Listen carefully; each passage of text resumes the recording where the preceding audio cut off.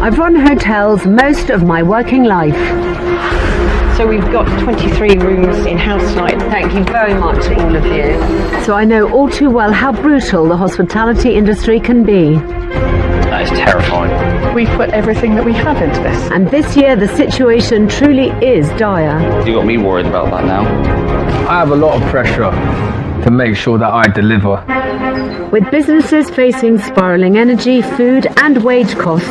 I have a big sense of responsibility. And customers who have less money to spend.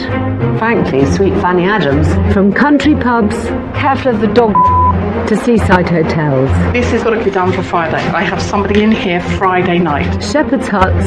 You've got a big one. Thank you. To family guest houses. Makes me think of Scarlett O'Hara. They're all in desperate need of my help.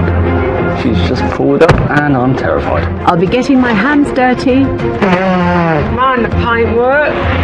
And delivering some hard truths. I think you're bonkers. Hello! To help owners across the country get back in the black. Something has got to change. You're very silent. Why? You're the expert. Before everything comes crashing down. We're just hoping we can catch it before it's too late. That is my challenge, should I choose to accept it, and I do. This time, I walked in and I felt like walking straight out again because he's like, ah! A luxury bed and breakfast. I had nobody January, February, March, April, nothing. Stuck in a bygone era. It's as B&Bs used to be when the world was young. With a host. This was my bedroom. And then it just became dumping ground, really. Struggling to see the wood for the trees. But I do it today or don't do it today. Nobody cares.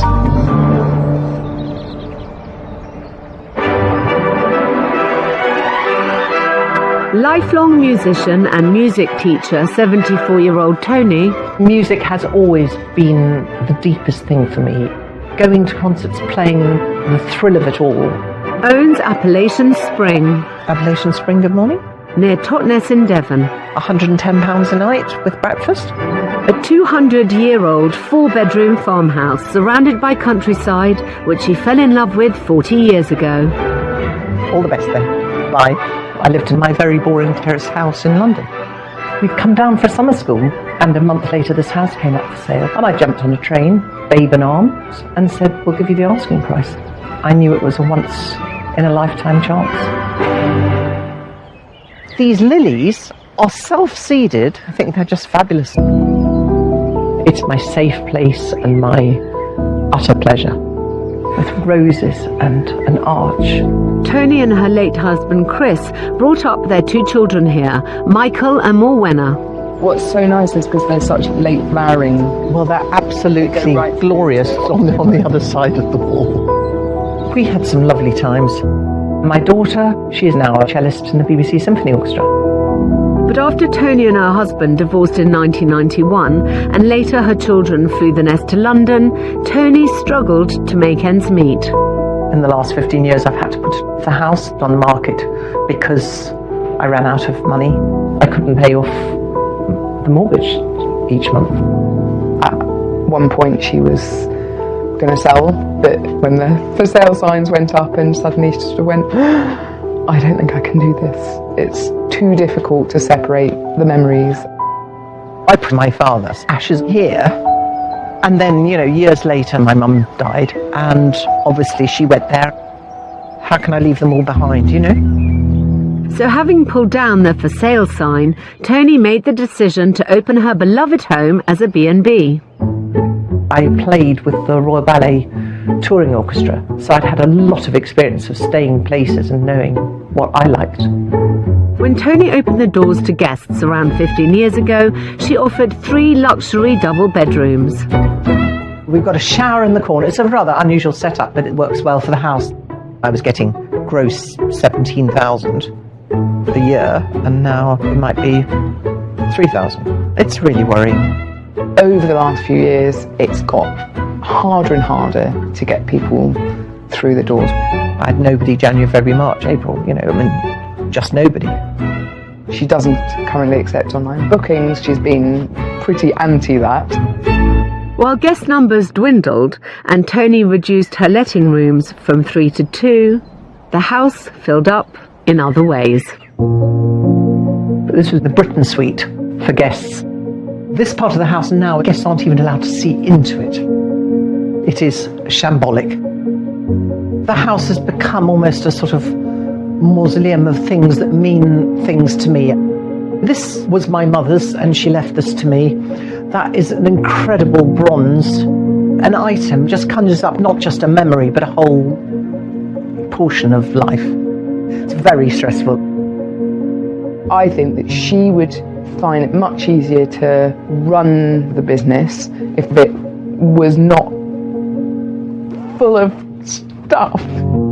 Tony is being propped up by her savings, but they won't last forever. The absolute worst case scenario is she runs out of money and she has to sell the house. And for her, that would be a disaster. I can't possibly sell the house. It's also my heart. We can get guests, can't we? Got to.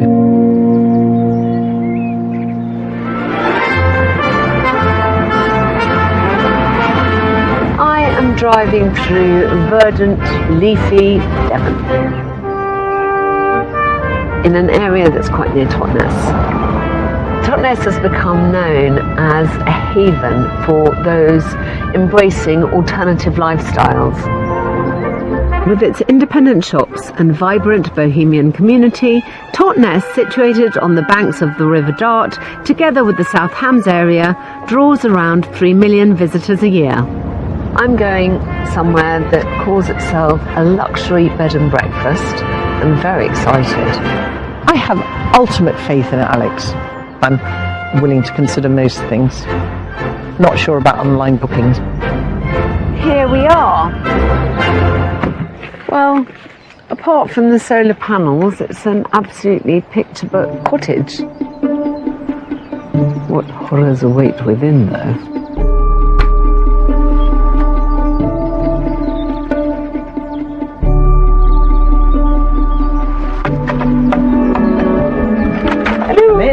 Hello. Hello, I'm Tony. I'm Alex. Welcome to Appalachian Spring. Thank you so much for inviting me to come here. Well, I think it's going to be very exciting. If you could design your perfect customer, what would they be like?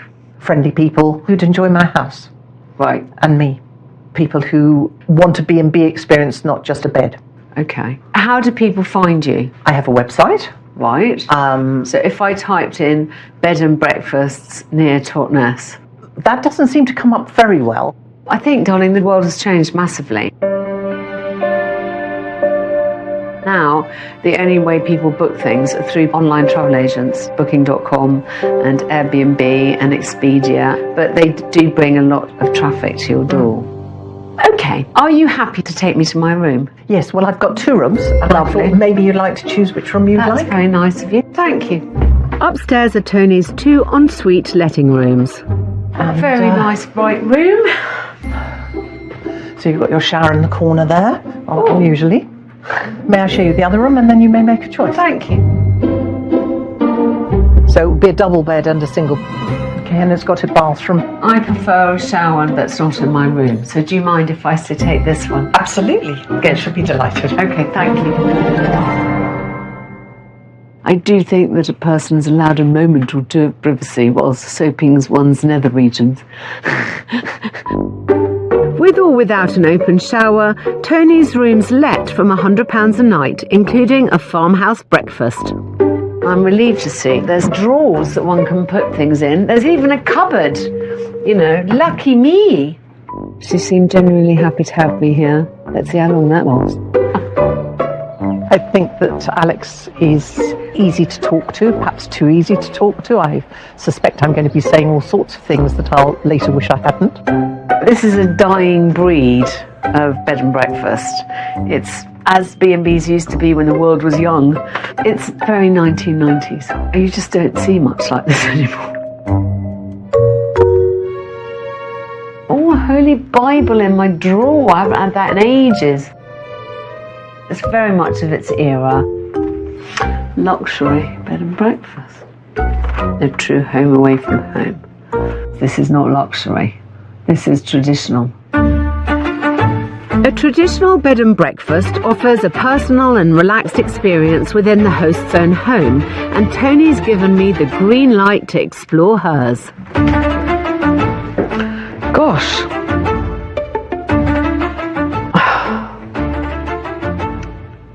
Oh dear. It's absolutely stocked full of stuff. This is the Britain Suite, which used to be a letting room and is now Tony's bedroom. There's kind of bits and bobs absolutely everywhere. Everything from glue, recharging toothbrush, some old stamps, a chocolate. I mean, I didn't really expect this because upstairs is neat as a pin. And in Tony's living room, just off the kitchen, it's the same. You know, it's just a dumping ground. Do I dare? It makes me feel very anxious to be in this disorder. And it can't be pleasant for her. This just puts a whole new slant on the problem. It just gives me the ick.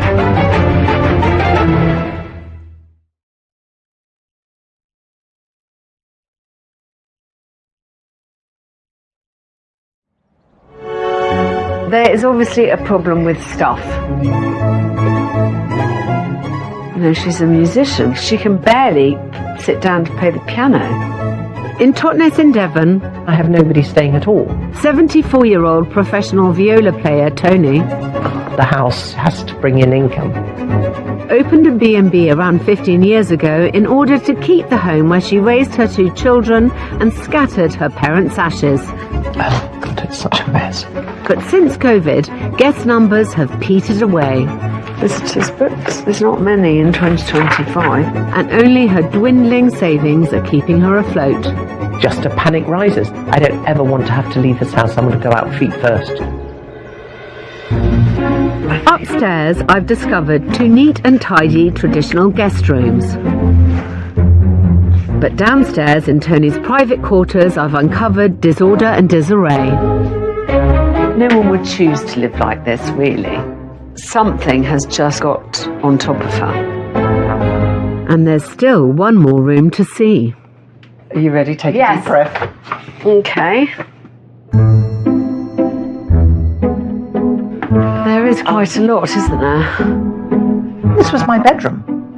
There's a shower and a basin and loo, and then it just became dumping ground, really.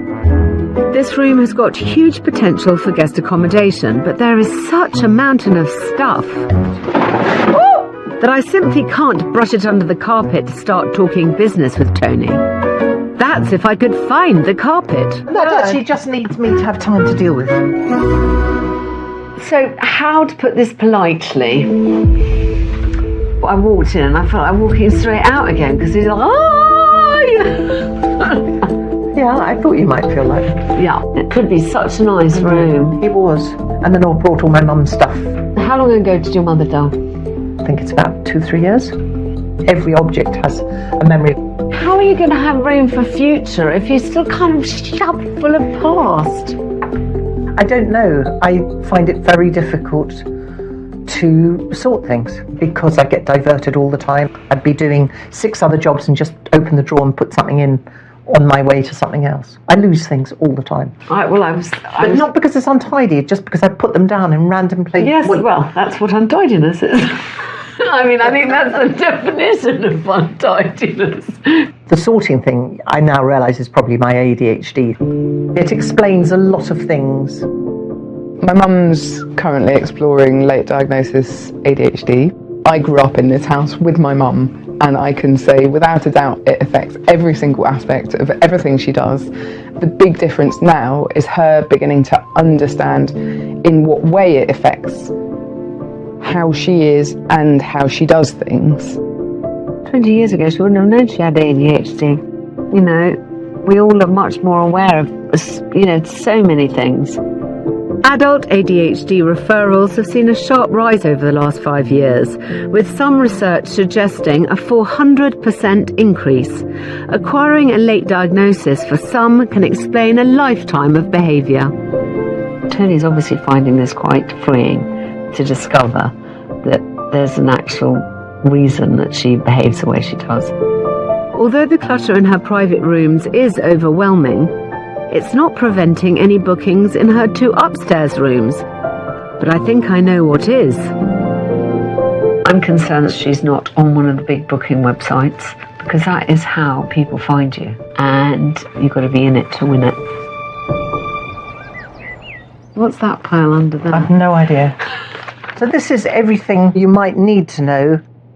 Before I confront Tony about online bookings, I want to find out how bad things are financially.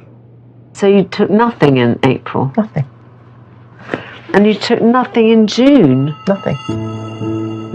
I'm drawing on my savings every month. I'm not an expensive person. It's lucky, isn't it? And how much do you cost to run? Well, if I earned 12,000, yes, I wouldn't need to draw on my savings. Almost 10% of those aged over 66 choose to work, often due to financial struggles, and that trend is likely to continue. Needs 12k. Yeah. I need to work out how many room nights you need to sell. Well, how do I do that? We've got 12,000 and you've got 2 rooms at £100 a night. Gives you 120 nights a year. You need 10 room nights a month. Well, that sounds surely possible. Yes, it does. But only if she accepts that she has to move with the times and join an online travel agency. What is your dislike of online travel agents? You've got to manage it, and I'm not very good at managing of it, but also just liking the personal contact. We have to accept the old-fashioned ways of doing things are pretty dead in the water now. Hospitality has been taken over by online platforms, and if you're not visible on that, you're kind of invisible. So what's the worst case scenario if I don't manage to fix this? I would have to move, but that sort of is unimaginable. I mean, my parents' ashes are in the garden. I've been here way over half my life. It is me now.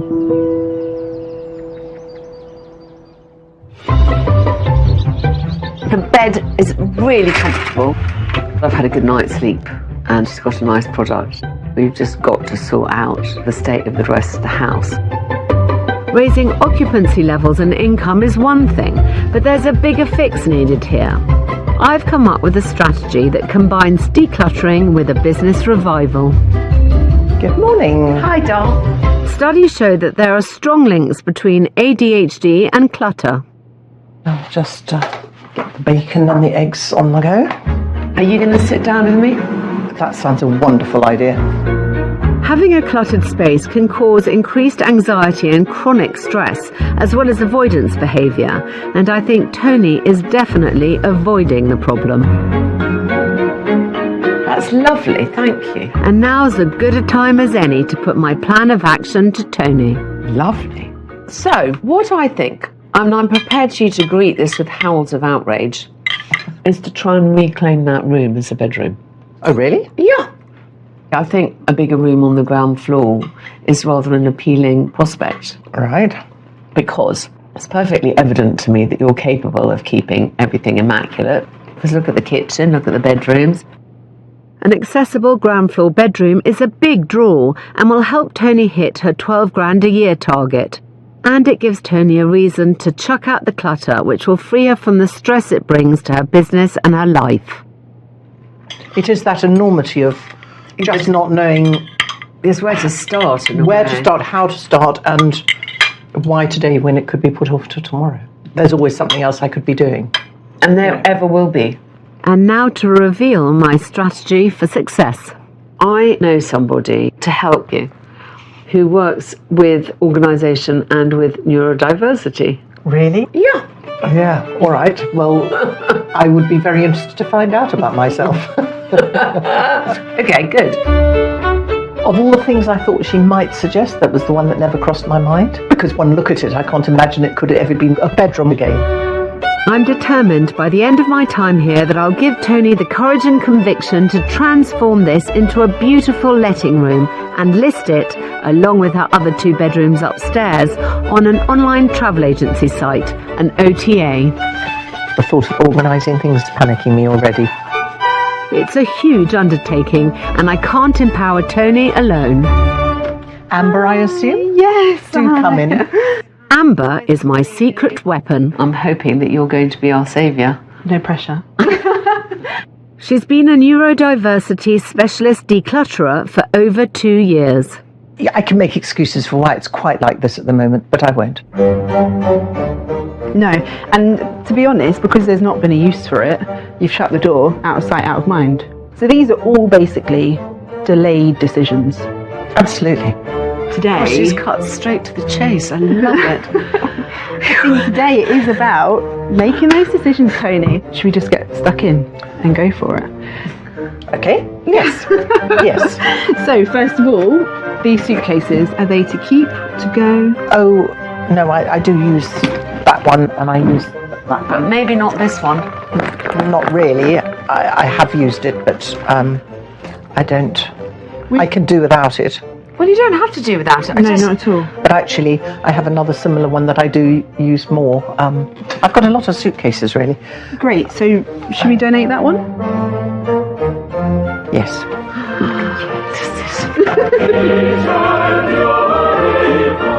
I felt sick for Tony as she was trying to make the decision about which suitcases she's going to keep. But I think she's made the right decision. I will pack it up in my car and take it to charity.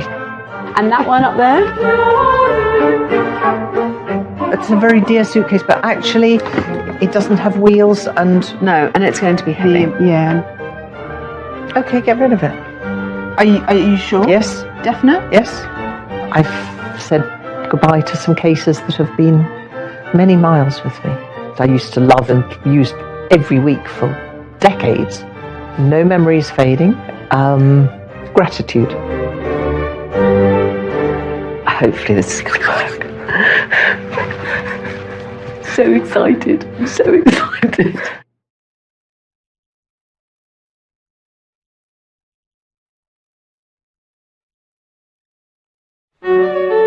It stops the pillow falling down the back of the bed. Yeah. Is it something you want to use long term? Probably yes. Yeah. B&B owner Tony is desperate to revive her business before she loses her beloved home of 40 years. Actually, do you know what? I don't. I really don't. It was my mother's and I just thought it could come in useful. Is this? Tell me if No. you're doing too much. It won't you? just Keep makes me talking. realise how stupid I am. It's not stupidity at all. You know. As As I you said, say, it's easier not delayed to make a decisions. decision than to make a decision. Exactly. To stay in her home, Tony needs 10 nights booked a month. An accessible ground floor room is a real draw. So to help neurodivergent Tony reclaim this space, I've brought in Amber, a decluttering expert who specialises in ADHD. I think she's ready to start making decisions and letting things go. And already, the fact that she was like, yep, no, yep, is really positive. So while Tony's starting to make decisions, So donate. Give it to my friend. It's your friend. Yeah. Amber is arming Tony with strategies that would help her to keep her spaces clear in the future. I'm just going to write her name on it, Yeah. so that constantly when you walk past, you think, I need to give that to Jenny, Yep. rather than it becoming another thing in the kitchen. I'm going to give a brand new sheet to a friend that, by putting her name on it, I can put it in the car, and when I drive past their house, it's an excuse to stop off and have a cup of tea and give it to her. If it was just lying in a pile, it could probably continue to lie in a pile. It's so great, Yeah, it should go. darling. I'm Isn't so it? sorry. Do you want to give it a cuddle? Yes. Well done. It's much easier making a decision when somebody says, do you really need to keep this? I can just slightly feel a weight lifting off my shoulders at somebody else stuffing it in the bag and done, sorted, gone. These ones, have you got that printer still? Well, I've got two. So one of the printers needs to go. I suppose so. I'm aware that this is difficult for Tony, so I've called for backup. Hi. Hi. Come on in. Tony's 2 children have come up from London, 41-year-old professional cellist Morwenna and 45-year-old civil servant Michael. That they have come to help make things better for you. Let's go. Okay, come on then. We've lived here for about 40 years. It's where my brother and I grew up. We've had so many family memories here.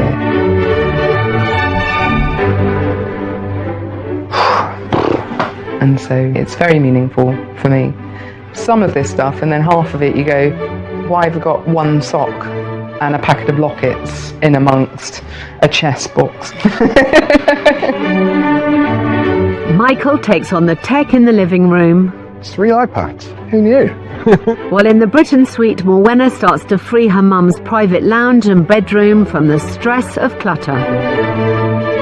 Oh, it's you, sweetie. I love it. But I want it to be clean, using an old sock. How lovely. What I'm going to try and do is help her reclaim that room, because if it's a letting room, she seems to be very meticulous about how she keeps it. Yeah, that sounds fantastic. And the plan seems to be working. Let's get rid of those ones. They have done so many years. To help decision-making easier for Tony, Amber has introduced a system of grouping and categorising for everyone to follow. Magnets, household. As soon as somebody sees how much of each category there is, it's so much easier to make decisions. What are they? These are Cyan 5 organisers. This is another one. Oh my gosh! I've spoken to Mum and I said, if anything is worth more than £20 on eBay, we will keep it and sell it. And if it's less, we should just have it recycled responsibly. Mum doesn't get to enjoy the house because she's got stuff everywhere. So how are you feeling? Honestly, Yeah. quite excited. That feels like a massive leap ahead. With professional help and supported by family, You're doing really well, Mum. And that's hard. Tony has made huge inroads today, and although the mountain to climb is steep, she's finding a winning path.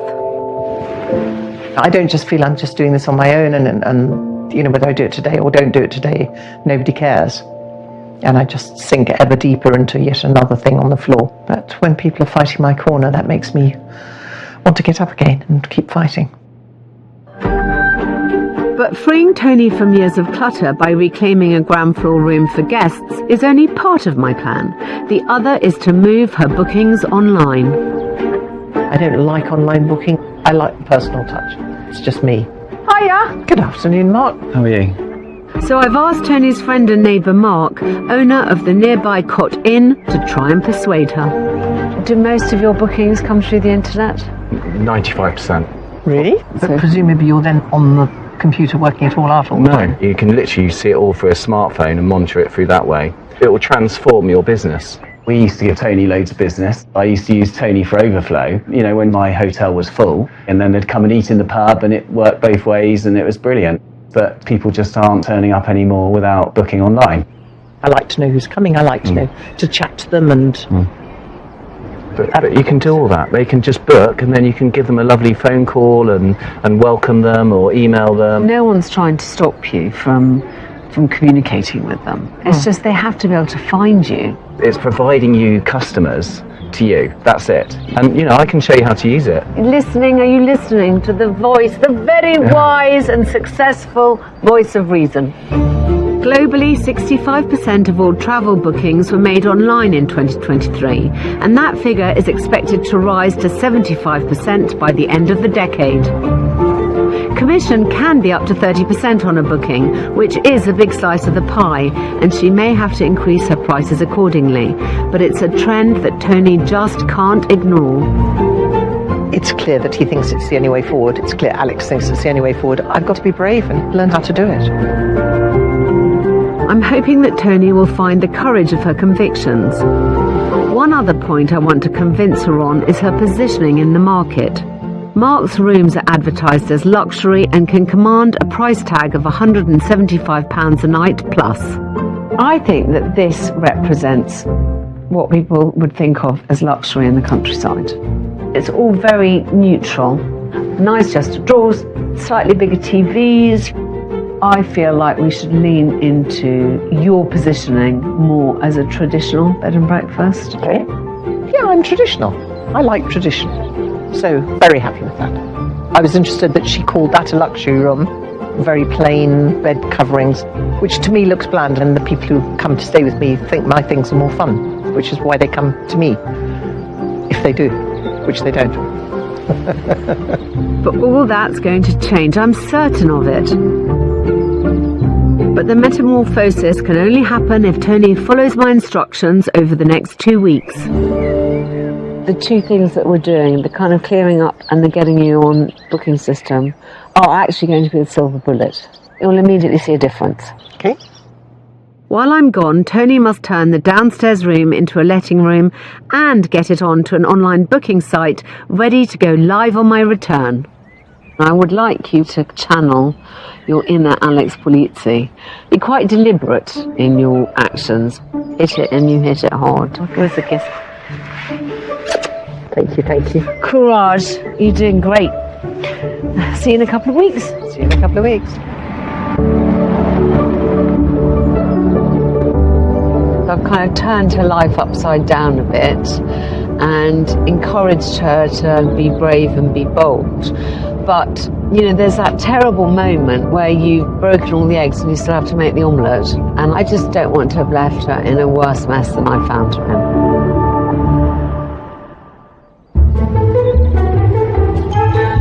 But over the next 2 weeks, Tony will be in good hands.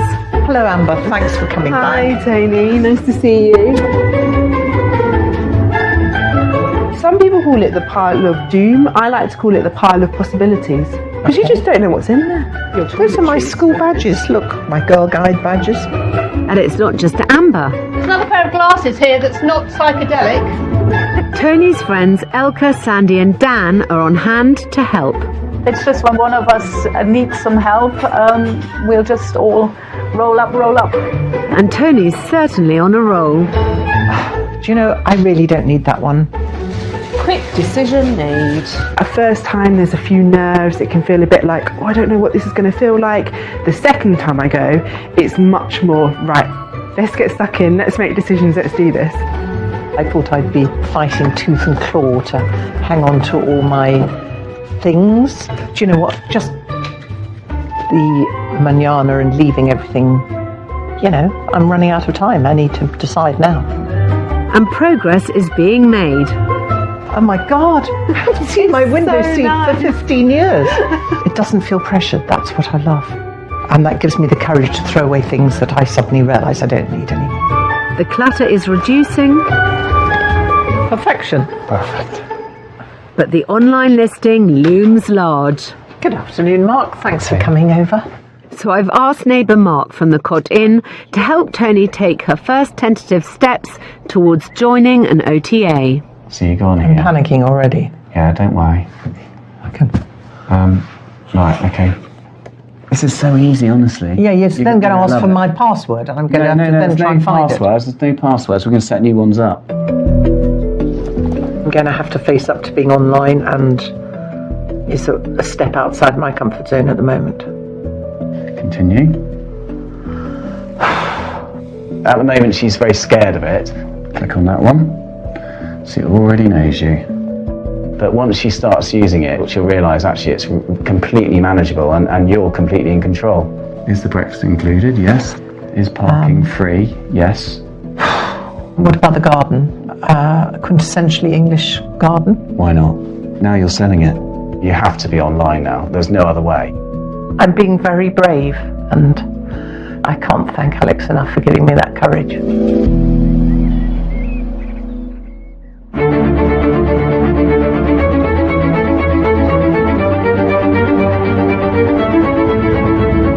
I'm back in glorious Devon to see Tony. I left her in quite a mess. She was trying desperately to get a third bedroom ready for visitors, and I was encouraging her to join the 21st century. This is her last chance to make a success of her business and therefore keep her home. And I can't wait to see how she's got on. Hello, Tony! Welcome back! How lovely to see you. But enough of the niceties. I want to see if Tony succeeded in creating a new letting room. Come on, come on, come on! I want to see it.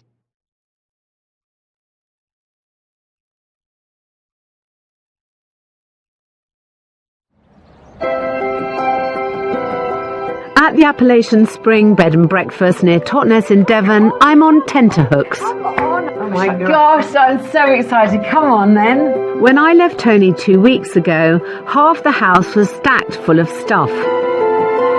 And this room was crammed with clutter. Oh my goodness gracious me!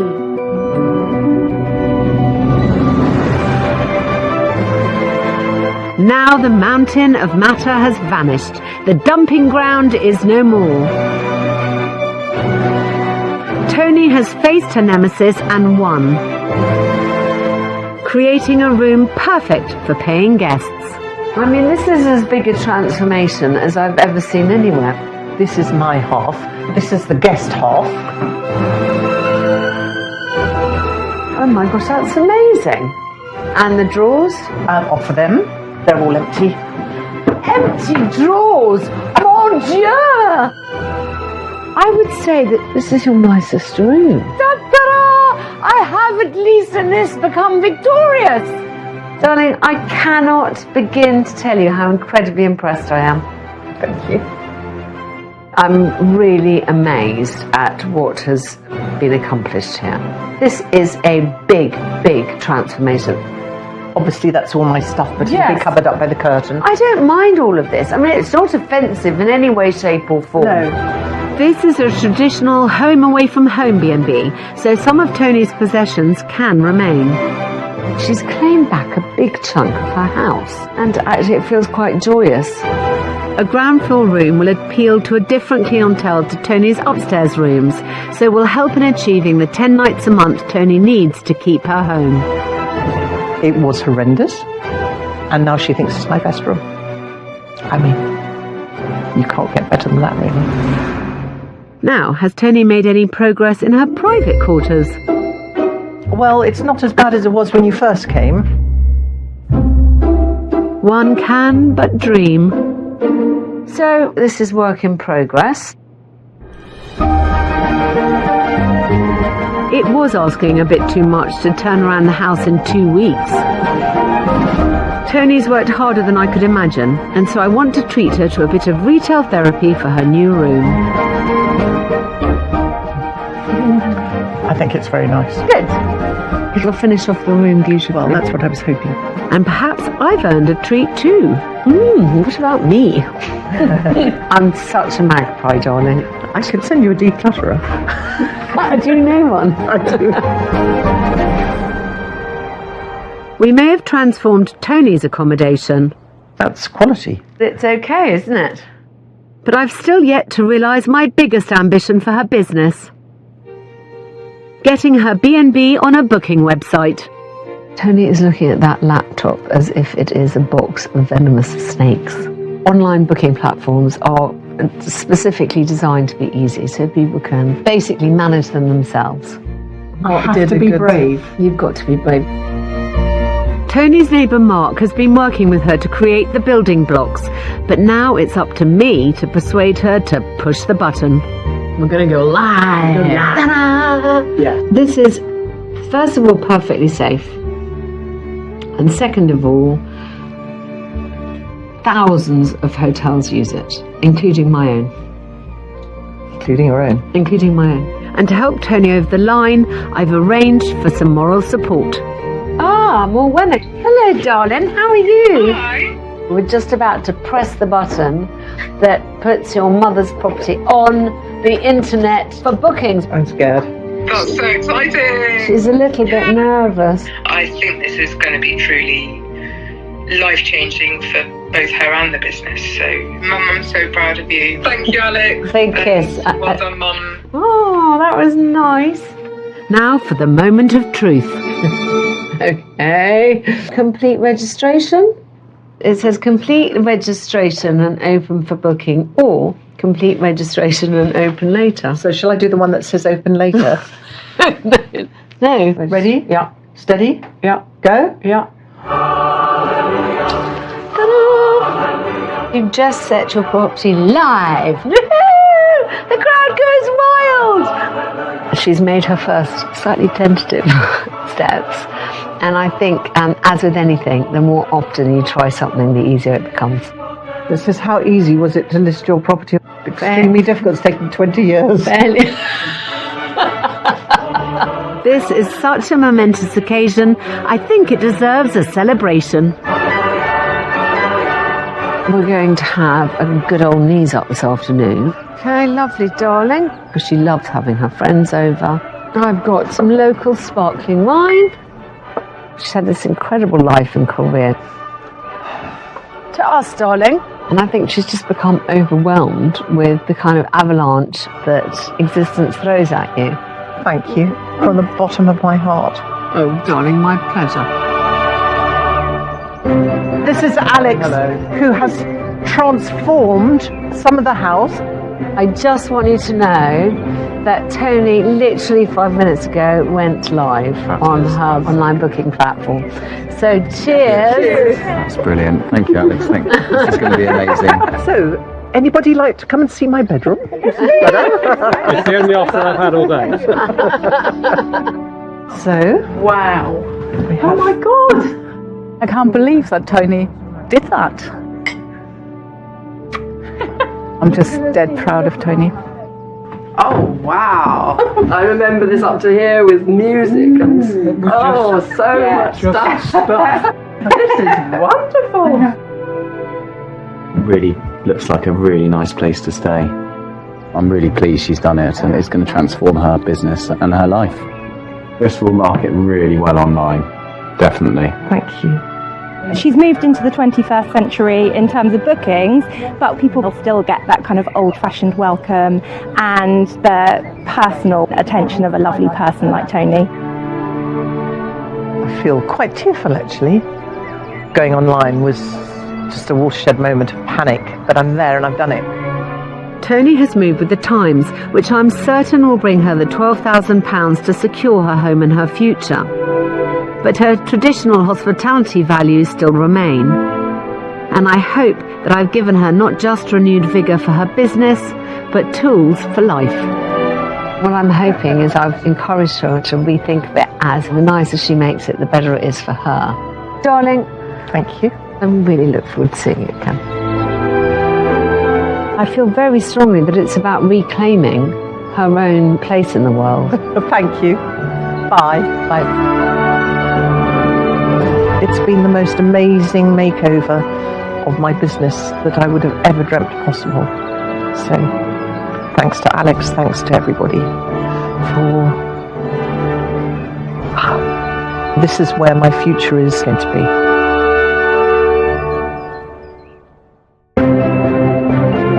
Hello Alex, I thought maybe it's time for an update. The excitement is people actually are finding me. Who'd have known? My first guests have been in the green room and love it. So it's the best B&B they've ever stayed in. This month's booking is already over the target. And also thank you for Amber. We've done a lot of clearing. I look forward to getting the Britain Suite looking beautiful. We'll get there.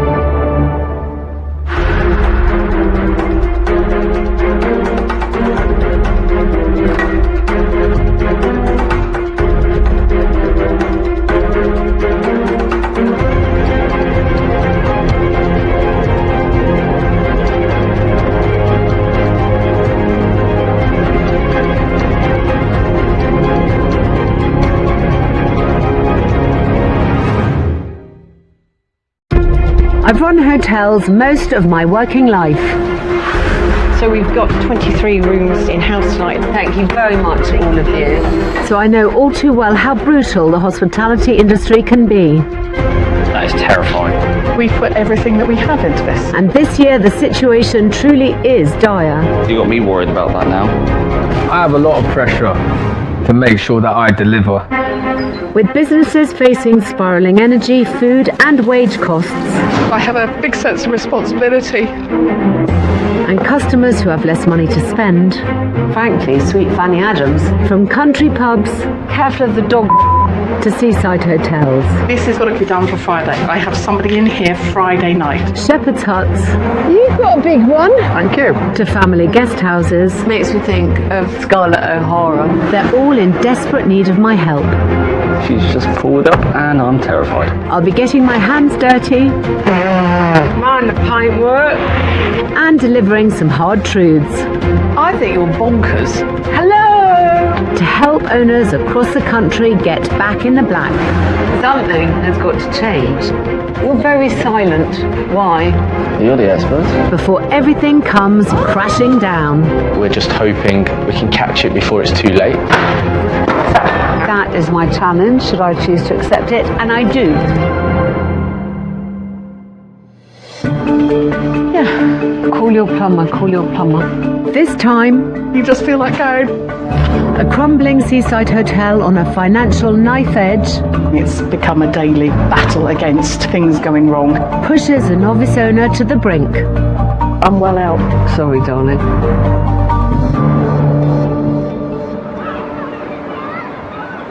Bognor Regis. One of the UK's most beloved locations for getting away from it all beside the seaside. It's way worse than I thought it was going to be. It's a can of worms. But for 56-year-old widower and former teacher Kathleen, her attempts to restore the Navigator Hotel to its former glory is no holiday. Just going to have quiet heart failure.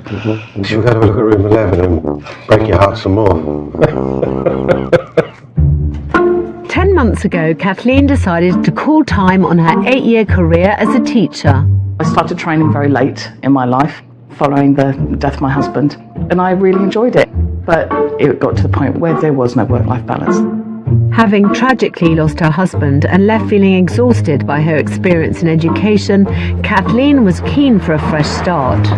Housekeeping! Despite having absolutely zero experience in hospitality. This opportunity came up and it was just 2 minutes down the road. The idea was that I would have this little place where I could get up, make breakfast, make a few beds, and it was this idyllic ideal. Slower pace of life. Using a combination of life savings and loans, she spent £895,000 on the 12-bedroom business that also boasts a bar and 30-seater restaurant. Cheese and tomato, yeah, on brown or white. It looked like a 1970s disaster zone, and I thought, oh, I can puff it all up and make it all look pretty. And then I found out actually it's a little bit more than just the decorative side of things. So the ceiling came down. Collapsed, basically, the whole lot. And none of it is going to collapse ever again, is it? Sticking my neck out now? No. Now, nearly a year after taking the reins, just gonna have a little slurp. While the restaurant and lounge area plus 7 of the 12 bedrooms have all been updated, the floorboards have gone rotten around here. The constant stress of running the hotel alongside renovating the crumbling building has pushed Kathleen to her limit. This we need to replace before the flooring goes down. Yeah. 2 days ago I was quite happy to throw the keys at somebody and say, that's it, I'm done. There was just too many problems. Oh my God. Yeah, I know. Meanwhile, I'm working stupid hours to rebuild the place, and every single day is a struggle. Thankfully, Kathleen can count on the support of her family, including 12-year-old daughter Hope, who often helps around the hotel. Thanks, my dear. You're welcome. Perfect. Hope was literally just 1 when her mother died. So I have been her mother since that point. And she's an absolute little sweetie. Oh, I love working with the kids. She can get stressed. I can get stressed. But then, you know. Just do what she says. Providing a future for Hope, plus Kathleen's 4 teenage children who all still live at home, is the only thing keeping her from calling it quits. It's not in my nature to give up. Everything I do and everything I've ever done has been about my family.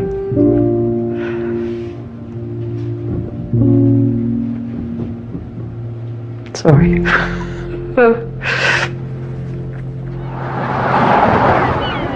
But despite her best efforts, so far all the sacrifices have been for almost nothing. So 10 months of work. I have £70 in profit. With a deferred deposit of £200,000 on the purchase of the building due in 12 months' time, plus loans of a further £90,000 to service, Kathleen can't afford to fail. I have personal guarantees on every aspect of the business, which means that the house is at risk. worst comes to worst, you're looking at us being homeless and me without a job. I take it really seriously. Sorry.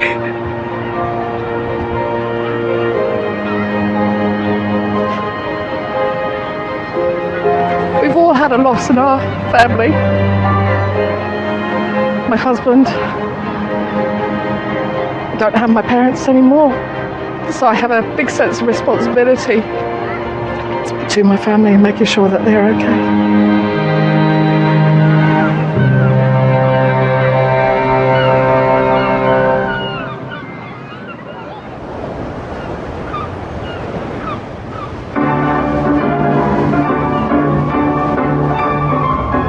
I'm in Bognor Regis, and it's ages since I was last here. I came with my daughter and she absolutely loved it, so I have very fond memories of it here.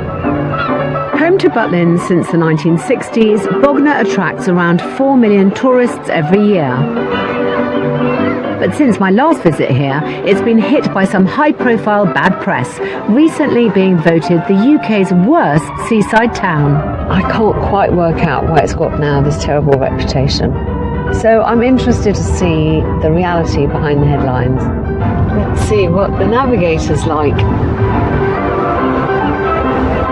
Here it is. Actually, doesn't look too bad. Phew! Don't know what I was expecting, but a bit more of a dump. This week alone we've had a mains water leak and a gas leak that we've had to deal with. Every single day we've got something major that goes wrong in this place. The sun is shining, it's got a bar. Take the winds where we can. First impressions are promising, so I'm curious where the problems might lie.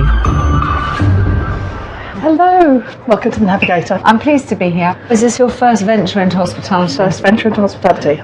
And are you wondering what on earth drove you to it? The reality is 24 hours a day, 7 days a week. And it's become a daily battle against things going wrong. What's the latest? Well, this week we had a mains water leak. That day was a bad day. I had to go home and have a few moments. I wish I could tell you it was going to get easier, but I can't. I don't want to lie to you so early in our friendship. Well, at least it didn't take me long to find out what the issues are. Tell me, are you busy tonight? We're full. Oh, gosh, darling, well, that's wonderful. We'll put you in room 1. Lovely. From this week. 100% occupancy means Kathleen must be doing something right. It's round this way. Up the steps. Thank you. And with 12 rooms on offer here, she should be making a tidy profit. So this one has literally just been finished a week ago. Gosh, it's very nice. So what does this room cost me tonight? All my Seaview doubles are all £110 a night. Yeah. All the singles are £75. So do you know what your break-even point is? But we worked out it was just under £1,400 a day. That seems like too much to me. I need to look at that. Even at 100% occupancy, Kathleen's current prices can only make her a maximum of just over £1,100. So this is an alarming early discovery. Okay, I'm going to have a little look around. Sure. And then I'll come down and find you. Yes. Is that all right? Enjoy. I have to say, she's done this very nicely. Great to wake up in the morning to this view. It's clear that Kathleen's newly renovated rooms are well worth the £110 she's asking for them. Now I want to see what the accommodation she hasn't updated has to offer. Well, you know, it's not the worst room I've ever seen, is it? This is £75 a night, and honestly, where are you going to get 75 quid a night? This room isn't much to look at, but it's definitely worth what Kathleen is asking, so it's no surprise her occupancy is so high. My worry is the figure that she quoted me of £1,400 a day to break even seems enormous. I need to interrogate her about that because, you know, those are the things that make a business survive or fail. Really hoping she can help me. If this fails, I lose everything, and I would be letting my family down.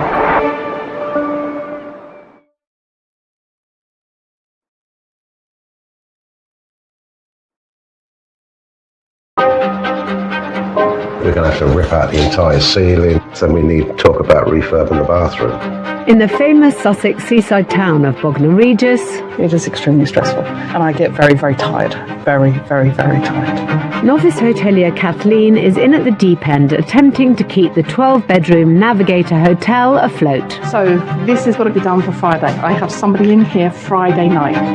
Having borrowed almost £300,000 to buy and renovate the rundown business, her family home is at risk if she can't quickly turn a profit. You just feel like going... Although I haven't been here long, it's already clear that Kathleen is struggling. There's a whole mix of emotions there that I've got to unpick a bit. Come on in. I want to take a moment to reassure her that she's not the only one who finds being a hotelier hard. Tell me how you're coping and how you're managing. I think this has probably come as close to breaking me as anything has done. I thought teaching was pretty bad, but I've got my kids ringing up and saying, where are you at 7 o'clock at night? Why aren't you home? Then I'm just like, I'm trying to do this. And then it's like giving up now is really letting them down. I opened a hotel 4 years ago. It signalled the end of my marriage. I've almost lost my mind and it's been quite hard work. And by the way, I'm a hospitality professional, so I should have known what I was getting into. The truth is, there's only so much you plan for, and then the rest is life. Yeah, but that's what's thrown me, is I'm not in control of it. I'm amazed at your resilience and your fortitude, and the fact that you've still got a smile on your face. Thank you. And that actually means a lot. What you're doing at the moment is working really, really hard, but you're not working really smart. I'm not. And I'm going to try and instill that in you. Okay? Fantastic. Thank you. I can absolutely relate to how hard Kathleen is finding this business. So I want to do all I can to make her new life as a hotelier a little easier. I'm hoping that I can find some solutions for her, help her keep her sanity, and work out some of the details that she's overlooked along the way.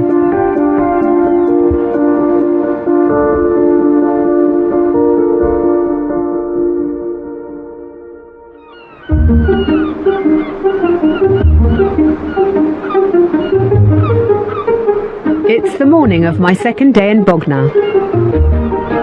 And after spending the night in one of Kathleen's new rooms, it's apparent that while they're comfortable and clean, they don't deliver in other areas. I had to unplug the lamp to plug my phone in.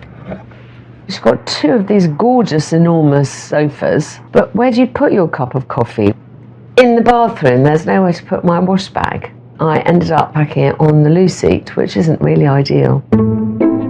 Bedroom issues aside, now I know Kathleen needs to make £1,400 a day just to pay the bills.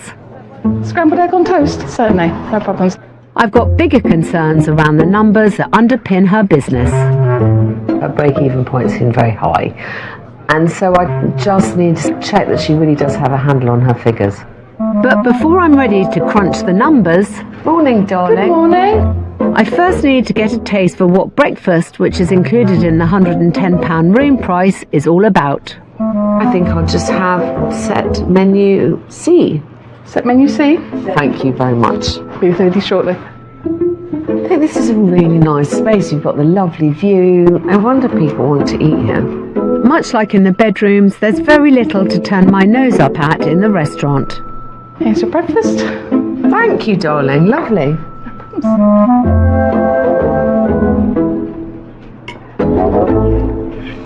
Really nice breakfast, really nice room to sit in. Amazing. Next, I want to see if the rest of the downstairs maintains the same standards. This is slightly less attractive. There's masses and masses of tables and chairs. I think it would make an enormous difference to cheer this bit up. This feels like a bit of an afterthought. With Kathleen open to residents and locals for breakfast, lunch and dinner, the final thing I want to investigate is the food offering. How on earth is she managing to serve this enormous menu? 10 starters, 10 specials, 11 desserts, and, wait for this, 9 vegan dishes. Gosh, I had no idea Bognor had so many vegans. Making a profit on food is harder than it's ever been due to rising costs, so I'm concerned whether Kathleen has priced this massive menu correctly. No one has a menu like this. Nobody. Or at least nobody who's making any money. It feels like Kathleen has been focusing on her renovations at the expense of getting to grips with the basics of the business. Okay, tomato. Wonderful, thank you. But before I outline my plan for steering the Navigator in the right direction, I'm heading out to take in a bit of Bognor and to get a sense of how Kathleen's offering stacks up against her competition. I'm struggling to understand why this has the reputation as Britain's worst seaside town. I mean, look at this lovely deserted beach. And one of the things that I really like about Navigator is its walking distance into town. It's got a restaurant, it's got a bar, it's an entire package you get here, which is very appealing. Of the 7 other accommodation options nearby, the majority offer fewer facilities or less desirable locations. And all but one are more expensive, with prices rising as high as £189 a night compared to Kathleen's £110. Considering what's available in the town, I do think Kathleen could easily put her prices up, and I don't think put people off at all. But having previously told me she needs to pull in £1,400 a day to break even, if Kathleen is going to keep the Navigator open to paying guests in the future, Kathleen at the Navigator, I need to get to grips with all of her financial situation. Right, how much did it cost you to buy the hotel? 895,000. Yeah, then the kicker is? We still owe the £200,000 deposit. When do you have to pay back the 200k? Next September. In the year? 26. So what else do you owe? £40,000 left of a personal loan, and then another £50,000 loan, which has just pretty much started. How much have you spent on your builder? Last count, £112,000. Do you plus some materials. Yeah. Do your accountants tell you that you made a profit last year? No, I made a loss. So something has got to change. You told me you have to take £1,400 a day to survive. To actually get to the point where I can pay all the bills comfortably. At that amount, Kathleen needs to make more than £500,000 a year, an enormous burden for a business of this size to carry. You can see how things have gone up and down depending on like food costs and how many people you've got in eating. No, they're costs that shouldn't be included. What I want to know is your fixed costs. Your utilities, mortgage, your rates. Kathleen shouldn't be including costs that fluctuate, such as ordering in food and drink, as these are based on supply and demand rather than being constants that have to be paid regardless of levels of trade. So, let's have a look at all your fixed costs. Your mortgage is £3,700 a month. Yes. Gas and electric, £3,000 a month. Yes. Okay? With additional fixed costs totalling £20,306, Kathleen's actual break-even point is a much less terrifying £677 a day. So, it's actually not quite as bad as you thought, because you've added in all your non-fixed costs. But with her average room rate at just £85, she'll still need to sell 8 of her 12 bedrooms every night of the year just to survive. What you clearly have to do is put up your prices. This is what I inherited from the previous owners. This is what was set up. What I would say to you is this might have been what you inherited, but you also inherited all those rooms that you're spending a fortune making good. And they were spending £110 on a room. Yes. Hello! You've had some things imposed on you. But I'm telling you from the bottom of my heart, do not do the rooms now. Stop. Rake in as much money as you can. Pay off some more loans. You have got to be wiser. I'm well out. I know you are. Sorry, darling.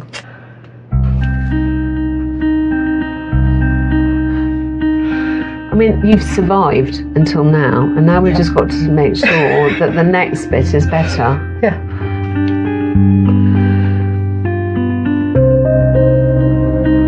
Kathleen can't continue to rely on the financial structure she took on from the previous owners. If she's going to survive, she needs to learn how to run this hotel herself.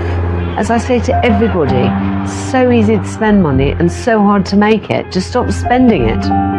Right now I feel like I've been hit by a bus, need a good night's sleep, pick myself up and start again, basically.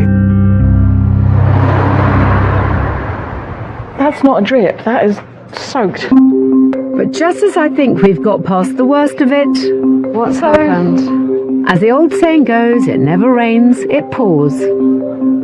The water main leak was caused by that pipe that goes out through the wall. Yeah. And it turns out that actually it's not the only one leaking. It's also dripping onto my till connection. Yeah, that's what I'm worried about, because then that goes and you're really... Oh, this is drenched. Call your plumber. There's no hiding from the fact that this is a tough industry that takes seriously thick skin to survive. I feel really sorry for Kathleen. I mean, it literally is clearly one thing after another. This is going to give me some financial headaches again. Last time it cost me £1,800. With my second day here drawing to a close, it's obvious Kathleen needs all the help I can muster. So I want to offer her a unique opportunity that I hope will help her turn her business around. I'm thinking that something that might be useful for you is to bring you to my hotel in Sussex and we'll spend the day together and I'll just show you how I think it should be done. That would be amazing. This is the first time I've invited somebody to see how I run my business, and I'm planning to give Kathleen a crash course in being a hotelier, starting with how to make her rooms function better for her guests. You've never stayed in one of your bedrooms, it seems to me. Yes. So it's good to stay in a room and work out some practicalities. I also want to dramatically slim down the overstuffed food offering. Your menu seems enormous for a little place. Why on earth do you have 40 dishes on the menu? Yeah. Kathleen also needs to start making a dent in her debts. You've got to make money on every single service you offer, otherwise you're just a busy fool. Absolutely. Finally, I want to glamorise the downstairs seating area and bring it up to the same standard as the rest of the renovations. I would like to do up the little area as you walk in your front door, and I'm very happy to spend a bit of money doing that. Thank you so much. Pleasure. Really appreciate that. All right, my darling. Okay. Thank you so much for having me. With my first 2 days here done, it's clear Kathleen is one more disaster away from calling it quits. Good news is, it ain't going to cause you any more damage. Right.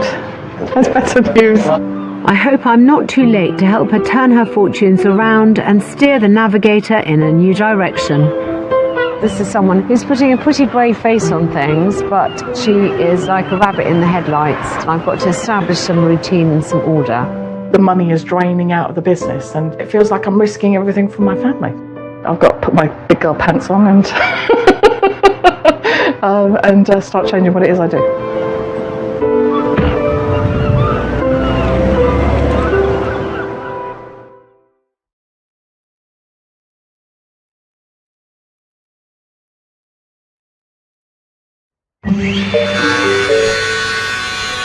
At the Navigator in Bognor Regis, basically anything that's rotten, just take it off, but the backboard is just ugly.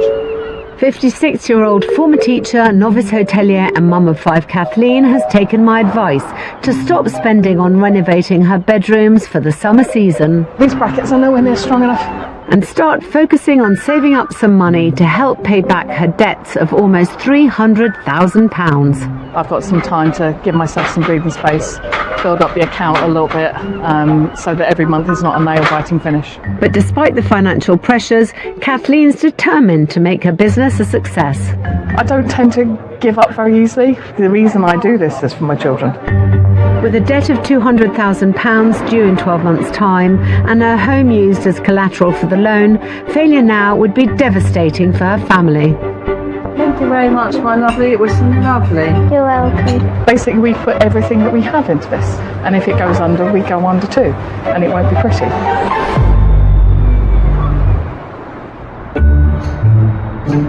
Hand them over, love, and I'll polish them off. As I know all too well from my own experience of running my hotel, The Star. When I'm not here, do you ever actually clean the trays.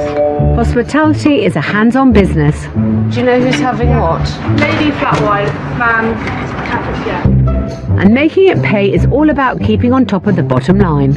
Revenue yesterday, rooms was 9,670 and F&B 9,350 with average room rate 386. So well done, a really good day yesterday. Well done, gang.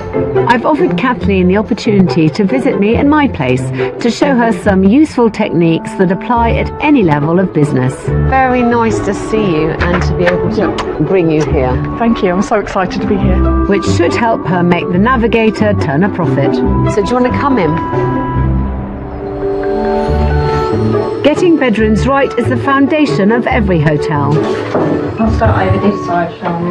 Not only should they be pulling in the most money, they also need to balance form and function, something Kathleen's rooms failed to deliver. So the first thing I want to show her, right darling, come this way, is how I set up my bedrooms to do both. This is one of our standard rooms. I hope you like it. Oh, that's beautiful. Every room is set out more or less in exactly the same way, so that I can walk in and immediately see if anything is wrong. Water and water glass, it should be in the middle of the tray, and in fact there I can see I just need to straighten it out a bit. There's normally something where you can put a drink. I would probably move it back a bit. Coming round then this way, there's always a bowl or something so you can put jewellery in. By applying a simple set of rules, my rooms make the guest experience easier and allow me to keep a consistent level of quality across all our accommodation. Every room has exactly the same thing. They all have 2 bedside lights, 2 waters with glasses, they all have books, they all have the letter tray. They all have somewhere to sit with a light and a table. But I actually like the fact that you've got all of your rooms to the same standard. When I was in your very nice room 1, you've got that lovely sofa, but if I was curled up on there, where would I put my cup of tea? Also, there wasn't anywhere for me to plug my phone in, and then there was nowhere to put a wash bag. Yeah. I'm afraid I'm going to pinch a few of your ideas. Pinch away. Imitation is the sincerest form of flattery, they say. Okay. So, you know, I'm feeling very flattered. Upping the standards in Kathleen's rooms will certainly help, but it's far from the most pressing issue she's facing. One of the things I can't ignore is the fact that you have to repay this 200 grand. And realistically, darling, rooms are where you make the money. With the huge debt due to be paid in just 12 months' time, I want to highlight how pricing correctly relative to the local competition could make all the difference. The average price in Bognor is £124. You are here at a mere paltry £97 a night. I would say you have to put your prices up by £10 a head. At Kathleen's current occupancy level of 88% over the 3 months of high season, a £20 lift would make a significant dent in her debts. So you could be making an extra 19 grand profit. That's quite a lot. That's without doing anything. Without looking at another cost. That's incredible. It's clarifying everything that I knew instinctively needed to change, but it's how to do it, when to do it, now and implement. Yes. Let me tell you. Okay, come on, let's go. But accommodation is not the only area where I think Kathleen can make some significant extra cash. Wait, one sirloin, one crown, please. One of the benefits of having an on-site restaurant is that it creates an opportunity to boost the bottom line by selling to a captive audience. So I want to investigate if Kathleen's massive menu is actually making her any money, and demonstrate how I calculate the profit margins on my food. Service, please. So this is a stone bass dish. I have costed it all out for you in amazing detail. So the fish itself is £2.20. The peeled prawns, £1.09. The roe, £1.05. The beurre blanc costs £1.47. And the chives are 15p and the watercress is 20. That comes to a grand total of £6.60. Yeah? You then have to think about the labour involved in cooking it and serving it, and all the attendant costs. To cover my overheads and VAT, I need to allow a 70% margin, meaning a menu price of £25. So that is an example of how you do it. Now I want to see if Kathleen is achieving anything like that with her oversized offering. I think that this is ridiculous, and I would encourage you to cut it right down. Yeah. But you have no chance of making any money at all unless your food cost is calculated correctly. So, how much does it cost you for a ribeye steak? So £10, 11p. So what are you selling it for? £22.50. So you're making a 46% margin. Which won't even come close to covering the costs. No, darling. To make a moderate profit, Kathleen should be looking at no less than a 60% markup. So you should be selling that for £30, 33 pence. That's a shocking shortfall of almost £8 on every steak Kathleen sells. I didn't know how to calculate it, but now I've got to change the way we do things. All it takes is one dish to be costed wrongly over the course of 30 days. It can absolutely ruin your bottom line. Yeah. With a six-figure debt still owing on her purchase of the Navigator, Kathleen can't afford to continue making these costly mistakes. I have a year to pay off the remaining amount to the previous owners. I need to make sure that I am maximising the income for the hotel to make sure that it is still going to be here in 10 years' time. Making changes and getting her business in the black has to be her highest priority. Please, darling, do sit down. And with the end of our time together fast approaching, there's no time to waste to put my ideas into action.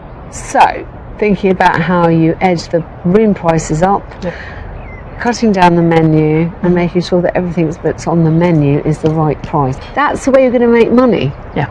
And then I would like us to have a little celebration to congratulate you for getting through this first year. That'd be lovely. And I think it's very important that we get some journalists in to prove to them that they are completely wrong and that Bognor is not the worst seaside town in the UK, and in fact far from it. Wonderful, thank you. For me, the most important thing is that you stop feeling overwhelmed. I've learnt a lot, and I've now got to go home and sort out everything we discussed today. It's been a pleasure, darling. I'll see you in a couple of weeks. I look forward to it. Thank you very Bye, much. darling. Bye. She has this massive 200 grand debt, like a black cloud above her head. I'm giving her lots of suggestions about what she might do and how she might manage it, and now she just has to put them into practice. We've literally put everything into this place, so everything then becomes at stake. The impact it would have if we failed would be huge.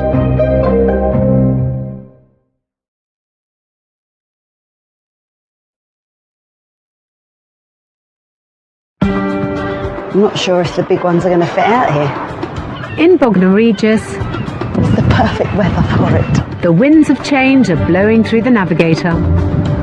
Swap those out for some bright cushions. While my team starts work on transforming the downstairs seating area, So we need to put some things into room 1, so I'd like you to grab the books for me.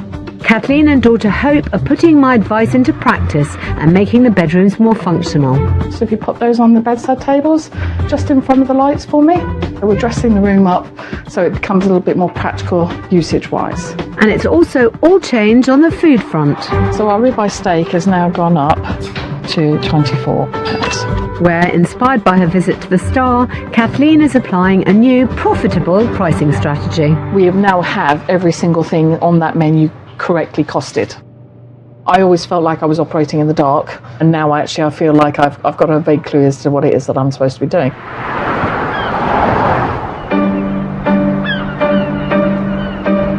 With the day of my final visit now upon us, I've got plans to try and give Kathleen's business and her hometown one last boost. I've invited down a journalist from a national newspaper, and I'm hoping that if she likes what she sees, the Navigator will be in the public press, and it will go some way towards correcting the erroneous impression that Bognor Regis is the worst seaside town in the UK. But winning the approval of Daily Mail travel writer Hayley Min and reaching the paper's audience of millions of readers is no sure thing. In my job, I review a lot of hotels all around the world. So I do have high standards in terms of what it takes to get a story published. I'm running around still cleaning things that are already clean, just to make sure that this place is as good as it is. So I am actually very nervous. With her family home at risk if her business fails, if Kathleen can land an article in a high-profile paper, I'm hoping the positive PR will boost bookings and fill the till. Unless she starts getting some money in the bank and keeping it there, there's absolutely no chance that she's ever going to pay that debt off.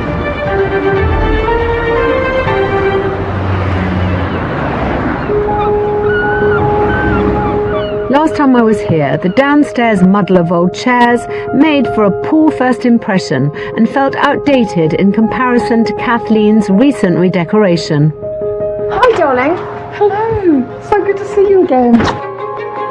Now it's light, bright and seaside chic, with new stylish chairs, a more modern look that matches the rest of the downstairs decor, and an injection of colour that creates a warm welcome as you arrive. This looks much nicer. Isn't it fabulous? It's brightened it, it's opened it all up. I love the fact that we've now made the whole ground floor all look like it works Fabulous. together. Yes, absolutely fabulous. I'm delighted Kathleen is pleased with the transformation, but it's the change in her bottom line that I'm most interested in. Catch me up on the room pricing. The deluxe sea view rooms are £130 now. Instead of? There's 110, but we always ended up getting around £90 for it. So it is, for me, That's a big difference. It's a big jump. Between stopping the renovation work and charging prices that reflect her room's quality, Kathleen should now start to see some proper profits. Why don't you show me your new menus? And I'm hoping to see the same improvements when it comes to the formerly gigantic food offering. One page. No, you don't need to turn it over. It has been costed out spot on, trust me, but it is at 60% rather than 70%. That's all right. I'm really pleased. Well done. Thank you. With rooms and food all priced to help Kathleen bring home the bacon, now it's time to turn our attention to impressing my specially invited guest, Hayley Min, the Daily Mail's deputy travel editor. Hi, Hayley. How nice to see you. This is my friend Kathleen. She's done a lot of work here, and I'm going to let her show you around the place. Cool. After you. Let's go. With her articles reaching millions of readers online and in print every day, just through this way. Hayley's endorsement of The Navigator could be huge for boosting Kathleen's future bookings, helping her pay down her debt and keep her family home. So this is one of my deluxe rooms. Oh, nice. I love the blue matching everywhere, especially as it's by the sea. So out here we have a little sitting area with the most spectacular view. Wow. So this is very cute. Yeah, I can just imagine like sitting here reading a book with this view and nice little drink. Yeah, it's just so relaxing. So back in this room, Alex, I've taken your tips about the water glasses and the water bottles. And so a little bowl to put your jewellery in. Little bowl to put your jewellery in, That's absolutely. So nice. That's such a good idea. And we refurbished all the bathrooms. You'll notice that there is a nice little... Oh my gosh, somewhere to put your wash bag. Well done. I literally went through a hotel and went, oh, that's a good idea, that's a good idea, that's a good idea. Well done. Oh, I love it. Right, after you, doll. Safe to say Hayley liked what she saw upstairs. Oh my gosh, I'm having one of them, I tell you. So while Kathleen and I crack on with some last-minute party prep, Hayley, mind your back. And the locals begin to arrive to celebrate her first year at the helm. Hello, darling. How are you? Good, how are you? Yeah, really, really. I've left Hayley to check out the rest of the offering.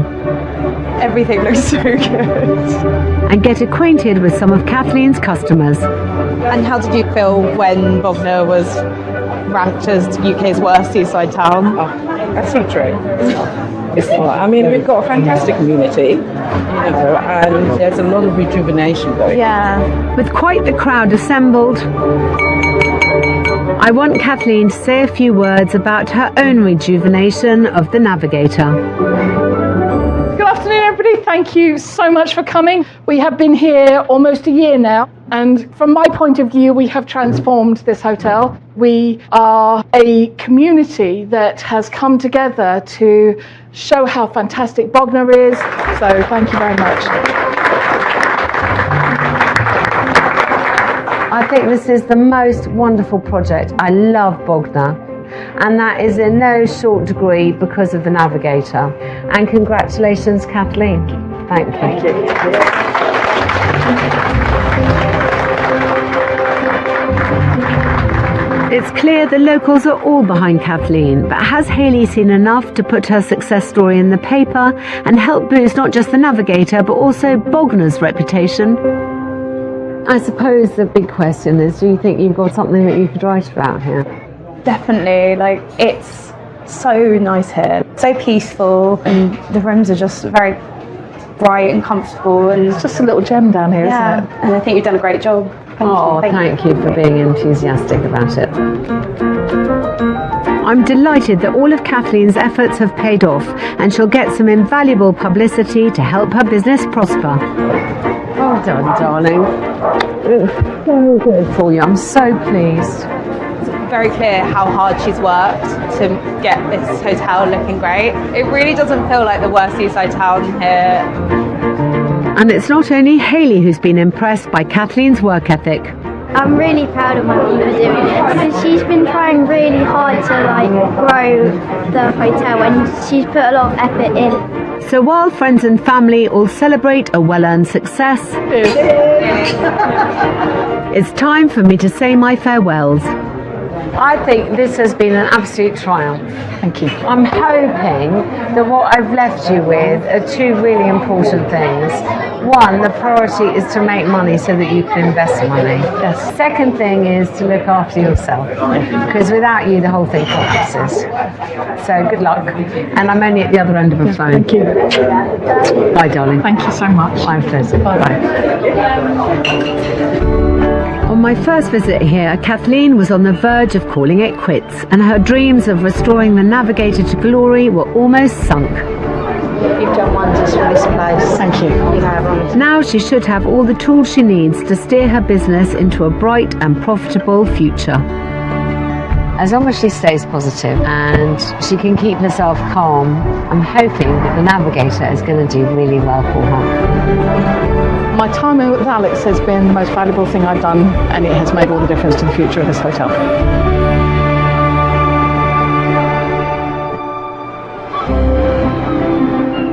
Hi Alex, it's Kathleen. Things are going really, really well.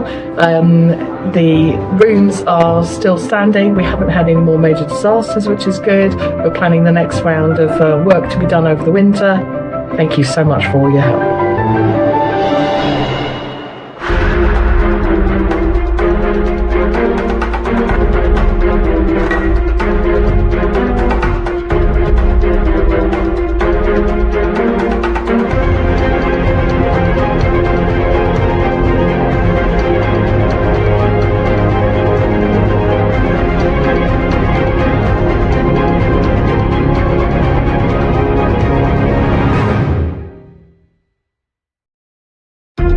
I've run hotels most of my working life. So we've got 23 rooms in-house tonight. Thank you very much, all of you. So I know all too well how brutal the hospitality industry can be. That is terrifying. We've put everything that we have into this. And this year the situation truly is dire. You got me worried about that now. I have a lot of pressure to make sure that I deliver. With businesses facing spiralling energy, food and wage costs, I have a big sense of responsibility. And customers who have less money to spend. Frankly, sweet Fanny Adams, from country pubs, Cafe of the Dog to seaside hotels. This has got to be done for Friday. I have somebody in here Friday night. Shepherd's huts. You've got a big one. Thank you. To family guest houses. Makes me think of Scarlett O'Hara. They're all in desperate need of my help. She's just pulled up and I'm terrified. I'll be getting my hands dirty. Mind the paint work. And delivering some hard truths. I think you're bonkers. Hello! To help owners across the country get back in the black. Something has got to change. You're very silent. Why? You're the expert. Before everything comes crashing down. We're just hoping we can catch it before it's too late. That is my challenge, should I choose to accept it, and I do. This time, why is everything so weedy? It annoys me. I'm called in to help a couple. There we go, one cheese toasty. At this point, I'm wondering if I can stay somewhere else. whose lifelong dream of running a pub, The bedroom you gave me, that's completely bland. has become a living nightmare. Well, this isn't really nice. No. No. Was I not clear about that? Don't be homeless, not my age. Living the dream, as they say. 9 years ago, 58-year-old agricultural engineer Stephen There you go, young man, that's your one. and 57-year-old former acquisitions analyst Julie Not doing the best job at it. It's only pillowcases, it's fine. tied the knot. Get down. Calm. Calm. You don't like us sitting next to each other. He gets jealous. Both divorcees with 4 grown-up kids between them, they dreamt of a new life, working together, running a pub. We've both been made redundant and we decided after a bottle of wine, oh yeah, that could be fun. work. Just to hang out with people and you earn money. Yeah. So, despite almost zero experience in the hospitality trade, I'd never pulled a pint in my life. in 2018, Julie and Stephen bought a 16th century Grade 2 listed coaching inn. I just fell in love with it straight away. The Swan is the last remaining pub in Monks Ely, a rural village of just 500 residents, 8 miles from where they lived in Suffolk. It supported 4 pubs in its time and 3 of them are now gone, and we want to do anything we can to keep it going. The newlyweds sunk everything they had into their new business. We've invested a house, cars, redundancy payments, everything into this place. I would say £600,000. It included private accommodation on the top floor, 3 storage rooms on the floor below, a 35-seater restaurant, commercial kitchen and a large bar area. We had rose-tinted glasses. You buy a pub, money rolls in, and your job is to count it and go to Tenerife once a year and with all the other landlords. The actual reality of it was totally different. It was just full on, like hit the ground running full on. It's one of the hardest jobs you can do. This is the cellar. Normally it's dark when I'm sitting in here crying. But before they had found their feet in the trade, COVID hit. And like 81% of hospitality businesses, the pub and restaurant were forced to close indefinitely. Go on. And when lockdown ended, the hospitality landscape had changed dramatically. The chef's salary doubled, and that's if you could find a chef. A lot of chefs were going on to do delivery driving, and work-life balance improved because chef's life is just sort of full on as well. And the chefs that were left were saying, well, this is my salary, this is what I'm expecting, and we just couldn't afford that. We've We'd been be bankrupt. With no staff available, Julie had no choice but to step into the kitchen despite no formal catering training. Every night we went to bed, Julie was in tears. You don't want to see someone you love in tears all the time. I literally was on the verge of a nervous breakdown. It's a little bit raw still, I guess. We were literally rock bottom then, so it's sort of the trigger, I guess. At breaking point, the couple made the decision to step back. They secured a tenant landlord who signed up for 7 years. Within 7 months he was gone because he couldn't make it work. He was losing £1,000 a week. Forced to return, things had to change. I was like, this time it's on our terms. They closed the kitchen. This used to be our main dining area. Now it's the pool table. And turned their attention to 3 upstairs rooms, which they had converted into letting rooms during the pandemic. I decorated everything. I kind of tried a country sort of themed wallpaper, really. And I quite liked the wallpaper, so I continued it out into the hallway. So this room goes £150 a night. But the rooms aren't selling. Our occupancy rate's 9.4%. Pretty rubbish. Yeah, all the money we're getting in really is coming from the drinkers. But we can't rely on that alone. Their income stream is now so fragile That's £19. It's nearly as cheap as up north, isn't it? that this 500-year-old public house could be forced to close. There you go. We don't want to be the last landlord and landlady in Monks Ely. Leaving Stephen and Julie with nothing. It's not a hobby for us, it's our career. Our home, everything's tied up in this place. So it's got to work, hasn't it? Don't be homeless, not at my age.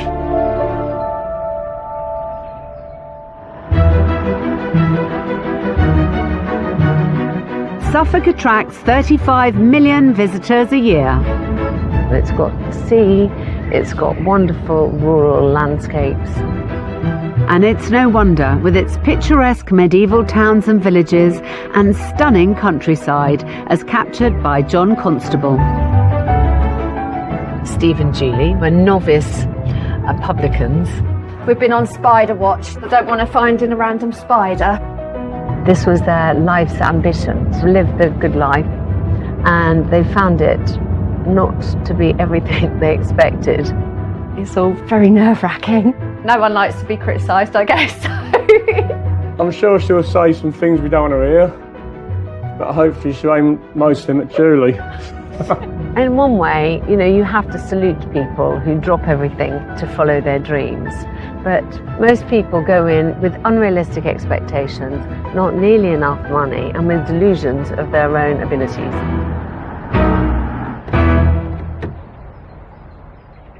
Well, it's a nice cheery colour. This is the pub of the village, so it must be very dear to locals' hearts. There's a hanging basket. This is the first sign that all might not be well. Monday, Tuesday, Wednesday closed. Thursday, Friday, Saturday, Sunday. 2 till 9? I mean, lucky them. Drinks only, restaurant permanently closed. I'm starting to understand why I might be here. So to work. Hi. Very nice to meet you. I'm Alex. Hi. You know, I don't want this to sound rude, but what the hell do you do with yourselves? You've got closed Monday, Tuesday, Wednesday. So I'm not going to have you tell me you're overworked. We won't say that then, no. So tell me, what on earth made you want to do this? I'd been looking for a pub for quite a few years and saw up in the dining room areas a lovely picture wall with mirrors, and I'd that's exactly what I wanted. This is the pub. And what's worked and what hasn't? I have my regulars, drinkers, but I don't quite know how to get more in. When we got the pub, first night we was here, 150 people, and one of the regulars said, take a photo of all these people, 3/4 you'll never see again. And unfortunately we haven't. You do end up taking it personally. You do take it they're not coming in because they just don't like us. So did the rooms work out? We've got 2 more bookings to do till the end of the year. Next year we've got 2. Occupancy is 9.4%. Gosh darling, that's very dispiriting. Okay, I think the most useful thing is for me to go and look at the bedroom. Yes, yep. So this is Swan Suite. This is my favourite room. Are you happy for me to look around and then I'll come and talk to you a bit more later? Lovely, thank you. Thanks very much. All right. Scary. She's been in the trade for years, so she's got the right to be quite blunt, I suppose. It's just dreary. Quite dreary. Doesn't feel to me like a classic country pub, which is what it should feel like. People want it all cosy. I mean, look at the furniture. What are you doing at that little funny table? I am itching to move things about. If I was staying somewhere, that's the room I'd choose, because that's all me. I decorated it, I furnished it. I'm not mad keen on this wallpaper. Why's everything so weedy? It's just weedy. It annoys me. I feel like it's comfortable and cosy. And I shouldn't say bloody awful, darling, but At £150 a night, I would expect much more of a personal touch. There's no note from the owners. There's not a flower in a vase. Looking around, it's no surprise to me that their occupancy rate is a miserable 9%. But look at the miserliness of this tray. Why is there only 1 cup? The thing that I find extraordinarily dispiriting is this is someone's dream and it looks like this. It's no one's idea of a kind of cosy little Suffolk pub. It's kind of pretty bland, and I I think, quite depressing.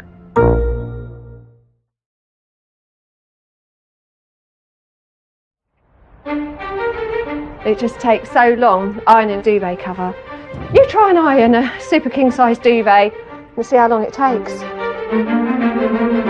After meeting later in life, Julie and Stephen bought a fur baby and this 16th century listed thatched alehouse in the medieval village of Monks Ely in Suffolk to live out their shared dream. It can't carry on like it is. If things don't improve, I'd say we've got probably 6 months a year.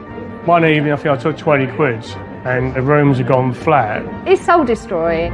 They're struggling for custom. Everywhere I go, it's failing. Am I cursed with these fake lives? And in my brief time here, I'm starting to see why. This is where I really get cross. What do these have to do with Suffolk? I've never seen a giraffe in Suffolk. The flock suite. I really, really dislike how every single bit of this place has been done. Wouldn't it be nice if that wasn't facing a wall? Obviously, this is a IKEA antique user manual. I've never had a user manual. House rules. I would never start with house rules. Wi-Fi is included in your stay. We have no control as to its speeds. I've never seen that written. Breakfast is served between 8 and 9:30 a.m. Oh, thank you. It'd be great if you could jot down the time you'd like breakfast. This ensures we set our alarm clocks. At this point, I'm wondering if I can stay somewhere else. Full English breakfast is 2 sausages, 2 bacon rashers and 1 egg. Didn't realise that eggs were at such a premium. Let's see if there's only 1 towel in the bathroom. Or 1 towel. If Alex has got an idea how we can do it successfully, then we'll have to listen, won't we? That's that me being in the kitchen? Yeah. That foot will be going down now. Yeah. B&B guests are served breakfast in the pool room. Is this really a room that they want to have their guests have breakfast in? It's just such an odd combination of bits of furniture. You know, that lovely wall of mirrors. What good are they here? And finally to the bar.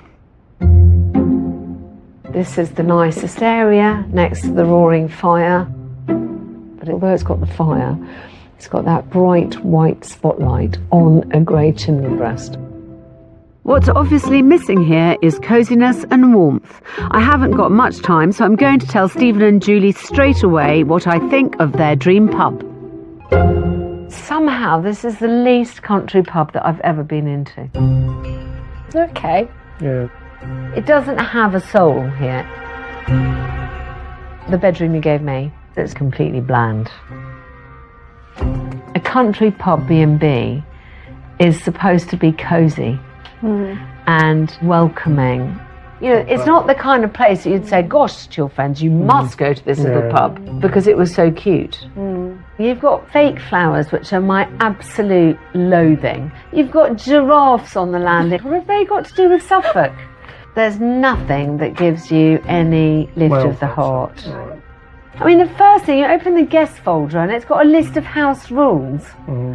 I mean, come on.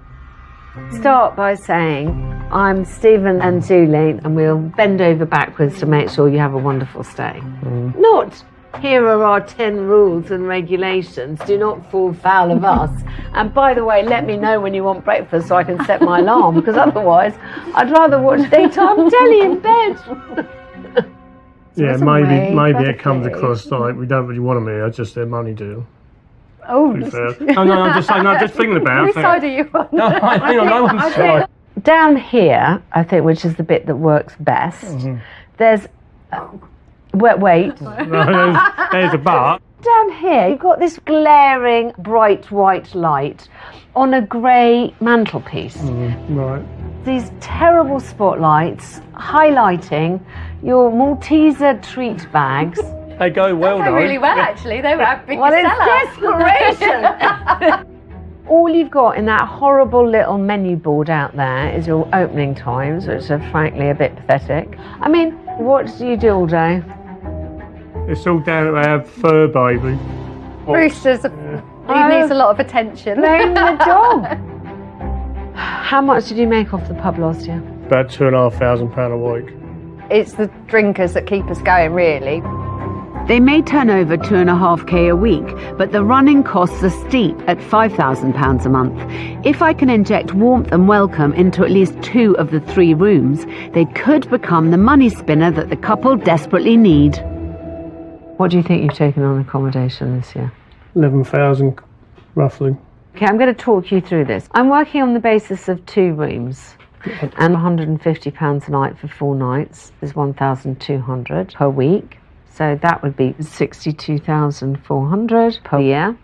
And then let's say you'd have a maximum occupancy of 60%. That would be £37,440.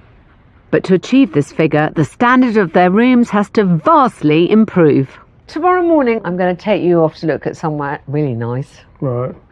Well, this isn't really nice, though. No. Was I not clear about that? Yeah, I think you were. That's why I was trying to make a joke. I'd done the room, so I felt a little bit sort of upset that she didn't like it. But I kind of get where she's coming from. No, I'm excited for change. They took it better than I expected. I think Steve and Julie are actually just so relieved that someone is going to give them a roadmap to follow, because they've been wandering blindly without a map or a flashlight, and they're lost in the bogs of Suffolk. They're wondering which way to turn next.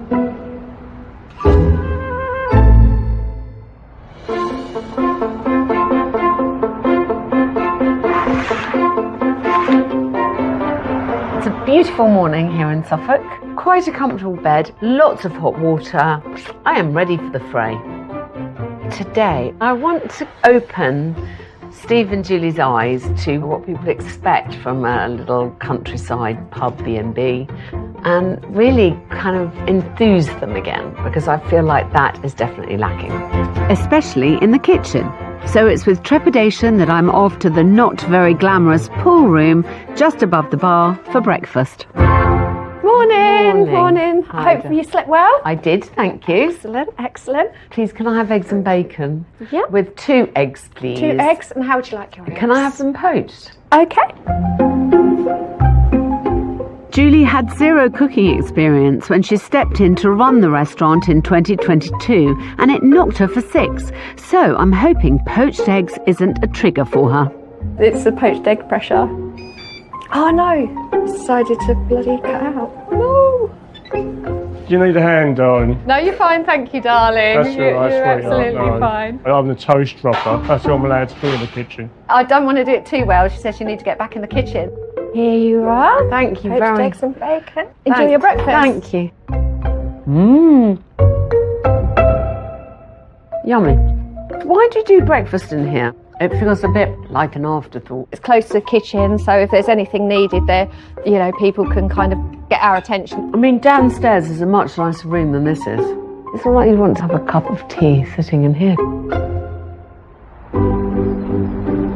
It's clear that Julie and Stephen need a masterclass on how a country pub should look. So I've arranged a visit to a 15th century pub with rooms in the next door village of Bilderston, just 2.5 miles away. Pretty, isn't it? The prices here at the Crown are on a par with their own, but the rooms are worlds apart. You get quite a lot of bang for your 145 quid here. Yeah, I can see where you come from. The competition is fierce. Come and see another room. The only way for Julie and Stephen to increase their occupancy rate is for me to completely make over their rooms and inject some country pub chic. The colour. The soft. You know, your rooms are quite hard. What they're very good at doing is reminding you the whole time that you're in Suffolk. Not a giraffe in sight. Bit of an eye-opener, yeah. I do feel like a bit sort of, because I'd done our rooms and I realised they were a bit I didn't know why we weren't getting the bookings. Now it kind of like, oh, okay. What is lovely here is space. And I think space is the biggest luxury you can have. Now that I've shown Julie and Stephen firsthand a blueprint for country pub accommodation, I'm going to remodel 2 of their rooms. I think there's some loose shelves in there. And I've called in my designer Claire to help. Gosh, it's heavy. That looks better. Yeah, so much better. But I want Stephen to do some of the heavy lifting too. Hang on, I'll get the other side. Yeah. Hang on. All right. Shall we just leave you there? Shall we? Much quieter then, won't it? I'm looking forward to seeing how it can be transformed from what it is. I hate this setup. In an ideal world, I would put the bed down there. Yeah. 205. So that would fit. Let's give it a whirl. Hang on. Good Lord. Oh dear, I think that's done for. You hold that. Yeah.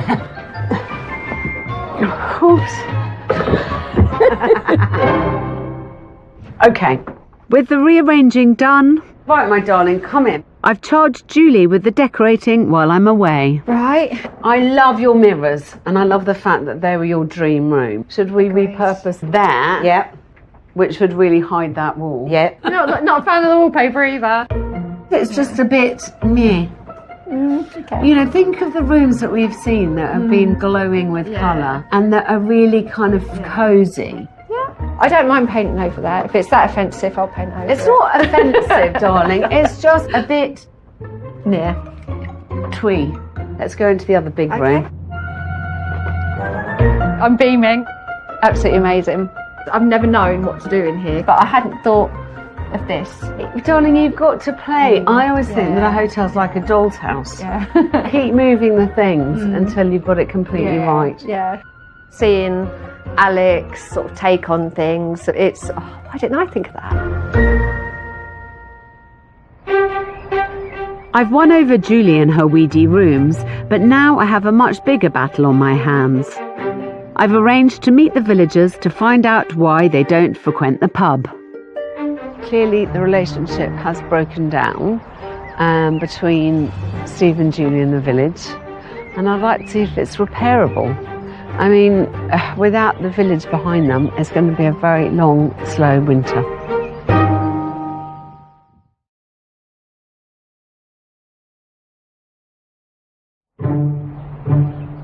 In Suffolk, We need to know what the community want from us to be able to provide that to them.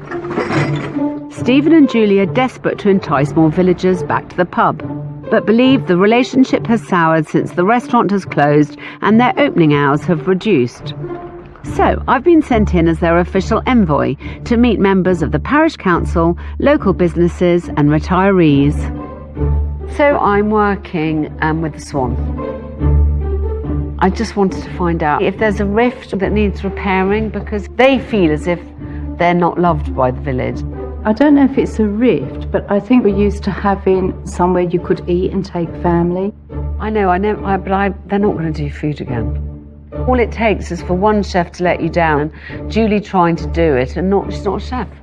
I see their situation, and it's not a them and us kind of thing, but we need the draw as well to go in. But can I ask your opinion, sir? I've lived in the village 49 years. Gosh. I'm really disappointed that they feel in some way alienated from the village, because that's not the case, in my opinion. I don't go as often as I should, and that's driven by the current opening hours as I understand them. We used to like going for a walk and then calling in on our way back before going home for lunch, because my husband likes real ale. But with the opening hours, we've gone home by then. Here's an idea. Okay, brilliant. I'd love an idea. If they could open from, say, 12, I think that would help. Food doesn't need to be overcomplicated. Something warm and simple at lunchtime, at the weekend particularly. I think you're right. There has to be a halfway house. I think that was really useful. Okay, I am really grateful to all of you for coming and talking to me about it. There's a dislocation between what Julie and Steve think that the village think of them and what the village actually think of them, and I think it's going to be a lot easier to reconnect than I feared. When I went to the village, I wasn't quite sure what I was going to get, and they were all so nice about you. Yeah. That is nice to hear. Brush that chip off your shoulder and understand that in a retired village, people want to go out, but they can't just drink. I made it absolutely clear you're not ever going to do proper food again. Yeah. Just wondering if there's a little halfway house. Okay. We We were talking about it last night after our chat. So this is my challenge to you for when I come back. Right. Okay? I want you to have a competition between the two of you. To come up with 3 things and each you could offer without it making you feel tearful or you feel cross. And I want to try it. It doesn't have to be fancy. Right. Is it a hot sausage roll or a bowl of soup with a crusty roll? Okay. I know that it's hard work and I know you've worked really hard. You're going to have to toughen up. Put your big girl pants on. I'll bring my big girl pants. Big girl pants on. Big girl pants on, yeah. So big girl pants on all round, as along with trialling bar snacks for my return, they've a busy couple of weeks of decorating, both upstairs and down. I would like to challenge you to paint the chimney breast, to change that very bright white light, please. Right. And then on our last day, I'm going to get the village in to see that you're trying your best to go some way to meet them with the food. We need to kind of up our game and, you know, put more effort in, I guess. Yeah, All right, nice to see you. Thank you. It's probably the kick up the arse we need, isn't it? Yeah. Because we want it to be successful, don't we? Because our home and our business. I think Julie's very bruised and it's quite hard for her to be enthusiastic about their reduced offering. I think the worst that could happen is that they don't find the energy and the enthusiasm to make another attempt. I'm not too bad with a paintbrush, as long as you don't look too closely. While I'm away for 2 weeks, I've given Julie a paint pot and my designer Claire to give the rooms a country pub revamp in the hope of lifting their occupancy from a rock bottom 9%. Hopefully Alex won't accuse us of being lazy this week. We've been non-stop. A lot of people like Scotch eggs. And I'm encouraging the couple to offer food to tempt more villagers in. Hopefully Alex will love black pudding, because there's quite a bit of it in here. I've asked each to make 3 quick and easy bar snacks This is the delicate part. for me to taste and choose between on my return, and cost them out to ensure they make a decent gross profit or GP. My Scotch eggs work out at £1.56 each. I was thinking about £5.85 at 68% GP. It's about right.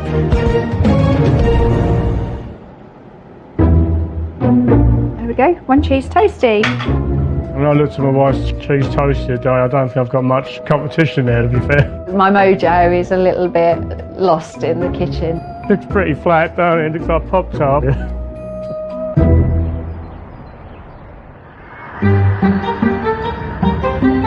It's been 2 weeks since I was last at the Swan, the only remaining pub in Monks Ely, Suffolk. Hello, darling. Hi. You're right. So, what have you accomplished in these 2 weeks since I last saw you? A lot. You certainly gave us the kick up the backside we needed. I'm so excited about seeing the bedrooms.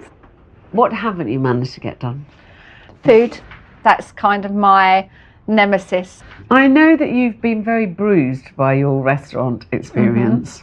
Brings out the anxiety in me, yes. But we've got to find a way to offer something that isn't going to trigger you. Why don't you present your food option while you show me the rooms? Okay. Yeah, let's go. Come on. I've been let off the hook, so I don't have to be in the kitchen, so happy days. When I first saw the flock room, I wanted to run a mile. With its stark lighting and oddly positioned furniture. Oh my God! Now it's a beautifully composed room. Spacious and cosy all at the same time. Just moving things, it's just made such a big difference to the room. You would come in here and feel like you'd really lucked out. Yeah, I was super happy. Good. And now to the room where I first stayed.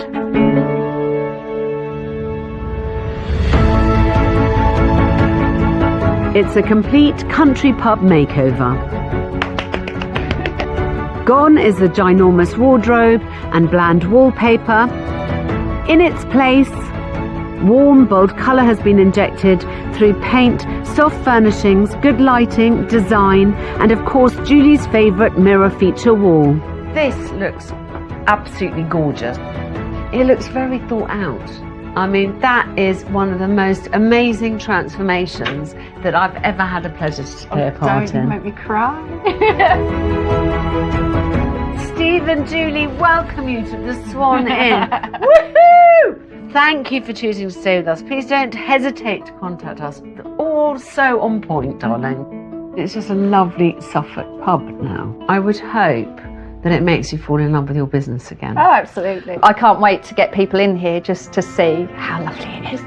3 weeks ago, I wasn't in a positive state of mind about how to do it, whether it is even worth doing, to be honest. But it's been really rewarding and fun to do as well.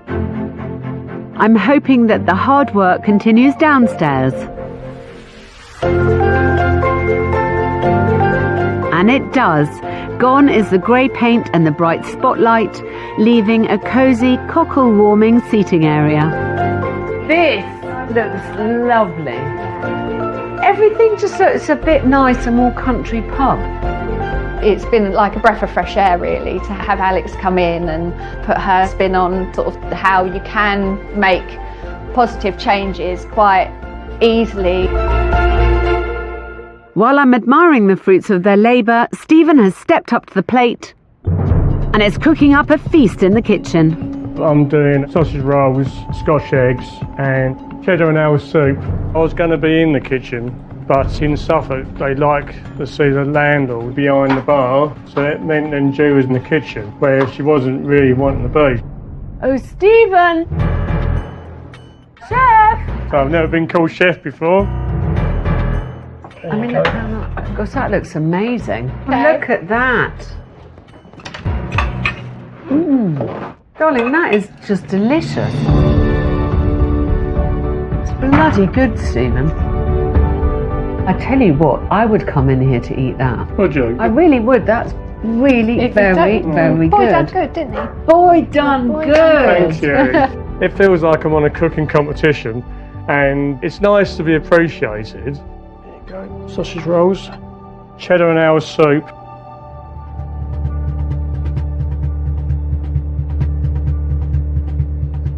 It's delicious. The answer to all your problems is right in front of your face. I don't want you to have a restaurant again, but the bar snack might help you get a few more locals in.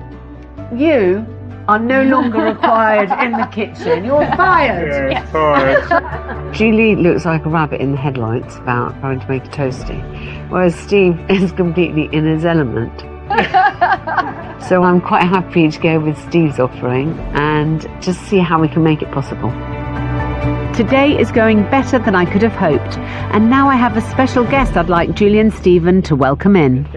Hi, darling. Hello. How are you? I'm good. These are Julie and Stephen. Hi, so nice to meet you. How are you? Hero Brown is the editor-in-chief of Muddy Stilettos, a luxury lifestyle website with over 4 million readers a month. We are so happy to have you here. Fabulous. Now I'm really excited to experience what you've been doing. Hero will stress test one of the new look bedrooms tonight. So in the morning, this is where you'll be coming down for breakfast. Okay, fabulous.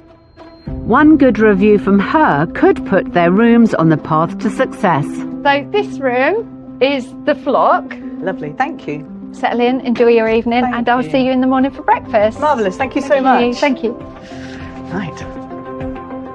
One of the things that I always think, particularly with pubs, with rooms, is it should really feel like a home away from home. So I'm just going to relax now, and then of course I will report to Alex, Julie in the morning.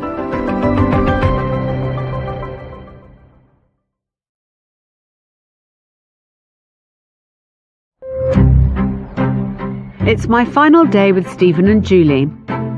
2 weeks ago, the couple were desperate for help to improve their dire 9% occupancy rate. After a mammoth makeover in the rooms, I invited luxury lifestyle blogger Hero Brown to try one out. Hi, darling. Hello. Did you have an okay evening here? I did. A positive review from Hero could really kickstart the bed and breakfast strand of the business. My room definitely felt really homely. It's long and thin, but you don't really feel like that as you come in. Very clever use of space. It feels warm, it feels welcoming. I thought it was great, actually. Thanks, darling. If anyone knows how to do good hospitality, darling, by now it should be you. I'm horrifically fussy, but I'm very easy to please here. And do you think the Swan has a chance of making it into Muddy Stilettos? I do, because it's got something that I think is the most important thing, which is a bit of soul. Thanks, darling. I'm so glad Hero thinks that the Swan could make it onto Muddy Stilettos, because I think it's the kind of special place that people feel really lucky to come across. Hero, I was very impressed. Good. And she stays in an awful lot of places, and to get compliments from her is not by any means guaranteed. Right. It's nice to hear that she's happy. I feel sort of we've done our job right, really. Rooms are one way they can boost their income, and bums on seats at the pub is the other. So today I've invited the villagers for an open house. How are you feeling about having the village over? Anxiously nervous. Are you? It'll be fine. And we've got just under 2 hours to prepare, as Julie and Stephen have just one shot at this new first impression. Sorry. Stressful. That's going to be an interesting day, I think. Where's our dog? A little bit stressed this morning, to be fair. 1,000 jobs to do. You will not believe what Brewster's done. Oh my God. Brewster!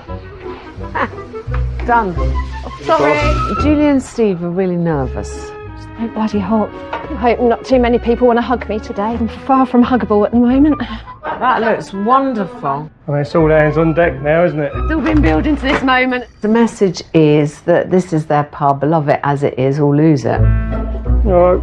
No stress, darling. Oh, it's our happy days. What the hell are we doing?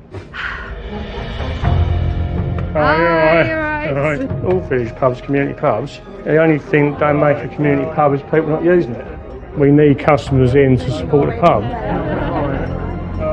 And it looks like they've heard Stephen's call to arms, as for the first time in many years, the pub has a full house.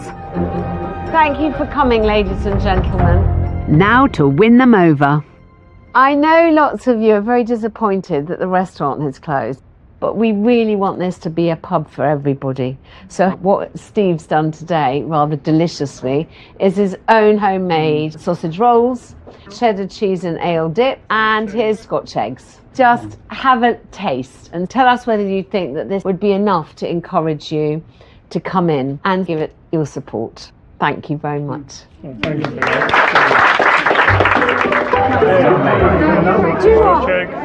Let me get some napkins. He's a little dab hand at the Scotch egg as this one. Have you tried them? Of course I bloody did. Julie's been super stressed. I'm hoping that she's feeling okay. They've got some pretty harsh critics here. But if they win the villagers over, and each one of them spreads the word, they could help fill the revamped pub rooms. The rooms are open upstairs. If you've got family, friends that want to stay in the village, do please go up, have a look about. Oh, isn't that nice? Oh, I like that. That's lovely. Nice. Have any idea that they were like this, actually? No idea at all. There you go, Jim, we've done a couple. Thank you. Yeah, Alex said, let's make a feature of them up here, so it really does work. I don't think anyone in this whole pub that is here today had ever seen the bedrooms. But are they enough to tempt the villagers? We do have family that come up, and sometimes we need a spare place. Although it would be nice to be able to say, you go and stay in the pub. Steve and Julie have given this village somewhere lovely that the village can recommend to their friends and family to stay if they don't have enough bedrooms. Put that there for you. And what about the verdict on Stephen's bar snacks? I lovely fish. Those delicious eggs. Scotch eggs. I think this bowl of soup, with the flavour that they've got in it, I'd be thinking on a Saturday, actually I wouldn't mind popping in and having a bowl of soup. I mean, I've got 2 young kids, and that's been a real sadness for me, because we want to support the pub, but if it's only a drink in the pub, whereas bringing the kids in for a sausage roll, perfect, Saturday lunchtime. We ought to thank you, really, for taking an interest in our pub, because it is important to all of us. It's clear that Julie and Stephen have renewed support from the village. So, now to get the commitment on bar snacks from the landlord and landlady. Julie and Steve, I want to ask you in front of your assembled guests whether you're going to do food on what days. So we've made a pledge. We're going to open the food on a Friday and a Saturday. We'll be doing sausage rolls, Scotch eggs, homemade soup. And we're doing bar snacks, 12 to 5. He's a very good cook, and it's nice to Stephen's cooking to be appreciated. You know, it's a hard crowd, this village crowd. I actually do truly believe that some of those people who promised that they'll be in on a Saturday will be. I feel like Steve and Julie fulfilled a dream, and yet it didn't turn out quite the way they wanted it to. But they do their best. And I mean, honestly, I can't think of anyone I would rather have running my village pub than them. Hi Alex, just wanted to say thank you for all your help coming here. We've updated the photos on our booking sites and we've seen some more bookings coming through, so that's positive. Hero Brown left us a lovely review online. Hopefully that'll help bookings going forward. We've also started snacks. The first week we had 25 people come in. So yeah, hopefully things will start moving forward and we feel excited and positive for the future.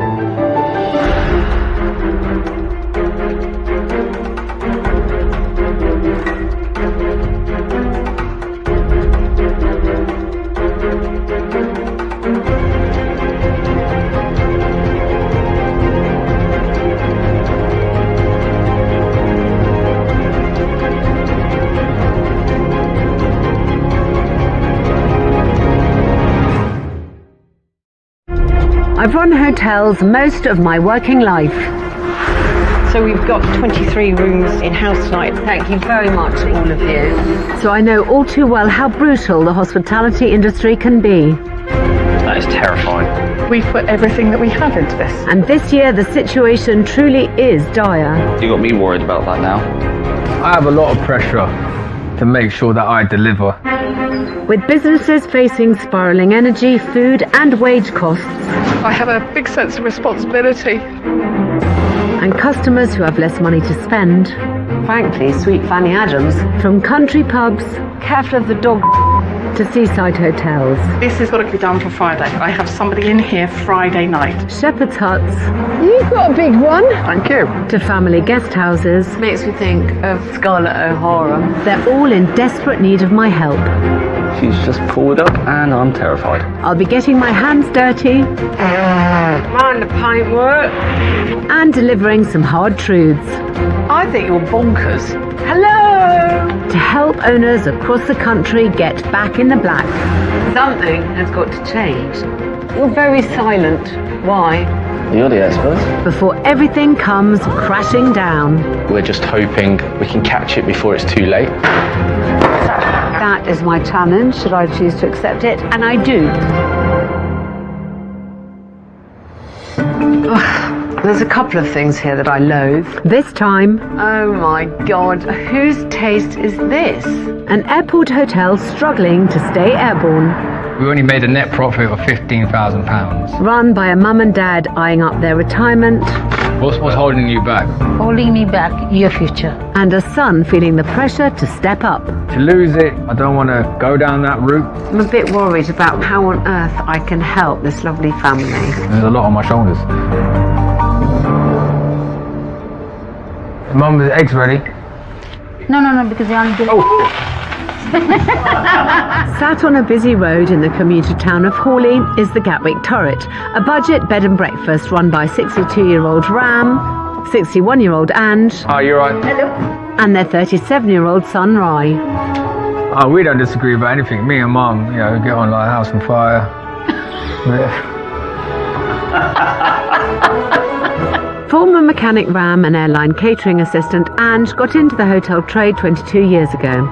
Rai was 15 when they moved into this 10-room Victorian guest house, and after working in airport security, he moved back in and joined the family business a decade ago. Okay, brilliant. Well, thank you so much. Yeah, no problem. My parents come from a generation, if it's not broken, why fix it? The carpet we've had is the same carpet we had 22 years ago. I like white. White is good. But I like this color. This is beautiful color.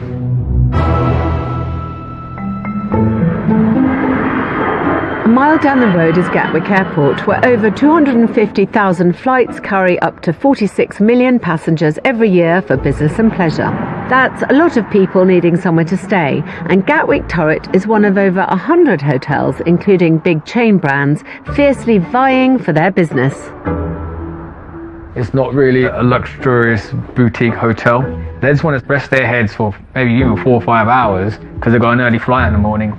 So they don't want to spend the money here, they want to spend the money on a holiday. Have a safe journey. Take care, bye. Rooms generally go for £50 to £80. Breakfast is extra. Most guests, often families, stay just the one night, which nudges up overhead costs on bedding and cleaning. All the cost, all adds up. Money is coming this way, going another way. This is it.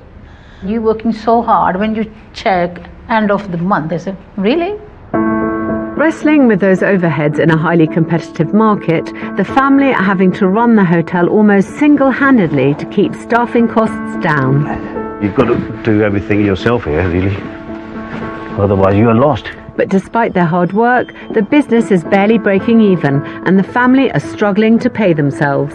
We don't running out of the energy now. You can see the physical side of the business, you know. Ant and Ram have moved out from the hotel to live down the road and want to retire, but with limited savings, they're relying on the hotel's non-existent profits to see them through their sunset years. You've got a cut-off time, basically. You know, when you're in the business, 22 years now, hard-working, 24/7, you know, no holidays. Click Insight and it should be their earnings, and it shows us all our last 3 months. With the running of the hotel having recently passed to Rai, it's all on him to turn things around for Mum and Dad to find a way of making a profit. I have a lot of pressure to make sure that I deliver, because that's what's going to help my parents into retirement they work so hard for.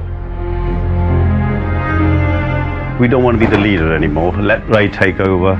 And then you give my son a chance to take a step forwards. The sad reality that could happen, if I can't make this business profitable, we'll just have to sell it. And I don't think my parents will like that, because they work so hard. This is where I'm stuck. I need someone like Alex to say, look, let's make some money here, because there's a lot on my shoulders.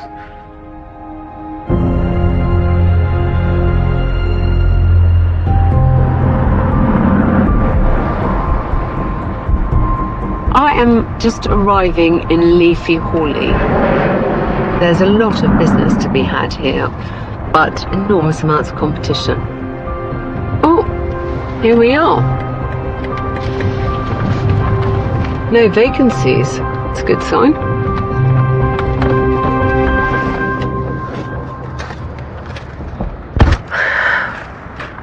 I play cricket. It's like when you walk into the crease, ready to bat, facing your first ball. Or when I did my first boxing match, you know, you're just like waiting around for your opponent. I really struggle with these guest houses. It's very hard to find solutions. You know, I'm sure there's probably 6 or 7 down the street who are all offering the same thing at the same price. I suppose I shall call reception. Hello? Hello, this is Alex Polizzi. Hi there, be right with you. Hi. Hi Alex, how you doing? Very nice to meet you. Right, here we are. Thank you. You still have the COVID screen up? Yes, yeah, it's pretty handy. Why? It's not exactly going to protect you against irate guests, is it? So, are most people coming who stay with you, transiting, flying off in the morning? You know, how does it work? Pretty much all our guests are like that. They're checking late and they're flying out early. So, what's the occupancy like? It's around 80%. Good. Yeah. Why do you need my help? Well, profit margin's not particularly great, and parents are retiring. Right. I've got to look after them. Good boy. So it's just really tight. It's a lot of effort for not much money. Not much money, yeah. I think it's a common problem. Yeah. So is it too early or can I check in? I can check you in right now. I'm managing my expectations. Just how budget is my budget room going to be? Follow me.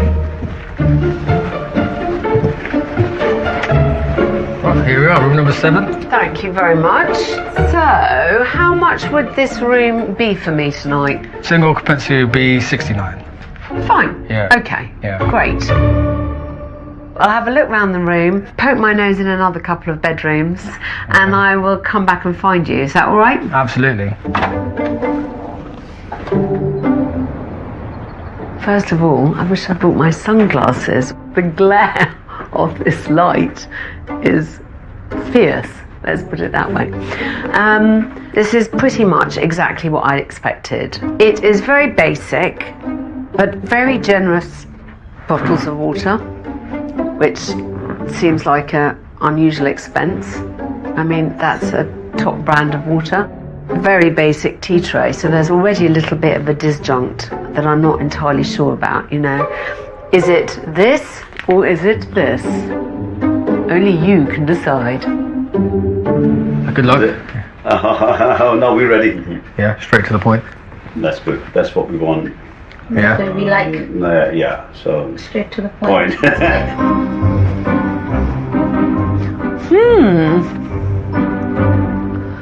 This makes me think of the kind of dress in Gone with the Wind that should have done a party dress out of.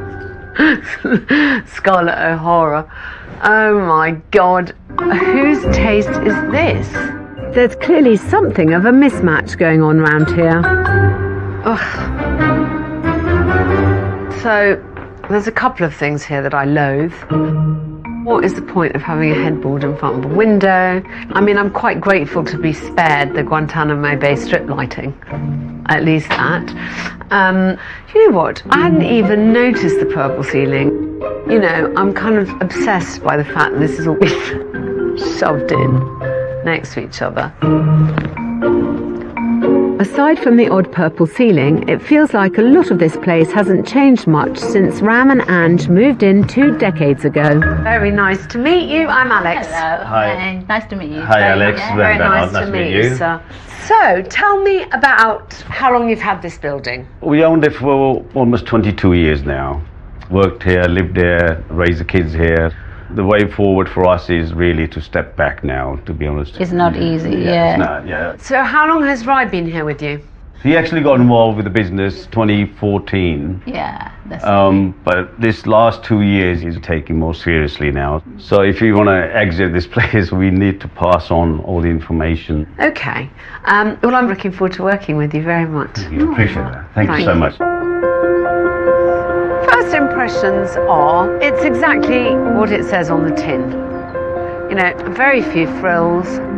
It's hard to see how there's room for these kind of traditional family places anymore. And really, they only survive because they are cheap. I mean, I hate to be brutal, but I'd rather go and stay at a big chain hotel than here. If Rai can't turn things around, selling the hotel may be their only option. If someone comes with the right offer, would you consider selling it? Well, we quite easy. What's holding you back? holding me back, your future. We had a good life, you know, I want to think about your future. We would like to see this pass on to the next generation and to keep the family business going. It's not an easy decision. No.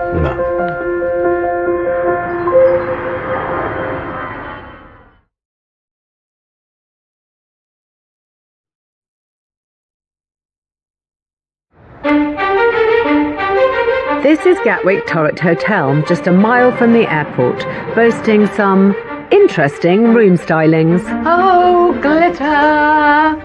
Everything that glitters is not gold. Despite high occupancy, they're making almost no money. This business needs a lot of updating. Otherwise, it's just not worth it. We will just sell up and say goodbye to it. Overworked owners Ram and Ange are desperate to retire. Yeah. Thank you. That's all right. Thanks. Bye-bye. But that relies on their only son Rai either making the business profitable or giving up and selling the place. To lose it, hopefully it won't come to that, and we will keep fighting until we can't really. some big changes are required to keep this family business alive. Aha! Hello. Hello. Explain to me the funny mismatch of styles that are in this hotel. I got the idea online with the purple ceiling. I thought I'd just give it a go. I don't mind the purple ceiling. Oh, really? There's lots of things I mind more than the purple ceiling, let's put it that way. Okay. I mean, I can't understand why you've got a bed with its headboard against a window. Yeah. I can't understand this, which is completely nothing to do with anything else. It's a conflict of my ideas with my mum's. Ah, So, now, you know, if so you- what's your mum and what's you? That's you, I know. And Yeah. this is you. I want things to look a bit more Instagrammable. I've got some ideas, even for this room. Go on, what would you do? I'll knock this wall out. I'll put a steel beam. Maybe put a bathtub here. A nice king-size bed, perhaps. I think you're bonkers to even probably. think of that. The market is incredibly price sensitive. Yeah. Rise shouldn't be thinking about expensive extensions. He needs to be making sure every penny counts. And when I arrived at the hotel, I spotted an instant fix to help with that. Rise massive car park, where guests can leave their cars before grabbing a bus to the airport. So, you've got an enormous car park. Yeah. How many cars can you park here? 20. Okay. We charge £8 a night for the car parking. Because car parking around here is really expensive, isn't it? Yeah, but not a lot of people know about the guest houses here, that we do on-site car parking. Yeah, I think it's a good add-on for the business. A brilliant add-on. I don't disagree with you. Parking at Gatwick Airport itself is around £30 a day, so I think Rye's badly underselling himself at 8. Right now, his 20-space car park averages 7 to 10 cars a night. With only 15% of his customers actually using it, we can definitely up that. But first things first, I want to dig down into the numbers. What kind of percentage profitable are you? We don't make huge margins. I'd have thought you were a liar if you said you did. In our previous year, we did a turnover of £250,000. Yeah. But we only made a net profit of £15,000. They had a turnover of £250,000 but made only 15k. That's a paltry 6% profit. Even a budget hotel should be making 15% or 40k. I'm sure that quite a lot of your profitability goes on commission, doesn't it? Yeah, I mean, a big chunk of our bookings are through the agency. Is it 18% that they charge? They charge 15. But tell me about what it costs you to put on a room.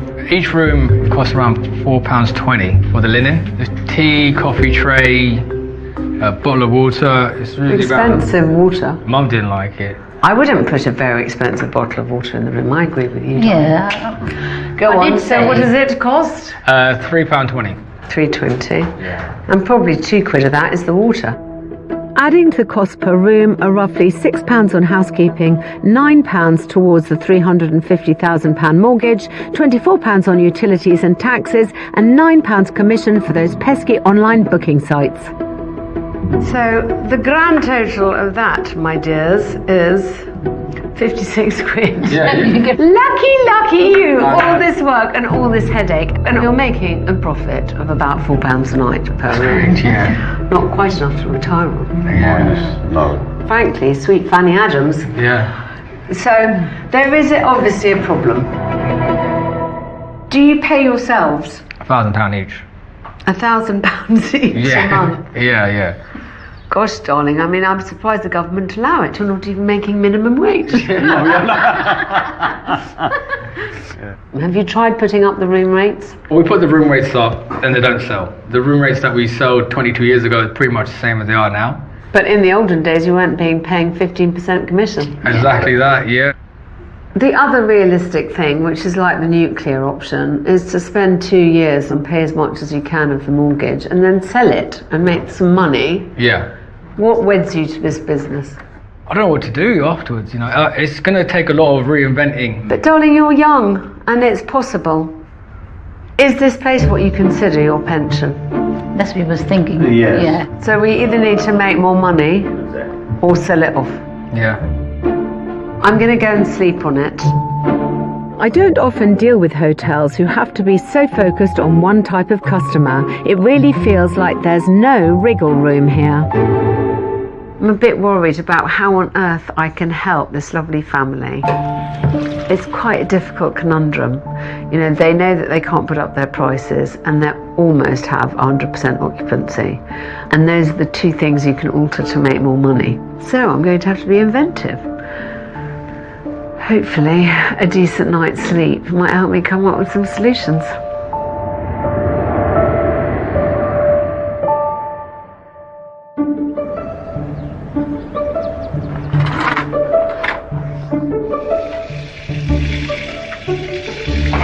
Poor Brandon, look at him.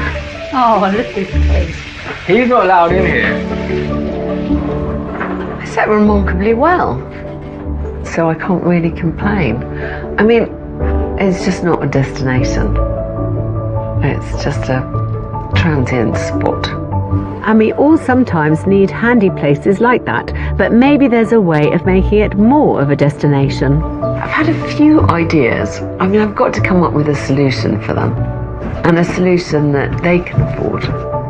A first thought is to make things round here more useful for those transient customers, and that brings me, tastily, to breakfast.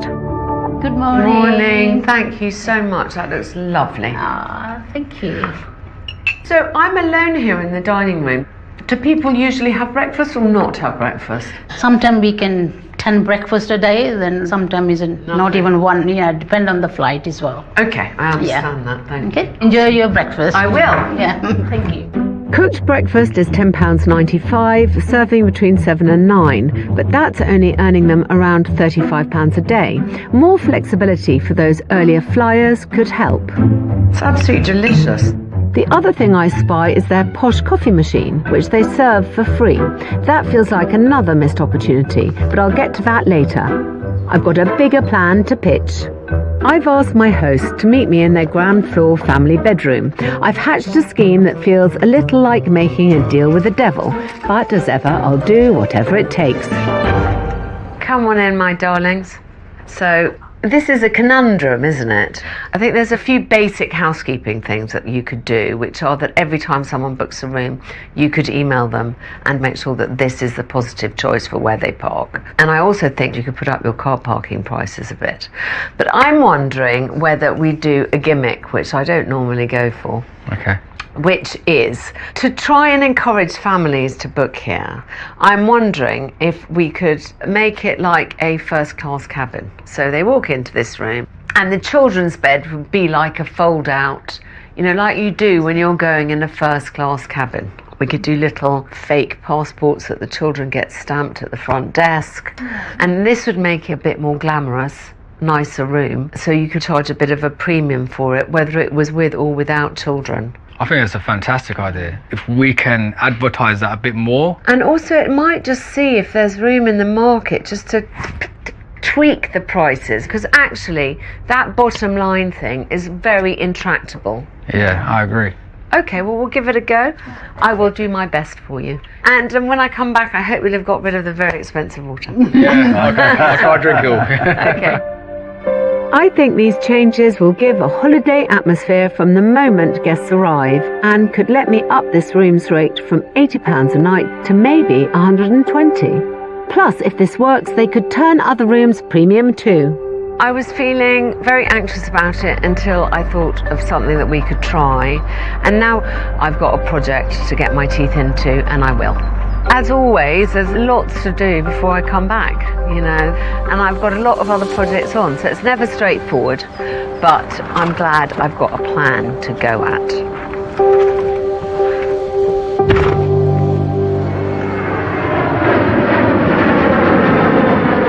Right, here we go. Ready? Okay.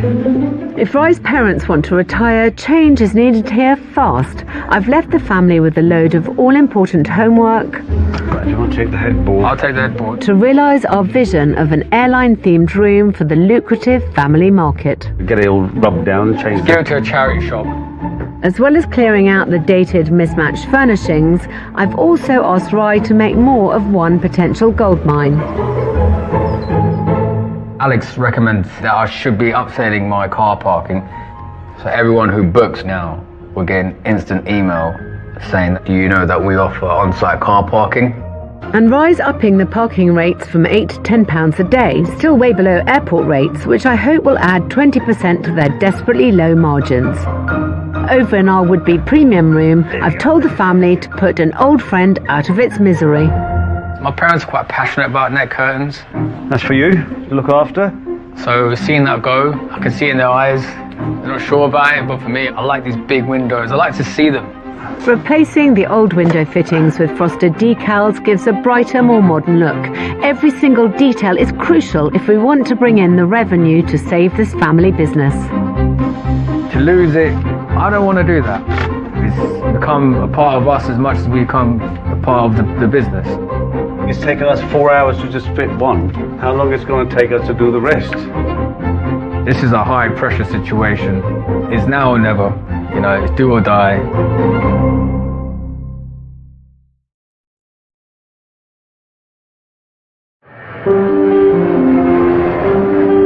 Changes in the air at the financially challenged Gatwick Turret B&B. My team have been busy on our new airline-themed room, and I'm keen to check in. It is a mere 2 weeks since I was last here, and I have a lot to do in a very short space of time. You know, it isn't my usual bent to suggest that someone should make a themed room. Normally I'm taking theming out of everything, but it's got a two-pronged effect. It will help them hopefully stand out from the crowd, and it will allow them to charge more money and hopefully make more profit. This is a tough one. That premium room could earn them an extra £40 a night, as much as 14 grand a year. But before I lend a hand with that makeover, I want to work on the heir to this empire, Rye. Hi. Morning, Alex. Hi, how are you? I'm great, thank you. A lovely day. Yes, brilliant out there, fantastic. Parking, let's start with that. Yes. Have you put up your prices at all? Yes. We now charge £10. Good. And the car park is a lot busier than before. Do you have a figure to put to the amount of money you've made on parking? £350 since we last met. Oh, that's 2 weeks ago. Yeah, so... You no need to thank me, dear boy. It's an absolute pleasure to have been of assistance. Yeah, absolutely. That's £150 more than they were making before. Across a year, that could add up to nearly £4,000 of additional pure profit. So that's one reason to be cheerful. But what about that bloody water? Ha-ha! Much better. Yeah. What's your cost difference from what it was? So we're saving just over £2, so we're saving a lot more. Every pound counts. Every pound counts, yeah. It's mad, but that could save them up to 10 grand a year. And I definitely think there's profit to be made in the breakfast room too. Right, so the obvious thing is to make some money out of your coffee machine. Yeah. Which costs you how much a cup? 45p a cup. Okay. If you had a kind of coffee machine that you could charge people for, yeah, then you'd make a nice little sideline. Yeah, I think it's a great idea. There are so many smart little touches that can make a hotel more profitable, and I've arranged for us to meet with a local hotelier who has that nailed. This is Oak Tree Lodge, run by former flight attendant David. Hello, David. Very nice to see you. My friend Ryan. Good to meet you. Nice to meet you. And I have warned him he may be feeling a bit envious by the end of today. This is meant as inspiration. Come follow me down. Like Rye, David caters to Gatwick Airport travellers, with guests leaving at the crack of dawn. But he's opted to be super flexible with their breakfasts. People go in early in the morning. We offer this packed breakfast. Oh, cheap. Right. And in there, you've just got a cheese and ham croissant, fresh fruit, cereal bar, and I just put a little biscuit in there. Compared to Rye's 5% profit, David's making 21% every year, partly because he encourages customers to book direct rather than through online travel agents or OTAs. What percentage of your bookings come through an OTA? I would say about 20% through an online booking platform. Wow. Yeah. That's impressive. In contrast, Rye gets 80% of his trade through the OTAs. David has focused on creating a premium experience. Come on in. Thank you. That lets him charge a bit more per room, as well as building loyalty with returning direct customers. hopefully when people walk into the room, they notice little things like the sweets at the side of the bed. So many comments, people say, oh, I love your sweets. It's really thoughtful. Yeah, and if people park here with us, I like to leave just a goodie bag in their car for the journey back. And in there, 2 bottles of water, mini cheddars, a bag of sweets, and business cards. The all-important. The all-important business card. We get a lot of people who say, we were recommended to you. People who have like sat next to somebody on a plane coming back. Oh, where did you stay? Or you know, people next to them on a sunbed. It's amazing what people talk about on holiday, but it works. Thank you, darling, for your time. I really appreciate it. You're very welcome, and good luck. Thanks so much. Was that useful? That was brilliant. There's so much in there that I can take from and learn. The fact he's so thoughtful to his guests, and they'll remember that and take it with the journey, and they always will come back. Which is what you want. And I think ultimately that's what really makes a difference to his bottom line. It's really inspired me. So even a transitory spot can feel personal enough to stand out. Plus, inspired by David's dodging of booking site commissions, I've got another suggestion. When people come, you get them to fill out their details, and then if they book directly with you, you can give them a cheaper price. Anyone booking through an OTA is going to cost you 15% at least. Yeah. So someone booking with you directly will save you money, so you can afford to give them a bit of a discount on the published rate. Okay. Rye's losing £25,000 a year to the booking sites. If all those guests book direct, even with a 5% discount, he could be saving a fortune. That's a brilliant idea. I think I needed some sort of incentive to get people who do fly from Gatwick frequently to come back and book direct with us. Good. Yeah. He's starting to learn, this young man.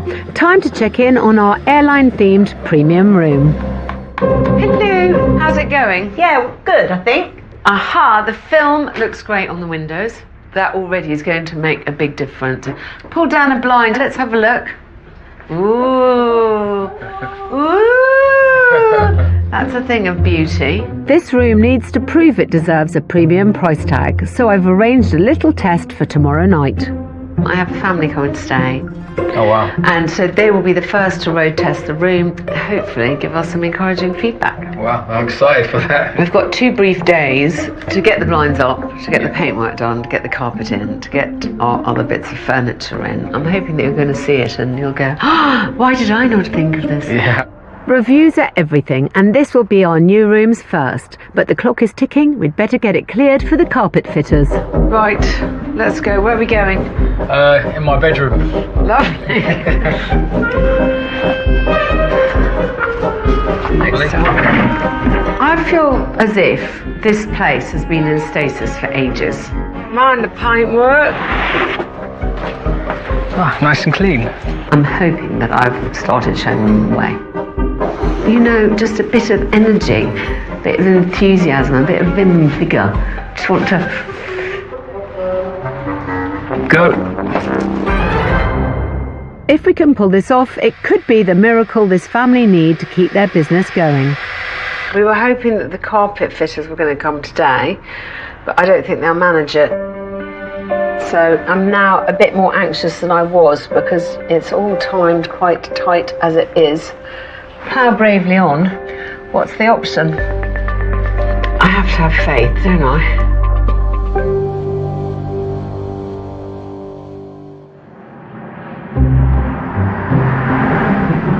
It's my penultimate day in Hawley, and I'm relieved to say that the carpet fitters were in bright and early, and our new fold-out furniture has been delivered.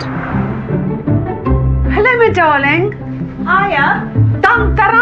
Oh, I like these. Oh, yes, look at that. Look at this. Da, da, da. Da, da, da. That's very nice. Yeah. I mean, isn't that nice? Very nice, beautiful. And then the pièce de la résistance. Oh my goodness, there's a turret here. Oh. Gatwick turret, sleep well, fly well. Oh, that's good. Isn't it? Yeah. What we have basically done is quite a big change on quite a big room for about $1,500. So there's no need for Rye to knock down walls. Our new fold-out chairs give the room plenty of space. But there's still lots to do. Let's go. Some of the more tasteful furniture is being reused. Right, okay. The Chuckle Brothers are back. That's it, yeah. To me. I've got a family coming in to road test the new product, and I really want it to be as nice as it can possibly be. It's very chic, actually. There is quite a lot still to do. I don't want them to arrive with us still faffing. It's always last minute. Lastminute.com is my whole life.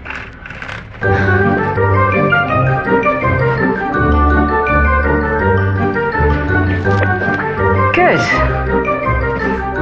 Right. Ta-da! Come and see the room.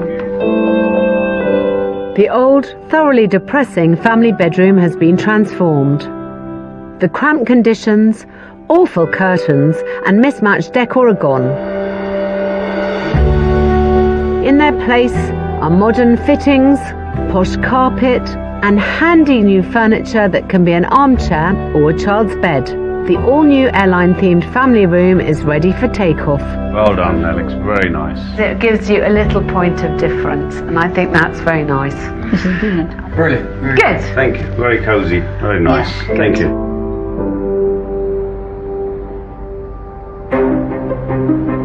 I'm going to leave Rye and his parents until the morning. This next step they need to take on their own.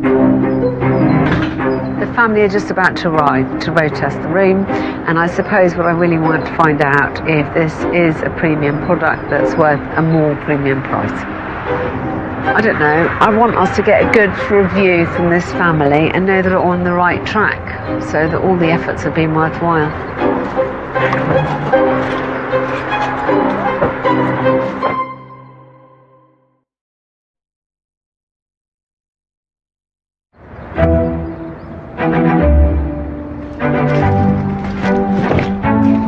At the Gatwick Turret Hotel, it's a moment of truth as our 4 guinea pigs, Lauren and Bradley, and their children Logan and Lily, arrive to road test our new premium room. And Rye's got some surprises for them at the check-in. Hi, how you doing? Good, thank you. We've got a little passport for you. Before I give you your room, I think you need to check in. Passport.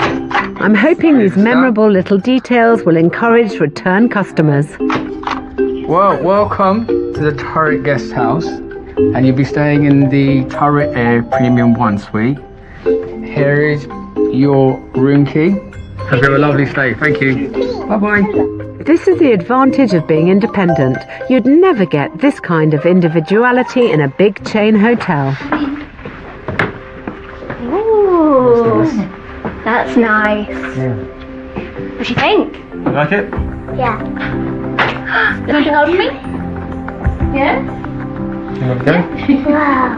Oh, that's cool. Look at that. I know what it is. Okay. Wow. She's straight there. The kids seem to approve of our new room's theming, and there's another add-on to come that'll help with our publicity. Concierge. Thank you. Right, this is your case. Hope you have a good night's sleep. You've got a nice little sticker here for your bag. Brilliant. There you go. You want to stick this on your bag? Ooh.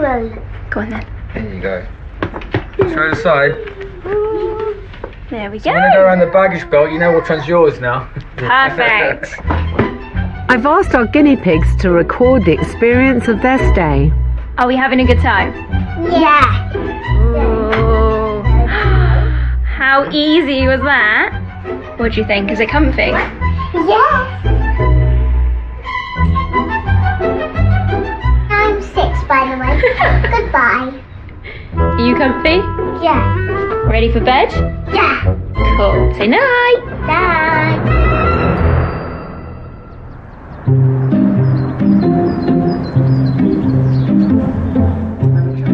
Good morning. Do you have a good sleep? What would you like to have?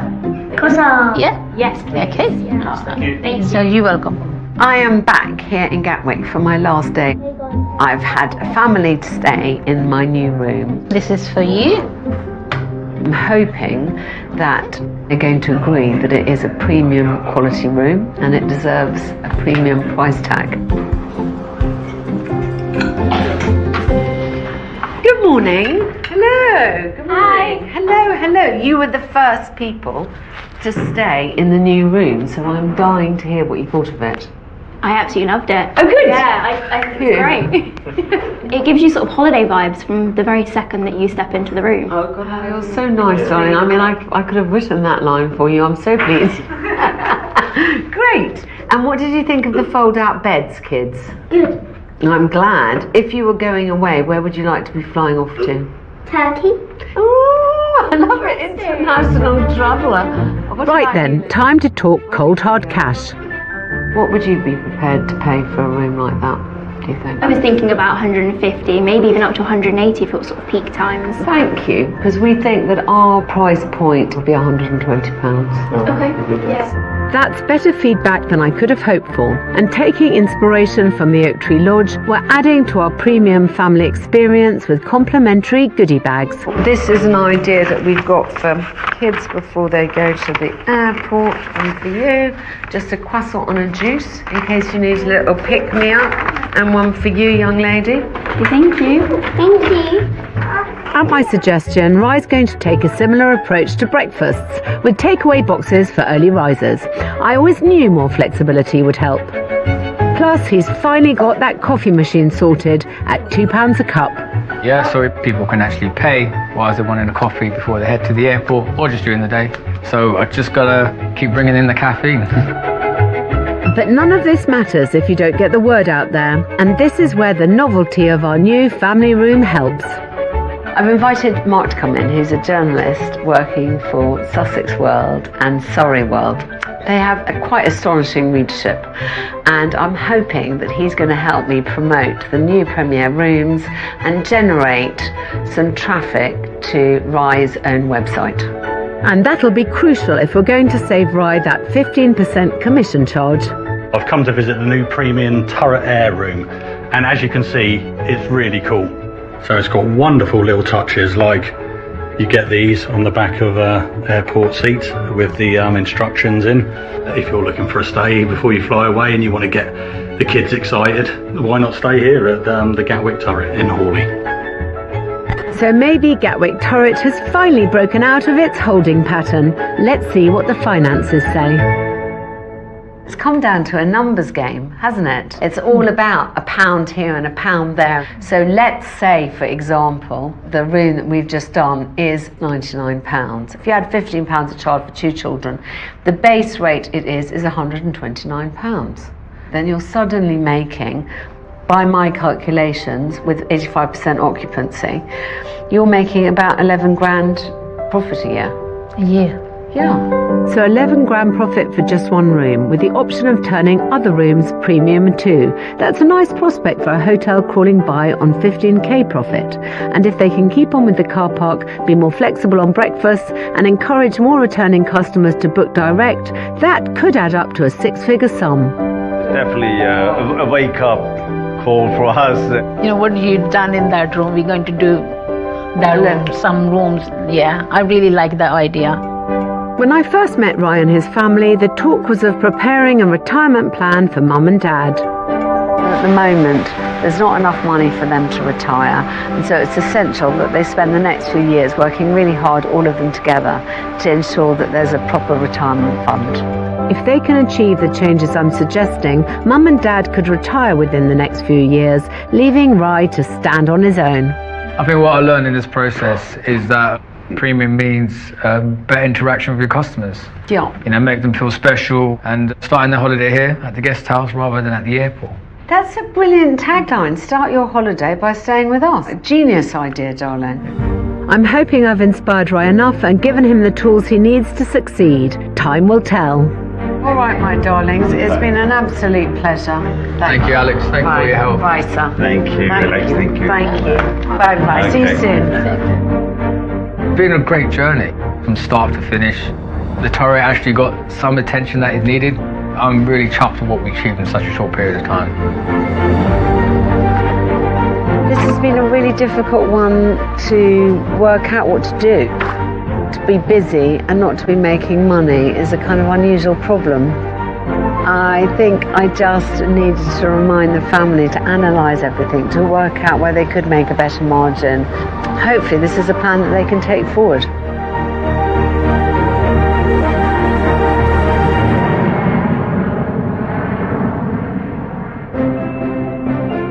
Hi Alex, just an update since you left. We've been making an extra £140 a week in our breakfast room through the takeaway boxes. Also, we're getting some great feedback in our premium room. We've got some great press, and there's a whole article here about how we've updated our rooms and being more engaged with our guests. The business is now heading in the right direction.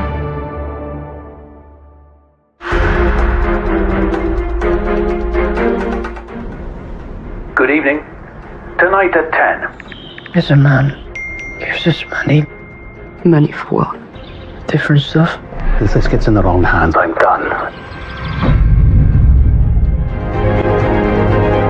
Yes, Power, the downfall of Hugh Edwards is brand new, Tuesday at 9. I've run hotels most of my working life. So we've got 23 rooms in-house tonight. Thank you very much, all of you. So I know all too well how brutal the hospitality industry can be. That is terrifying.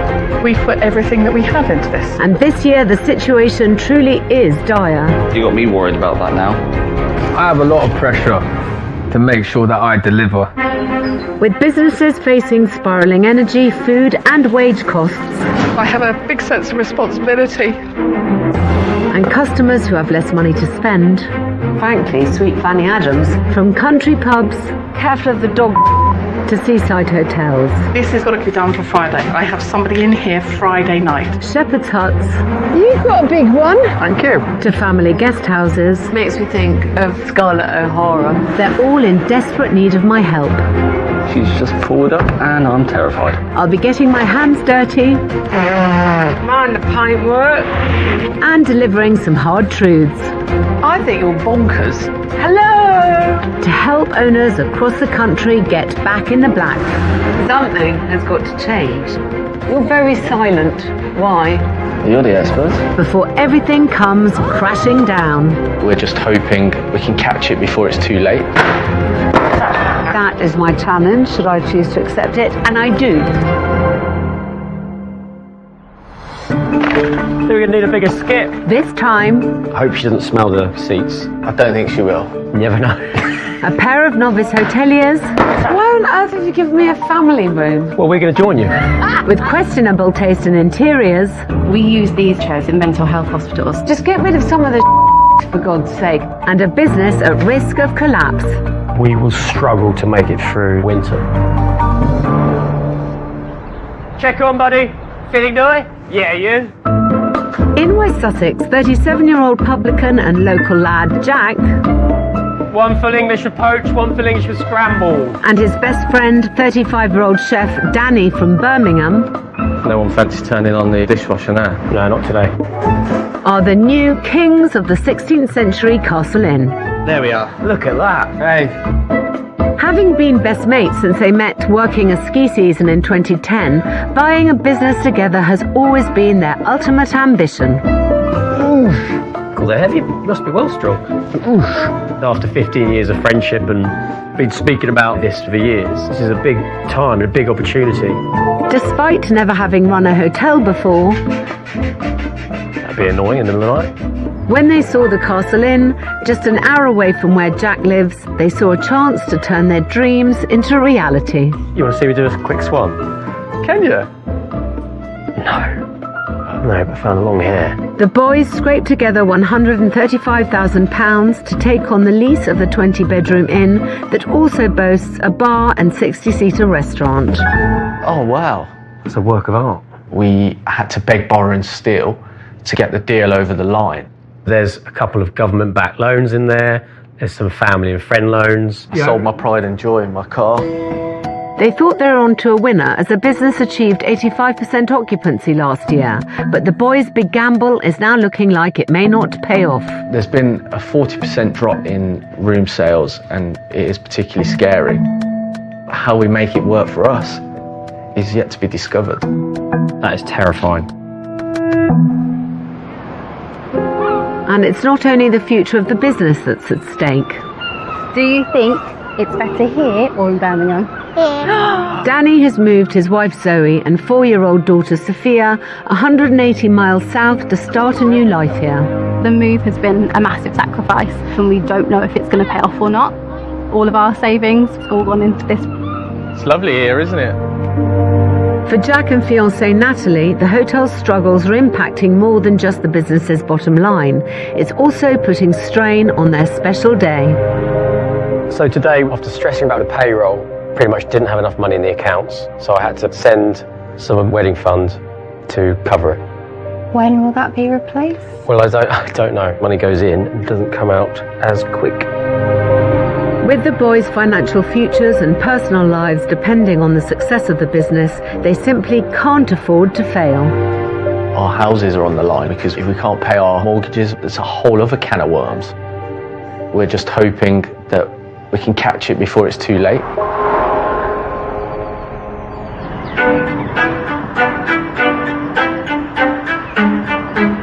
We are in Sussex. I know this area quite well. My little hotel, the Star, is about an hour away from here. The South Downs National Park is a holiday hotspot known for its rolling hills, ancient woodlands and bustling, affluent market towns. But despite 39 million annual visitors flocking to this area, the Castle Inn isn't much of a tourist attraction. I've been looking online and it seems to have absolutely terrible reviews. From "I couldn't wait to get out of this place" to "not for the faint-hearted," it doesn't make great reading.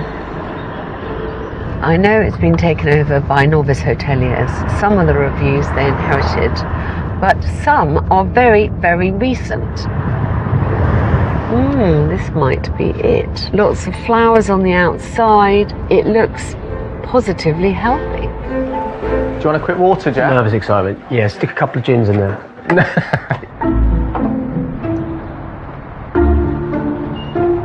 Well, this is lovely. I'm feeling a lot more positive than I expected to, having looked at the reviews. The outside's window boxes are brimming with fresh seasonal flowers, a big tick for curb appeal. Danny, she's coming. Morning. Hi, lovely to meet you, Danny. Danny, very nice to Jack. meet you. Thank you for inviting me in. I mean, it looks amazing from the outside. I wasn't quite expecting this when I walked in. Yeah. This is less charming village pub, more characterless high street coffee shop chain, with not a fresh cut flower in sight. I'm hoping I'm not going to be disappointed.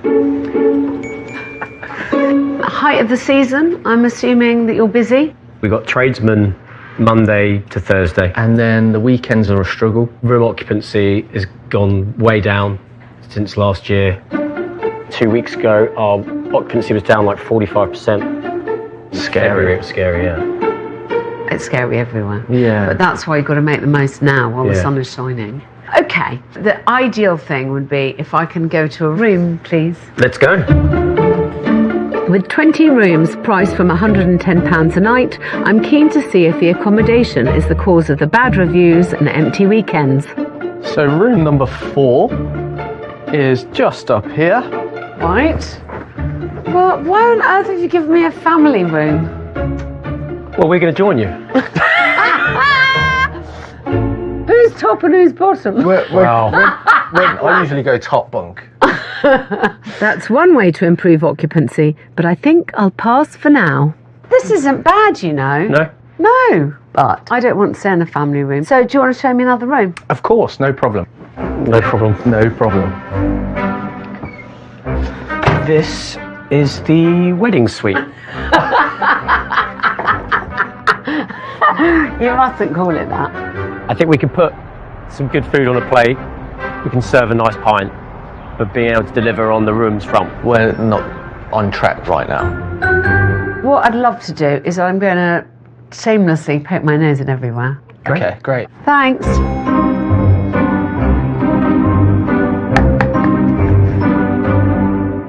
towels on the bed. Very odd combination of things. You've got this kind of old-fashioned cupboard, this truly repulsive Giamonte chair with amazing brickwork. There's no identity here. I mean, basically, they haven't really worked out what they're doing yet. These rooms are fairly priced, so I can see why they work for the weekday tradesman.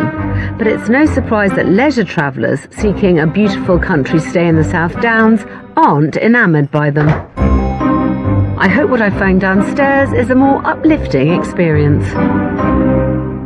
I hope she doesn't smell some of the seats. I don't think she will. You never know.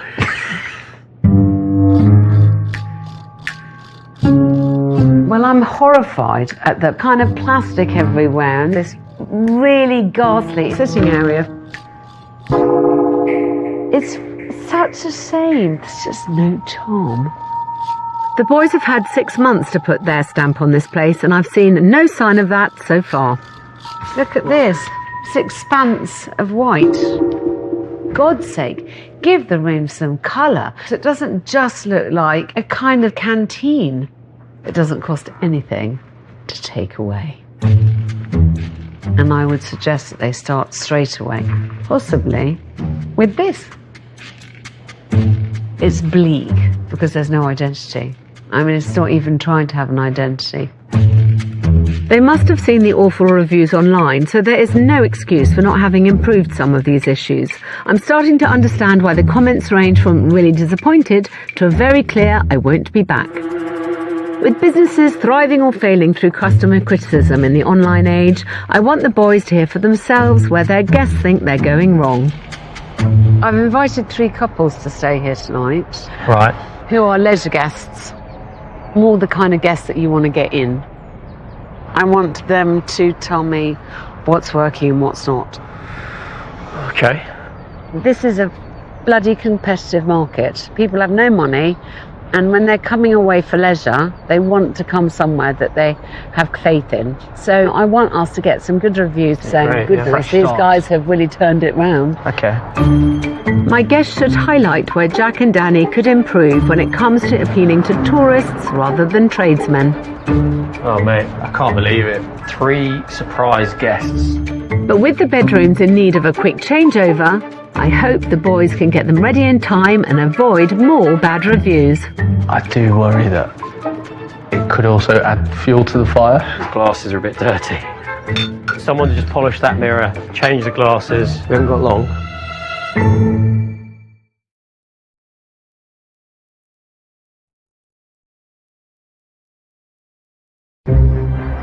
We have to sell another 406 rooms to get anywhere near what they did last August.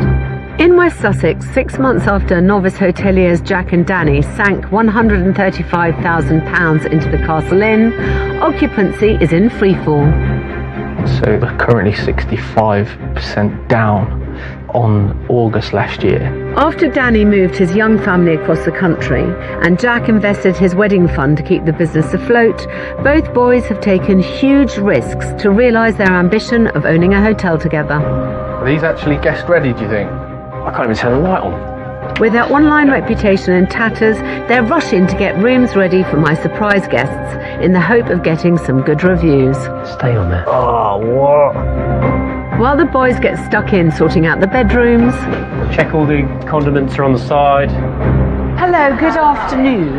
I've headed out to investigate another area they need to ensure they're making the most of. When the nights are dark and come early, it's your locals who are going to be the lifeblood of your business. I've come to the nearby tea room to get the goss on what this lot think of their village pub. Ladies, tell me what you think of the Castle Inn these days. Now, I haven't been in there for years. I live next door as well. The previous owners weren't very well liked and drove a lot of the locals away. And now they've got to rebuild that relationship. Everybody wants it to work. We want a communal space where we can all go. I think the decor at the moment, it always makes me think of like a Peckham nail bar, you know, that weird sort of art and artificial flowers. And, you know, you could get rid of that quite easily. I mean, that restaurant is not a place of glamour, is it? I'm going to work with them for the next couple of weeks, and I'm hoping that once I've done, I can tempt you guys back. Clearly, I'm not the only one that takes issue with the interior design. Thank you. If I can fix that and encourage the boys to turn on the charm, I'm convinced we can convert this community into loyal customers. Lots of villagers hate someone new taking over and are very fond of the old owners. And in fact, it's far from that here. There's an enormous desire for them to succeed, and they want the opportunity to use it. But before turning my attention to winning local hearts and minds, hello, you two. Hello. I want to understand the numbers that underpin this business beyond the £135,000 the boys spent to buy the lease. What are your overheads here per calendar month this year? So utilities, yeah, 4 to 4.5. Okay. What is the rent? 11k a month, year one. What about staffing? 30, 35. With more than £50,000 needed each month just to cover costs, the pressure is certainly on to get the tills ringing. Tell me how long you can keep going as you are. Depending on how it goes in the summer, we will struggle to make it through the winter. But we know that with a few changes to make things a bit more aesthetically pleasing over time, that we can only improve occupancy. If we had the money now just to go bang. Yes, but also just get rid of some of the for God's sake. I mean, honestly, is this what you want to be known for? What on earth makes you put up with it as it is? I think that you have to quite quickly make an absolutely positive stamp on the place. Something to show that this is under new management. I know what it takes to make a business work, and I'm worried that you're not doing it. The lack of action here is a real worry. If this business is going to survive and then thrive, we need to start making some changes and find a way to fill those rooms. This is peak money-making time. They've already missed out on May, June and most of July. Let's make sure that they don't miss out on any more. And that all starts by trying to improve the online reviews. Welcome to Bramber. Can we show you to your rooms? Follow us. I've asked my surprise guests to test drive 3 bedrooms to highlight where improvements could be made to appeal to the tourist market and hopefully boost weekend occupancy. If you need anything at all, do give us a shout. Shiva and Simon are giving their ensuite double the once over.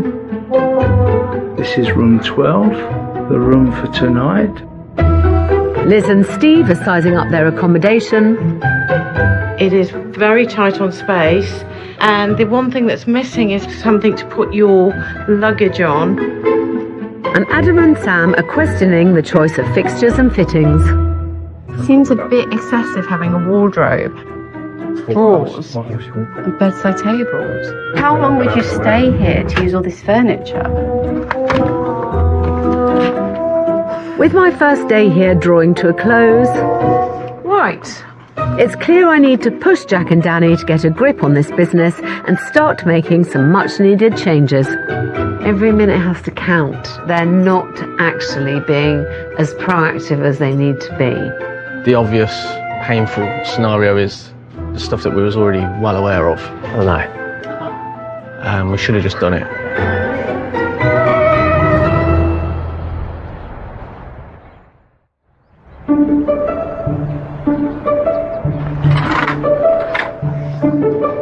Check on, chef. One full English with one of your finest poached eggs, please, Callum. It's the morning of my second day in Bramber. How was your breakfast, guys? Really nice. Is it alright, yeah? And before I check in with my guests to gather their opinions, morning, I need to decide where I think the most pressing area for improvement is, but not on an empty stomach. Hi, darling. Hello there, you've been looked after. Can I have smoked salmon and 2 poached eggs? Yeah, absolutely. Thank you. I am struggling with what to do here. Maybe if we get this front of house area right, it will encourage locals and visitors alike. There we are, smoked salmon and poached eggs. Thank you.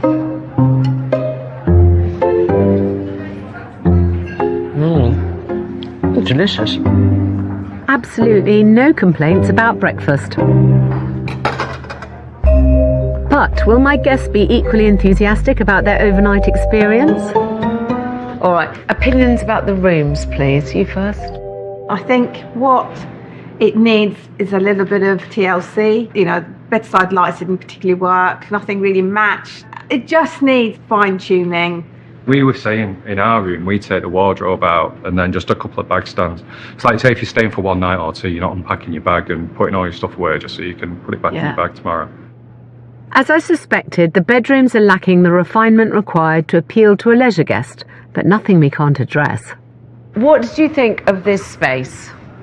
It's very wedding-y. I think it's really incongruous to the front of the building. Yeah, it's just too stark. You know, silk flowers and a few sort of dusty old ornaments that really could go in the bin. Yeah, they're going today. Don't worry. I know people have said these are like wedding chairs, these really heavy ones. We use these in mental health hospitals because then people can't throw them at you. That's a new low. Wasn't expecting that. Fair to say there's some bigger issues downstairs. If I'm going to convince these guests to post some positive reviews, this seems the sensible place to make the biggest impact. I'm going to invite you back and hopefully you'll approve of the changes and certainly you'll see a lot less fake flowers. Luckily, we've actually got each other through this because otherwise I don't think I could have took that complete pounding alone. No. With guest feedback loud and clear, it's time to stop talking and start taking action. Let's get rid of the plastic plants. Let's do it. Yeah. You got that one? God, they're so heavy. Hey, it's like at the wedding. I nearly caught them. Looking much better, isn't it? Oh, mate, love it. God, darling, there's a lot here. You could do your own little jungle corner. Risk assessment, hard hat.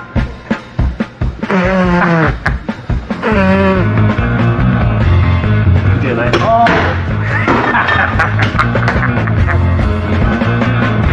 There's quite a lot of plastic here, isn't there? This is just from this room. I know, amazing. But actually, it already looks better. Stripping out the plastic plants is a great start, but it's clear we need to go further than my budget will stretch if Jack and Danny are going to move this business forward.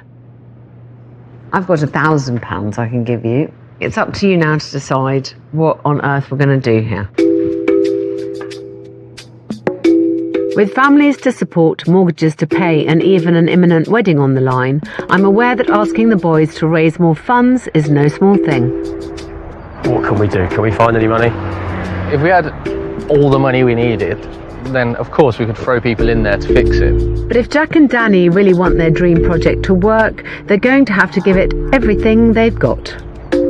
What I'm absolutely convinced about is they can't keep on just putting one foot in front of the other and hoping that something's going to change. Can we raise it? Can we get to that point? It's just how deep is the pit that you want to go into? Hello. So, what have you decided? Yeah, we're in. Yeah, we're ready for it. Good. How much do you think you can beg, borrow and steal? We're going to try and get 5k together. Good. I want to use that extra cash to inject the restaurant with the personality it's totally lacking. We will make it go as far as it possibly can. You're going to have a lovely new dining room. To bring the locals back, I want Jack and Danny to go door to door to invite the villagers in to see the changes we make together. I definitely think you should have a Meet the Owners evening. I want you front and centre of this, showing that there's a kind of fresh wind blowing through the castle in Bramber. And you think go direct to them? You know what, till you try it, you won't know. Yeah. I also want the boys to try making the seating area in the bar somewhere locals might actually want to sit. In this downstairs area, you could make it a bit more kind of pubby. You know, one area where there's a kind of little snuggy bit. Lastly, I want to boost bookings in the underperforming bedrooms. I think we need to look at dinner, bed and breakfast packages. Okay. It's a brilliant way of making sure that you try and fill some of the rooms that you're down this summer. Yeah, that's exciting. Yeah. It's been a Lovely. pleasure. Lovely. Thank you so much for Pleasure. all your help. Thank you, Alex. Pleasure. Feels like there's a bit of a plan in place and that's what we didn't have before. I'm so glad that Danny and Jack have decided to put some money in, so I've got a chance of really making that as nice as possible. Now it's a question of speed and of making decisions really quickly. All we can do is try.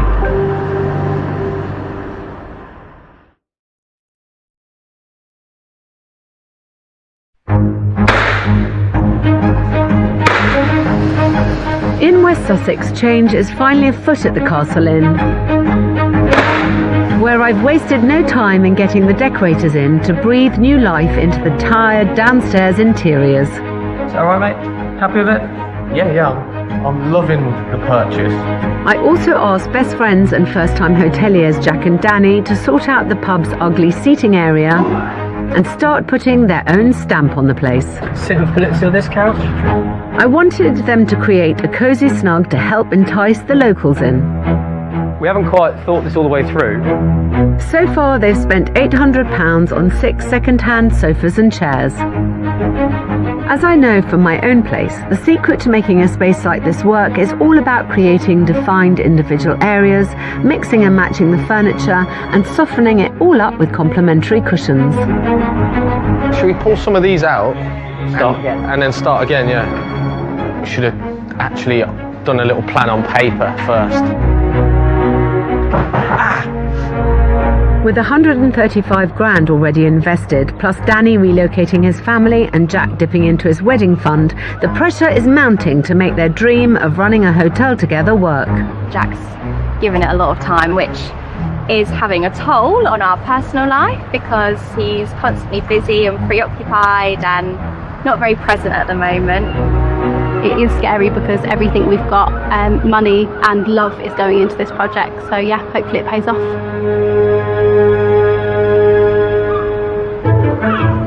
Getting more heads on beds is what the boys need to help their business survive.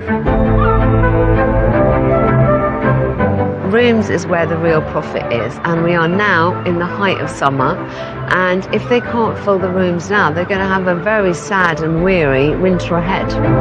So I've asked Jack and Danny to meet me in nearby Eastbourne. Hello and welcome. To show them a hotel I think could offer some inspiration for addressing the feedback my guests gave about their bedrooms. Shall we go in? Let's go and have a look. Come on in. Oh, wow. It is really simple room. There's nothing extraneous. There's not a wardrobe anywhere, you'll notice, because most people don't even bother to unpack. If you do unpack, you need a hanger and a hook. Yeah, I actually like the hanging thing, yeah. Yeah, it's cool. The main thing in your rooms is that we need to get rid of furniture. Space is what people really want and what people pay for now. Yeah, it's true. Yeah. Do you see why it's good to come here? Simplistic and clean. Yeah. But effective. Love it. Yeah? Adopting ideas from these practical but stylish spaces could help the boys better appeal to the weekend crowd without alienating their current tradesman market. Right. But filling the rooms is about far more than just interiors. You said to me that you weren't busy and that there'd been a serious decline from when you bought the hotel. So you've got to capture people's attention.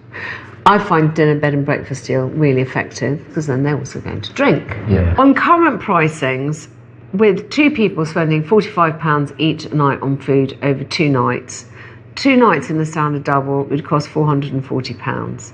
Let's suggest that you then apply a 12% discount. It means they'd be getting something for £387 that would have cost them £440. Yeah.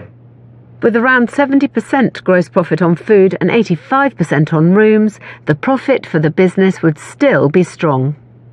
Over 2 nights, you'd make £305 before they've ever had a drink. I do like the dinner, bed and breakfast. Everybody loves knowing that end result is capped other than their drinks.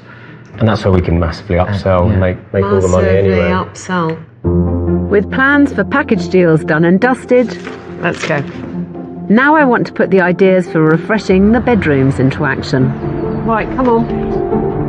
So back at the castle, it's out with the old and in with the new. As Jack has already dipped into his wedding fund, I've recruited his fiancée to help direct how that money is spent. Hi, I'm Alex. Hi, Leslie. Very nice to meet you. You've got rid of all the crap. Yes, that's what I've been up to. Yay! Natalie is clearly a woman after my own heart, and I'm keen to keep that momentum going. I've got a mini makeover that I would like to do, just to show you how different a few touches can make. Inspired by our visit to Eastbourne this morning, come on.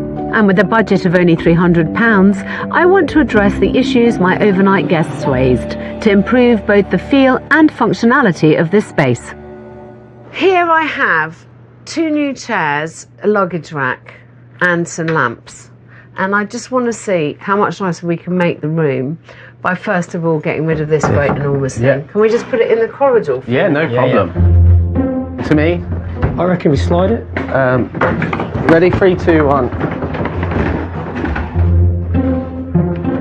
Okay, we've got chairs to assemble and a luggage rack to take out. We got the easy stuff. Quite the brass. They're proper nice heavy lampshades, darling. Yeah. The moment you go to a cheap hotel, you know it's a cheap hotel because the lights don't have heavy bases. Yeah. How are you getting on? Well, to be honest with you, I'm not very good at this kind of thing. So if I do it before you, it would just be pure fluke. And I think this is a really useful way of showing them how quickly you can change a room without much money and just with an eye to detail. It's always nice to have 2 chairs when 2 people are sharing a room so that they each have an area to put their stuff on and you never have things all in a line. Now, I think the room looks enormous. It feels like you can breathe. Previously, the array of ugly furniture made this room feel cramped and cheap. Now, there's acres of space, a more coherent look, and some classier finishing touches. Even just moving the wardrobe out, the minute you walk in, it's more inviting. The lights here now look more premium. They were 60 quid each. Chairs were 50 quid each. The luggage rack was £65 and the coat hooks were 22. Literally in 10 minutes flat and with 300 quid, we've transformed this room. Not only is the space nicer to look at, it should also offer a more enjoyable guest experience and, critically, better reviews. Well, that's 1 room done, 19 to go. With only 1 day left with the boys, I want us to finish with a bang. So we're going to need a bigger skip. Not only are my overnight guests returning to rate the changes, I also want Jack and Danny to really sell the new vision to the locals. We are going to invite them in for a relaunch party. Yeah. Let's blind them with the breadth of the ambition. Yeah, love that. I think people really like that. But all this change is worth nothing if the boys don't see an improvement in their bottom line. I really want you to try out and sell on some of these packages because 20 bedrooms are going to be the bit that make you solid money. Yeah, the rooms in this day and age are what drives it. Good. So we've got to get it sorted. Right, see you in 4 weeks. Thank you very much. Bye.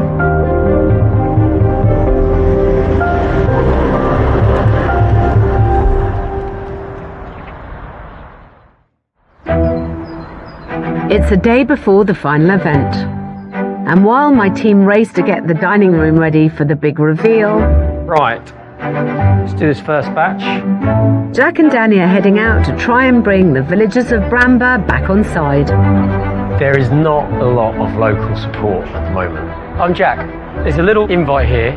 We're doing a bit of a relaunch, a rebrand of the Castle Inn Hotel. You know, that's really hard to build back up. We're fully against that. Lovely to meet you. Take care. If they can't convince the locals to give the castle another chance, the boys' dream of running the pub together could turn into a nightmare. You know, if we come out the summer into the winter months without the trade, we won't make it through. Here's a hotel treat for 2 to Carlion Bay Hotel, overlooking St Austell Bay in Cornwall. You'll indulge with dinner both nights, an afternoon tea and a round of golf. To enter for a chance to win, text STAY to 65555. Go to win on 5.com. Or post your name and phone number to STAY, PO Box 7557, Derby, DE1 0NP. Rules, winners, privacy policy and customer care at win on 5.com.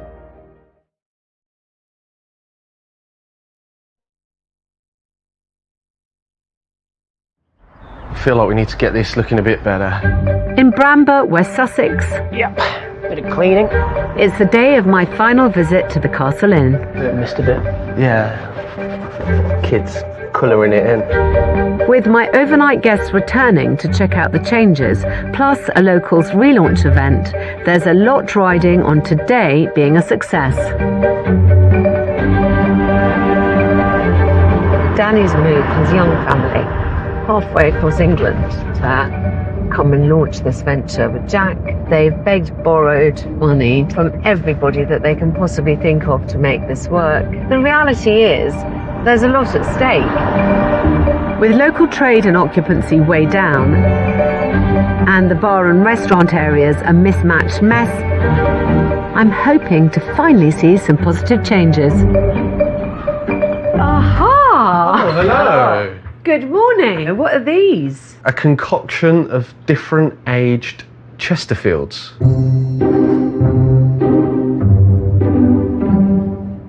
Not entirely sure that I approve. It's a bit doctor's waiting room. Not quite to my taste, but it's still an improvement on the very basic tables and chairs that were here before, so I'm going to stay optimistic. How has business been? Have you tried doing package deals? Yeah, so we put the one you suggested live. Yeah. We sold a few of those. June, we were £20,000 down on room sales alone on last year. July, we actually popped up by about £1,000 more than last year. Yeah. So that's great, thank you. Making the summer season pay is essential to surviving the winter, so I'm delighted my package deals have helped up room sales and their income. So that's all quite positive? Yes. Can I please see your lovely new dining room? You can. Indeed, yeah. I'm very, very excited. Let's go. On my first visit here, the restaurant was stark and uninviting, stuffed full of tacky plastic plants and clashing tables and chairs. Ooh, this looks lovely. Now it's a warm and inviting eating area with fresh greenery and pops of colour that bring the space to life. Are you pleased is the main thing? Yeah, I didn't know what to expect, and it's probably better. I love the colour and the panelling. We've got these lovely chairs, rechargeable table lamps. Love that. We've used your old vases, but they no longer have fake flowers in them. This is a really nice room. It had no real identity, and now you've given it a bit of life. With the downstairs interiors now delivering on the promise of the pub's charming exterior, I'm hoping these changes will help fix more than just the aesthetic appeal.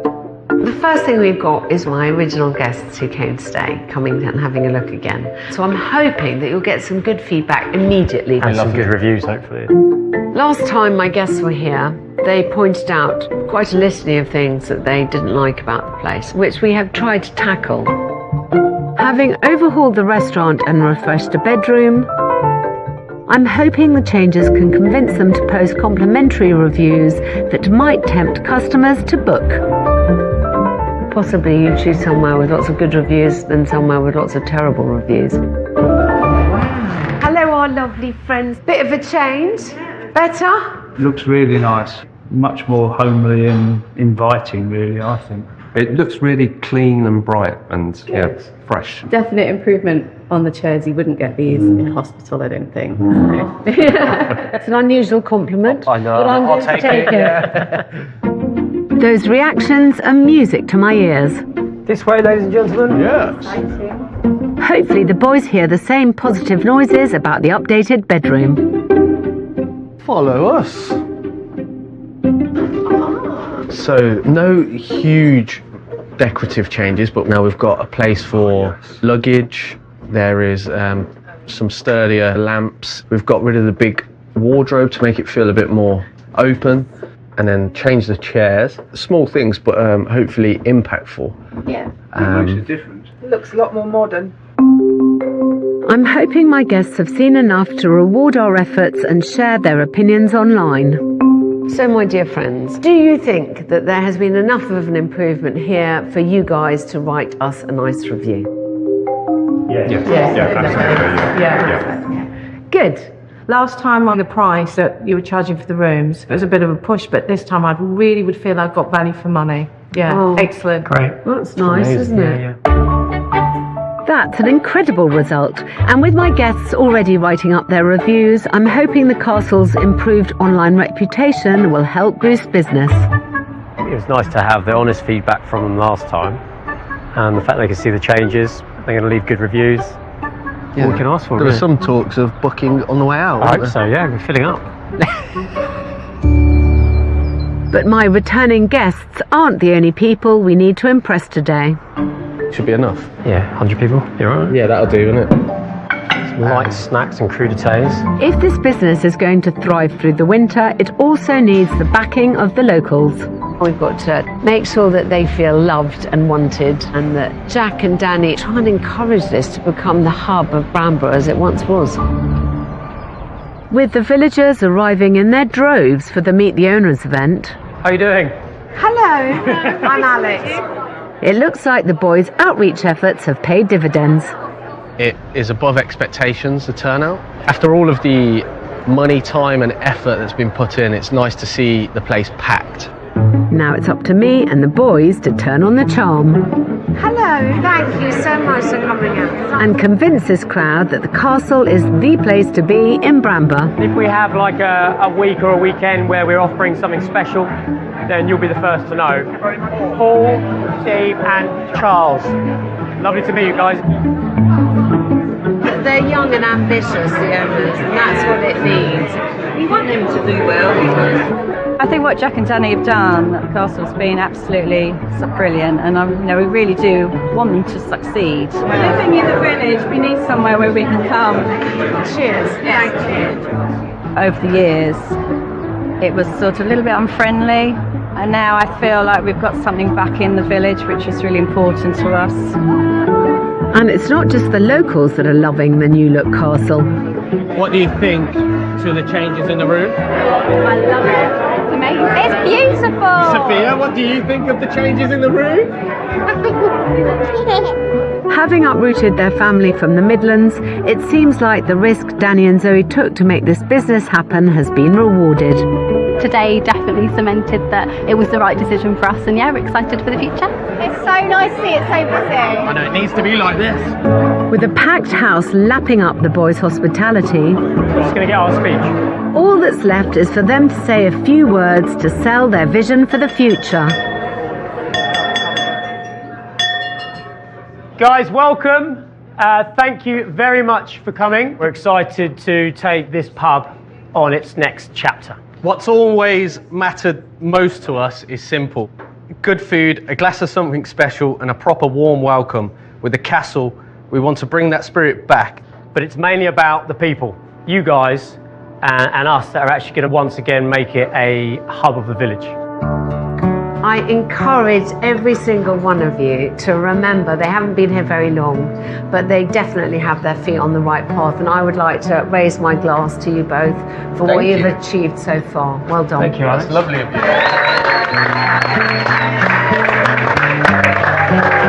That's about as satisfying a conclusion to my final day here as I could have hoped for. And while the locals eat, drink and are merry, all that's left for me to do is to say my farewells. You know what, it's been such a pleasure working with you. I've really enjoyed it. Well, thank you very much. You've helped us understand elements of the business that we had no idea about, and you've helped us kind of iron out a bit of a roadmap, really. I wish you all the best of luck. Thank you very much. Bye, darling. Thank you so much.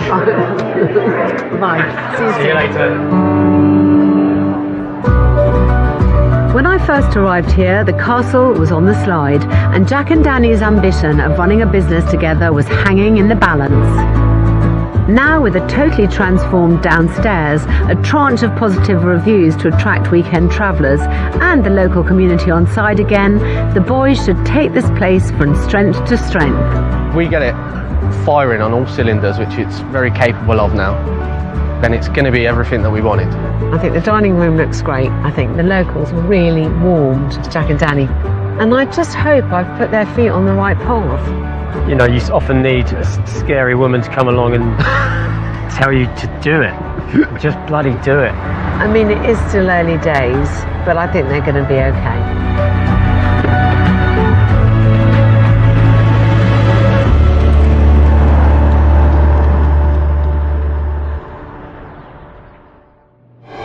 Hi Alex. Hi Alex. Hope you're well. Hope you're well. Just wanted to say thank you very much for everything you and your team have done here at the castle in Bramber. The locals have been raving about the changes, the food offering and the new decor. The vibes around the village are great. We've noticed a strong traction in repeat customers and new ones. Thank you very much for your support. Hopefully see you soon. See you soon. It's the unmissable drama everyone's talking about. Power, the downfall of Hugh Edwards, stream now on 5. We have a Dara Ó Briain double tomorrow at 9 as he looks into the secrets of the sun, without looking directly at it, of course. True crime next tonight on 5. The Wire, forensics murder. Stay with us.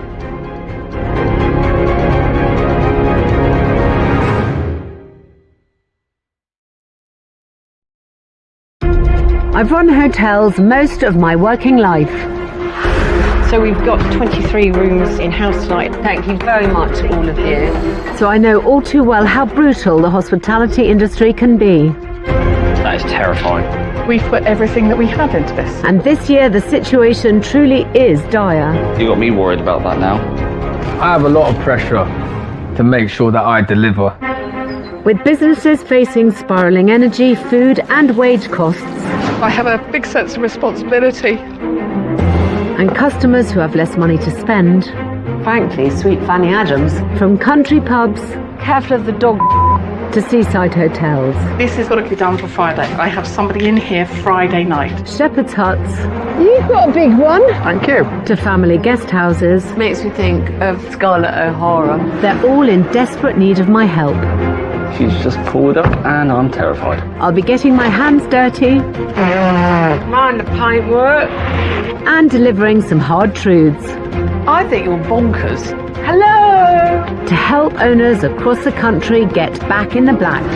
Something has got to change. You're very silent. Why? You're the expert. Before everything comes crashing down. We're just hoping we can catch it before it's too late. That is my challenge, should I choose to accept it, and I do. This time... What on earth made you think that this was something that you could do? I don't really know. I answered a call from a scared young landlord. This is your pub. You've got to lead from the front. I don't have that much competence. Who took the leap through necessity. Nobody understands I have been homeless. But is struggling to stand on his own 2 feet. I just don't think I can do it on my own. Same again? Yes, please, mate. 3 months ago, aged just 24. Hey Giles, how you doing?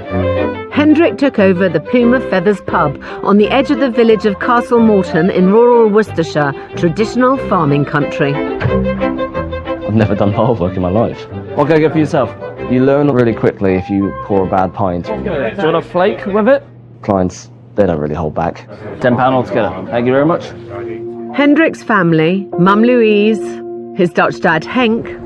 Can you fill the middle tank with water and then bring the hose back up? And his younger sister Meredith were running a 270-acre stud farm for 10 years when their life was turned upside down. We were renting this farm and we've been there for the last 10 years. However, the new owners said that we couldn't stay any longer. So all of a sudden we had 6 weeks to move 80 horses, 5 dogs, 3 cats, a parrot and a big house with nowhere to go. Essentially we were homeless. In that time, the previous landlord had enough of running the pub, and when I heard about that, I was living on my nan's floor. I saw that as an opportunity, as somewhere to live, a job. Hands down, we've got to take it. It's our only option.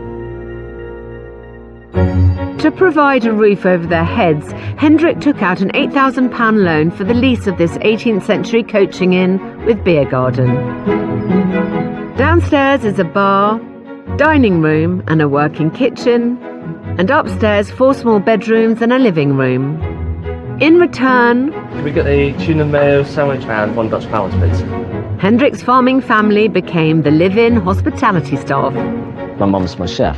My dad helps me out with running bar shifts. I can't undo these. When Hendrik took over the business, the pub hadn't opened its kitchen for 18 months. I wanted it not to be just an old boozer. Thank you very much. To help widen a narrow customer base, Louise, I'm just a mum cook, donned her apron. You rate my chilli, don't you, Neil? Yeah, very good curry, very good chilli. No complaints from me. Now that we've opened up a kitchen, there's more incentive to bring the kids and the family down. I've never worked in hospitality. think that's good. But my husband has had his own pub before. I'm sure I can pour the better pint. Well, I did 3.5 years in Sussex, and that was 1986. It's not as good a pint as this was. That's average. Average, is it now? People always think Dad is the landlord and I'm the uni bar staff. I'm fed up of people saying, can I have the manager, please? When I'm like, excuse me, I'm the landlord. But it's not just the customers who are struggling with the concept of the young landlord. I don't think of him as my boss. I mean, I'm the boss of the kitchen. Louise may run the kitchen, but it's not the life she and Henk planned. I've cleaned the ladies' loo. As you know, I don't go in the men's. I've done the men's, it they makes just me need gag. the Hoover. I'm exhausted because I also clean the pub most days as well. Andrew, I'm not having a go at you. Why are you getting so stressed? I'm not trying to make you feel bad. I do clean the pub most days. I know. And I cook and I do your accounts. It's not criticism to you. It's just working out where we're heading. Hendrik's parents have found an opportunity to continue stud farming and potentially build a house for themselves on a small plot of land they've bought, and so they want to step back from the pub. Being made out as I'm really useless here. That's not fair. Oh, don't be silly. He's got to stand on his own 2 feet and run the place. They've given Hendrik a deadline of 5 months before they stand down as the pub staff. It's given me 5 months essentially that I've got to learn to do everything on my own. I'm very scared about that deadline. It's time to grow up. The Malvern Hills in Worcestershire, a scenic landscape shaped by natural springs and famed for its historic farming routes, it's a draw for walkers and foodies alike. I am heading to a pub which is being run by a very young, very inexperienced new landlord. Close up the cellar, wipe that table. So stressed, I can't stop. I'm sweating like I've just come out of the shower. I can't wait to see how he's getting to grips with this new career. Yeah, I'm terrified right now. I think she's going to find a few things a bit disorganised, admittedly. I am. Mum, can we pay that a bit later? No, I won't be a minute. Emotional support tea. Okay, she's just pulled up and I'm terrified. Judgment Day. This is a rather nice spot. I'm not a huge fan of logoed umbrellas, but I do understand that they come as freebies. One of the biggest attractions of a country pub is its beer garden. So before I meet the landlord, I'm just going to pop my head round the back. It's an enormous space. There's a little lean-to that could probably be, well, neater. What is this banky old static caravan and some portaloos? Careful of the dog. You've got the washing line over there and another storage unit here. It's not quite the attractive country beer garden I was hoping to find. However, what a great outdoor space for families. They've got a nice children's playground. Now to meet the young landlord. Good morning. Hello there. Good morning. How are Hendrik. you? Hi, very nice to meet you. Nice to meet you. How do you do? Very nice to meet you. I mean, baby-faced is an understatement. I know people surprised at your youth. Yes, that does take people back. Most Yeah. people think I am the bar staff. Yes? Do you find that difficult somehow? Let's just say they don't take you Terribly seriously. That's the polite way of putting it. And so what is your role here, Henk? We've always worked together as a family. Right. But we had a big farm down the road here, and we always helped each other, so... What are you happy about so far, and what are you not? It would be really nice to have more families come in here to enjoy the space that we provide. So, what is that noise? That would be Solly, the pub parrot. Oh my gosh. He goes quiet when you give him a crisp. Oh, yes. There you go. Has it been what you expected? No, far from it. Far from it. And you're quite happy now being here and running the place, aren't you? Are you? Because it isn't for everybody. I don't think I've got enough experience to give you a definite answer on that one. All right, let me go and have a look around. I'll see you in a minute. See you in a mo. Hendrik's clearly not enamoured with this line of work. It is merely a solution. What I would like to do is make him more confident in himself as a boss, and quite quickly if this is going to succeed. Louise. Hello, nice Alex. to meet you. Nice to meet you. Hello, Meredith. Hi. Meredith, what do you do most of the time? I'm at uni. Oh gosh, darling, you've got a proper job. Are you paying yourselves? No, I'm only doing it to help Hendrik. I'm an accountant by trade. Are you? Yes. To step into a kitchen and to be prepared to serve a full menu is amazing. And how did you decide on the menu? We went to other pubs, saw what they were doing and seen what they were charging. We've gone a little bit lower to try and get trade. That isn't quite how it works, darling, when you're doing pricing. What's the start? It is a start, but you're 4 months in now. Pub food should make a gross profit, or GP, of at least 60%. That way, operational costs like staff and electricity are factored into the prices. If it's all right with you, I'll order a few dishes. Is there something you particularly enjoy serving? Not fish. But it's funny how many people like fish and chips. Okay, thank you. They seem extremely lackadaisical about their methodology. It's just, you know, they've picked items on a menu by going along, seeing what other people were doing, slightly undercutting some pubs. I mean, it's a little bit haphazard, you can tell that already. What can I get you? Okay, so your mother let slip that she hates doing the beer battered cod, so I'm going to order one of them. I really want to try the Dutch style ploughmans. That looks delicious. It's 2 bits of toast, lettuce, ham, Gouda cheese, and 3 fried eggs over the top. And I'm going to get a seafood salad plate. And I'll have just a half. Right, Alex has ordered 1 cod and chips because she hates me. Yep. 1 Dutch ploughmans and 1 seafood platter. Right. You can do the eggs. Okay. I'm a little bit worried to cook for Alex. Okay, seafood platter. They've eaten nearly all the smoked salmon yesterday. Now there would have been normally a lot more than that, but somebody ate it all. Dad ate more of it. Let's hope she doesn't notice. Oh, you got me worried about that now. A bit stressed.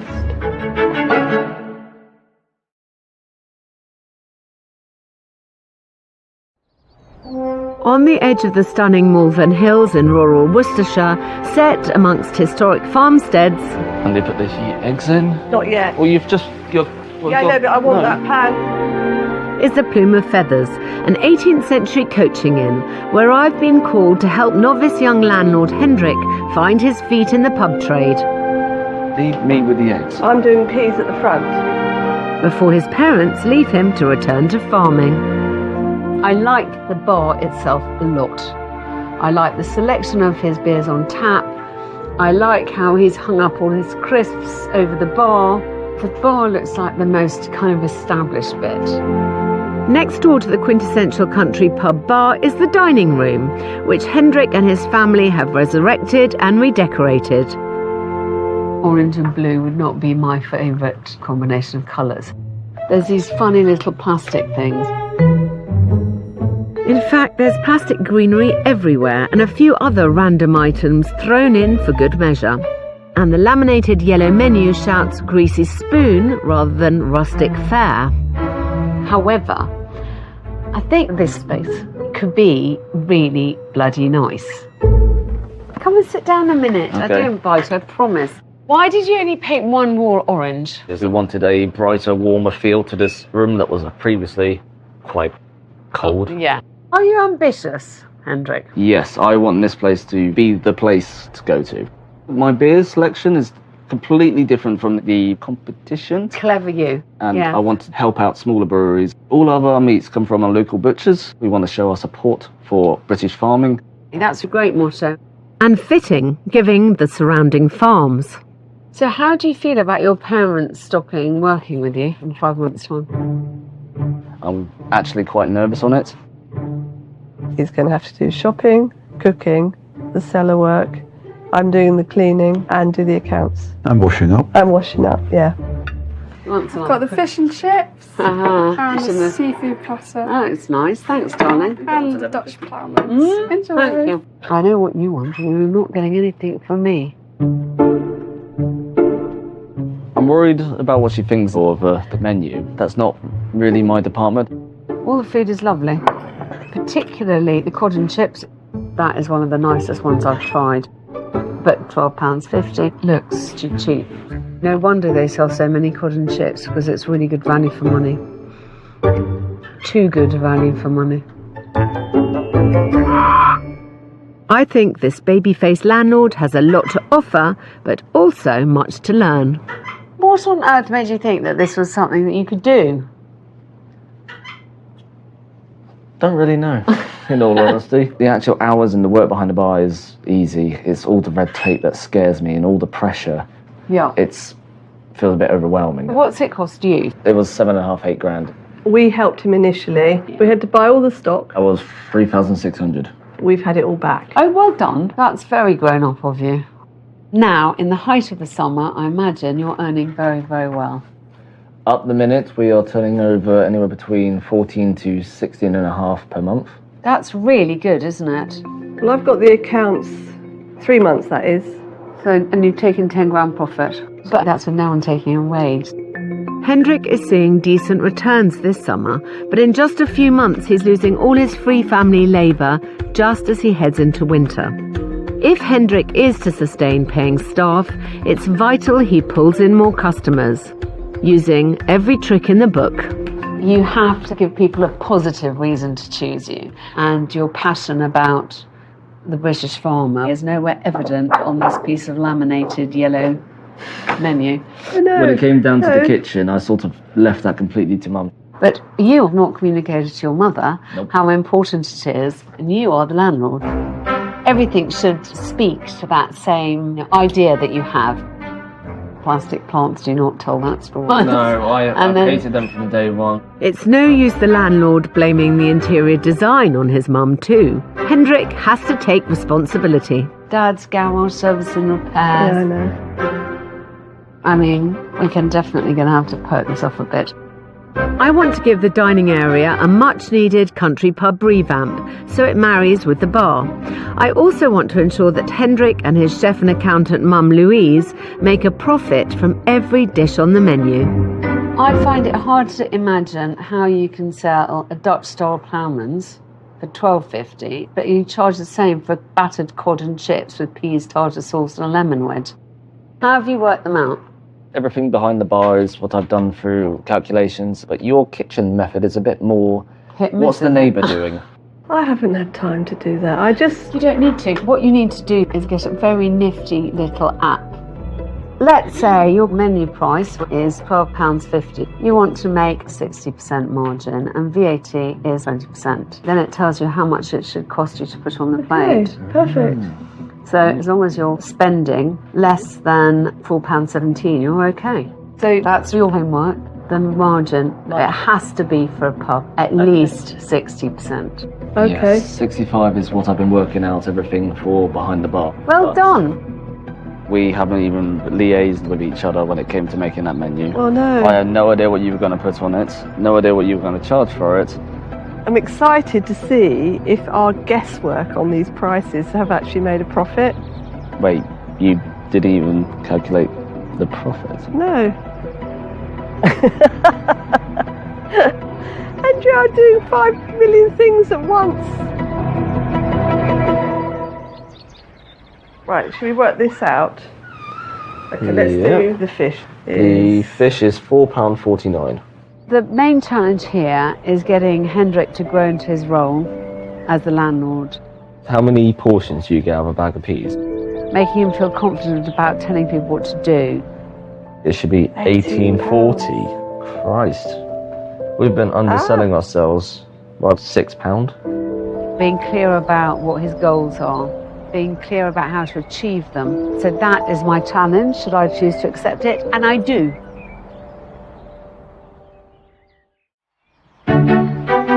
I've woken to another gorgeous summer's day. Morning. Good morning. and to a landlord who has clearly slept on my words from yesterday and, rather than leaving it to Mum, has been having some ideas about the beleaguered and unloved dining area.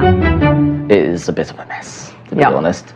But this being such a rural and farmer area, I would like to show in this room that we support British farming. Have you got any ideas about how we could do that?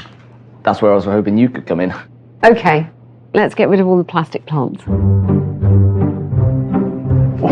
I don't think Mum will be too happy. Since moving in as a family, Mum Louise has put her stamp on the interior. I think it's time Hendrik fought back.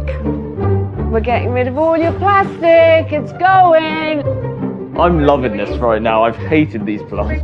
I mean, honestly. It's a beautiful walk-in. And it's not just these plastic monstrosities, it's also a haven for the dreaded knickknacks. All these things are just literally dust collectors. What have tiki heads got to do with this area? I was just trying to cheer the place yes. up. Just glad that somebody with authority came in to finally tell my mother no tiki heads in the middle of a country pub.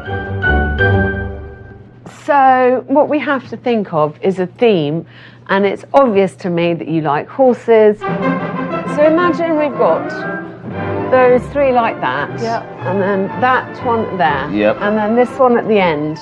You've got a whole wall of horses that actually looks like they all belong together. Small changes like this don't break the bank, and the result is the beginnings of a properly curated pub dining room. Good. There's more I'd like to do here on my return, but now I want to turn my attention to the beer garden. Come down here, darling. There are around 27,000 pubs in the UK with beer gardens, and it's no wonder, as they can increase capacity, attract customers in the good weather, provide space for events, and, if done well, create the perfect atmosphere to boost sales and encourage repeat visits, all leading to bigger profits. Unfortunately, Hendrik hasn't yet caught on. You're in this amazing landscape. Yeah, this is such an eyesore. Why is all that there and why is all this visible? Can I ask that you please put up something, shield it from view? Yeah. This is not a thing of wonderful beauty. I think you can tidy it up. Yes. I'm thinking having an outdoor bar here. That's a good idea. I like it, but we have to tidy it up. I think they should be capitalising on their garden space, and I just want to try and inspire them to make the most of it. Hendrik needs to realise what a huge asset he's sitting on and cash in on it quickly to make the most of the summer season. And to help him... Hi, Andy. How are you? You okay? To see you. I've arranged for us to visit a nearby award-winning pub. You okay? So I've brought the guys to see what a lovely garden you've got. Yeah, 4 years ago we decided to develop this area. It was just a bit of grass really in a small car park. That was a massive game changer for us. In creating the outside area, Andy increased the seating capacity by over 150%. Do you get families here? We do. On a Friday after school, we get the kids and the families. How long have you been here? I've been here since 2020. And we won Great British Pub of the Year in 2023. Well done. Yeah, very well. Yeah. And I believe that is your outside bar. Yeah, we built that ourselves for a special event. It gets really, really busy. Okay, we're going to have a look around. Is that all right? Yeah, feel free. Just look how smart this looks. Yeah, really nice. White parasols. I wanted just to show you that you can't just sit on your hands and just wait for people to come to you. You have to improve the offering, your menus. You want someone to come to you once and then think this is nice enough to come back again. Yeah. I need you to think about what you can achieve at the Plume, what it could be. I've got to say, I'm well impressed with what they've done with the outside of it. It's everything I would like my pub to grow into. Now that I've shown Hendrik how pimped up gardens can pull in punters, I want to outline my plan to show off his. I want us to have an event to relaunch your new and improved pub to a whole new load of people. Okay. I also want them to scrutinise the menu while I'm gone and clear out the dead wood. One of the reasons that you struggle in the kitchen is because you've got a lot of items on the menu. Okay. I would like you to start making some decisions about what you keep on the menu and what you keep off. Okay. Yeah. And finally, before I return, I want Hendrik to recruit a member of staff to show he's making moves towards his family stepping back. If it's going to be a valid business, I think we've got to be more professional about the help you need around it. Does this all make sense? You're very silent. Why? You're the expert. Okay, it's no good if you're not going to speak though. It's not going to... I've just got nothing else to add. You got very enthusiastic when we were at Andy's for a moment. Well, it's just nice being out and seeing something different. Yeah. But also, you know, his enthusiasm is enough to carry anybody along. It's important to try and transmit the right attitude. We're all going to do everything we can to help your business, but you have to show some answering spark, so I do expect you to make a bloody effort. When we were at the pub today, it was everything I wanted my pub to be, and then coming back to mine, it's a bit overwhelming. I don't have that much confidence, and it's been something I've had a problem with pretty much my whole life. So it's not that I don't think I can get my pub there, but I just don't think I can do it on my own.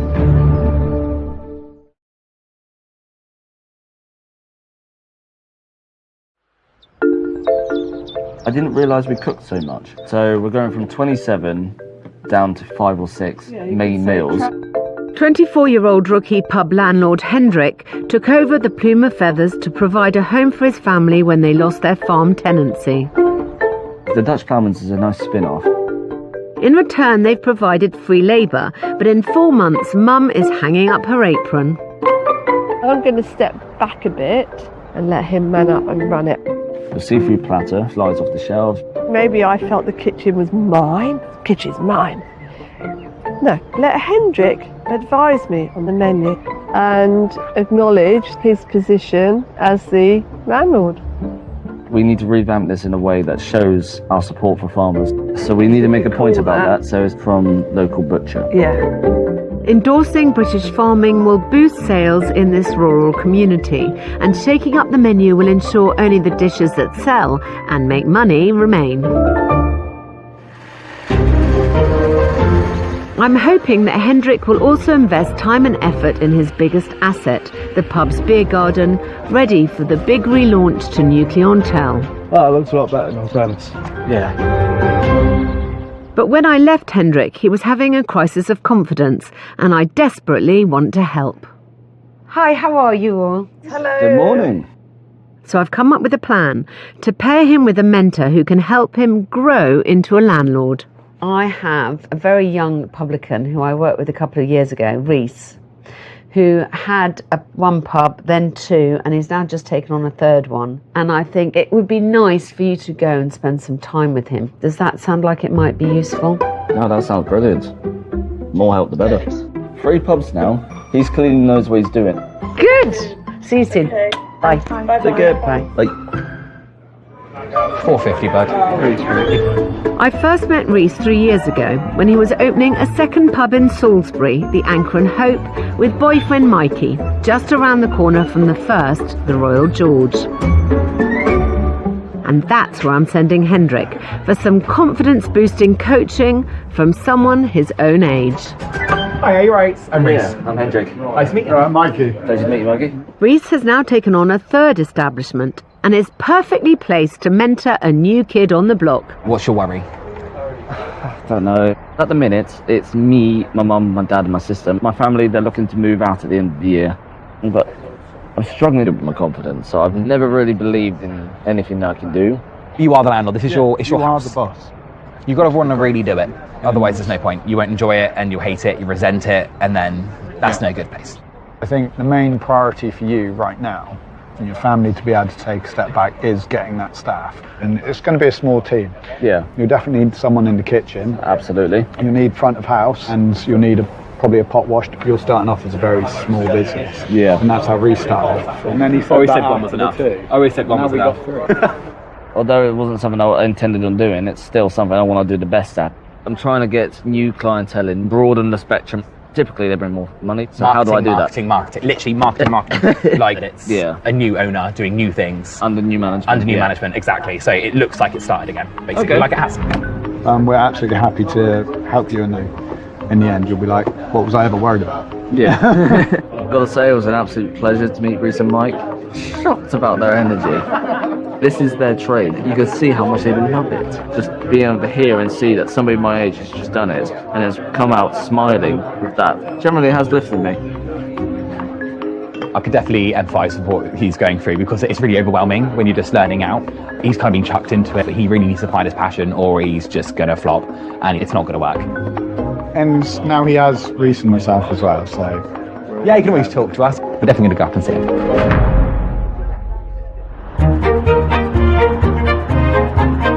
It's been 3 weeks since I was last in rural Worcestershire. I had the cunning idea of getting Hendrik to be mentored by Reese, and I'm hoping that this would bolster his confidence and motivate Hendrik to enjoy the moment and the changes that are possible there. Here we go. Gosh, look how nice it looks. Oh, and a few little flower pots. It's looking really much smarter. Aha, the man himself. Hello. Hello, how you doing? How are you? Nice to see you. Nice to see you too. How's everything going? Well, it's nice to have some jobs ticked off the list, so that has lifted spirits. So, No, I can't Yes. believe it. I've been busy. After speaking to Reese and Mike, Was it useful? very useful. They're such nice guys. Essentially- Did he have any advice for you? As long as you show confidence, that goes a lot further than you can anticipate. Yeah. The sum up was grow a spine. Something else he mentioned was about the staffing. So I have also hired a pot wash. It sounds to me like you're feeling quite in control of everything. I'm so happy because life is for living. It isn't just for enduring, is it? No. Now, would you like to see the improvements we've done? Yes, I'm longing to see it. That was a compliment and a half when she said that I was seeming more confident and now I'm taking more control again. That was a little happy moment then. Replenished outdoor bar area. That looks much better. The once messy lean-to is now a working outdoor bar and barbecue area, which we can put to good use at tomorrow's relaunch. All the walls have been repainted. Very good. All the wood's been repaired. So if you'd like to follow me around the back. Yes, I would. As you can see by the army of trucks, Oh, we're working on look. fencing it. He's certainly invested wisely, shielding off the unsightly areas with smart fencing panels. Oh, well done, darling. That is going to make such a difference. Darling, well done. You've kind of got the bit between your teeth, it feels like to me. Hendrik seems like a completely different person. He seems a lot more cheery, a bit more energetic, a bit more committed. He's grown in confidence. It shows. Now let's see if Hendrik's taken control of the menu. One page. Just one page. Oh, look at this. This is the holy grail of menus. Do you know that? I much prefer it on white. You've got your children's portions, which is such a brilliant idea. And have you done all the pricings? Yes. Okay, brilliant. Oh, we are committed to supporting our local farmers. All meats, eggs, cheeses and breads are sourced from this area. Perfect.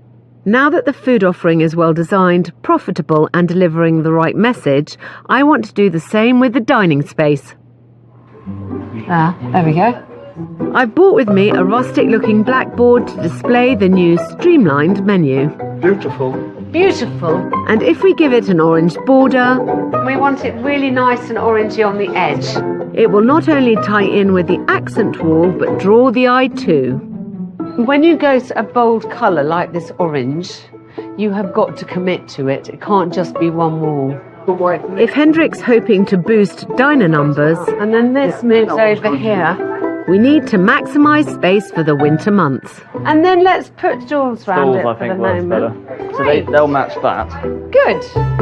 And although it wouldn't have been my choice, I've also embraced the orange and splashed out on cushions to give it a more curated, cosy and comfy feel. Oh, that's good colour. Take notes, Mum. With just a bit of tidying up, some clever rearranging and a few relevant accessories, the dining area now feels bigger, brighter and shouts country pub. Although I've just spotted one rogue item.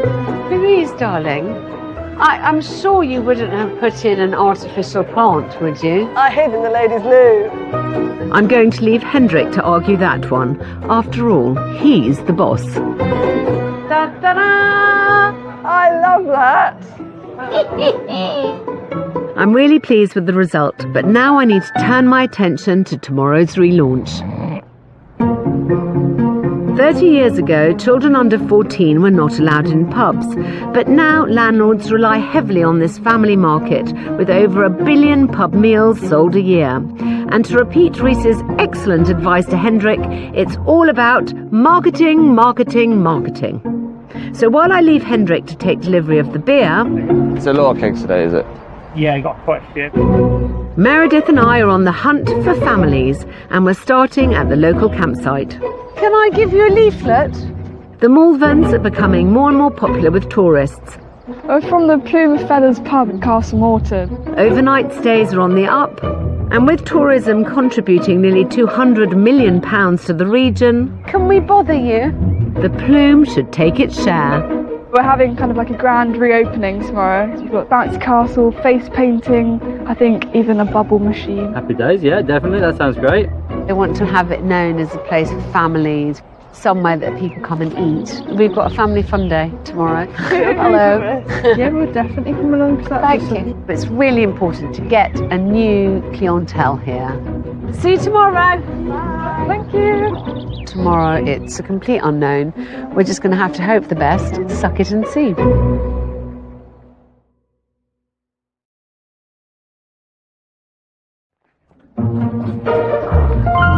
It's the big family fun event day to relaunch the pub to new clientele. This is the first time that they're doing a family-friendly event. Word tends to spread, and if they get a good reputation for food and for friendliness, I'm pretty sure they'll have some regular trade, which is exactly what Hendrik needs. See you in a minute. See you in a minute. I also want to use today to secretly test Hendrik's managerial skills. He'll be back in a minute. The event opens at noon, so preparations need to run like clockwork. Hello. Morning. Does the barbecue need... Is it a gas barbie? Yes, they haven't even turned it on yet. Somebody has to get a gas bottle. I mean, I'm not saying that this is last minute or anything, but it's already 10:30. I know. So... The garden is looking good, with a new sale up for shade and shelter and reclaimed tables and chairs to increase capacity. But there's no sign of the landlord and no gas or meat for the barbecue. Hello. Yeah, hi, Joe. It's going to be before 12, unless you want a bit over together. The burgers were meant to be here before 12, and it's not working out like that, so I've got to go and get them. When I have an event on, it's like a military operation. They haven't tested the barbecue, they don't have the gas bottle, the meat hasn't arrived yet. Hendrik has gone to do something about his car. We've got an hour before people are supposed to start arriving. I mean, you know, I've never yet in my life hoped that people don't arrive, but this might be the first occasion. Luckily, I've organised for some highly experienced hands to help. Hello, my friends. Hi. Reese and Mikey. It's all hands on deck. Absolutely. Ready to get stuck in. Follow me. Let's This go. way. Let's see what we can do. Right. Go. We've got 10 minutes till we're starting. There's already people in the car park. I feel slightly hysterical. I'm bloody glad that Mike and Reese are here to help. This bloody fridge and it's bloody beeping. Got a bit close to the knuckle. It's a bit late. Come on, can you come? The burgers have finally arrived, just as hungry families are piling in. There's the gas. Today is a managerial test for Hendrik, and currently he's scoring very low. I think I need to remind him who's boss. This is your pub. You've got to lead from the front. Yeah. Oh, El General, what are your orders? The good news is our flyers have done the job, and for the first time in a long time, the Plume is welcoming in a whole new clientele of families. All the drinks are at the bar though, on the inside. Thank you, that's great. Yeah, sure, little one. It's all yeah. The bar is going great guns. That's free, my love. And there are queues for the hot dogs and burgers. It's lovely here. It's really nice. Did you know the pub before? We've driven past so many times, but never popped in. Do you think that this might encourage you to stop another time? 100%, yeah. It's brilliant, isn't it? It's put the pub back on the map. Thank you very much for coming. I'm really Thank glad you you for did. having Unanimously, it's agreed that this has been a success and that people who are here will come back again. I think they are pushing at an open door. Are you pleased with how it's going? It's just everything I wanted it to be. New clientele, big event, everybody enjoying it, a whole team knowing what to do. Oh, darling, Thank you enough. I'm good, darling, but you see, it is possible. Just remember that you are the boss, yeah? Thank you so much, Alex. Pleasure. Thank you so much. This wasn't something that I thought I would ever see myself doing, taking on a pub and being my own boss. Alex has given me the tools to help with that. Everyone loves it here. You know, today was all about families, and this is something you really want to encourage. So you want a database of mums and kids. So next time you do a kind of like Mad Hatter's Tea Party or a summer fete, you have people that you can contact and say, please come with your children. I'm quite excited by it. However, I have got some pointers from my undercover managerial test. Your preparation was shocking. You are il generalissimo, and you have to say, you're doing this, you're doing this, you're doing... In every event like this, preparation is absolutely key. Hendrik has learnt so much, and I'm certain he'll go from strength to strength. Meredith is going back to uni, and your parents are leaving you to live their own lives. I have great faith in you. You're cool? Yes? I feel pretty good. Yeah, I'm feeling a bit more confident. Yeah, and you're confident that you can do it without me and Dad? Yeah. Yeah? I think you've come a lot further than I thought you were going to. I wish you all the luck in the world. Thank you. Thank you very much, Alex. See you. Bye-bye.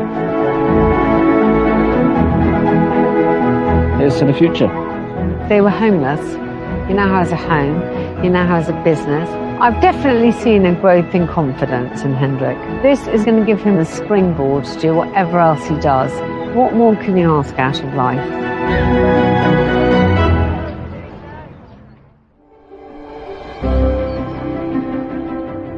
Hey Alex, how you doing? Thank you so much for all your help. It's been a real big learning curve, stepping up into the role of publican. I feel a lot more confident now. Since you left us, we've had a few more events and we've had the locals well impressed with the newly decorated dining room along with the new menu. Mum and Dad have actually gone on holiday to Sicily. They definitely needed that holiday. Thank you very much for what you've done to the proof. We had a fantastic summer and Hendrik is doing very well. But I'm also very grateful not to be there now.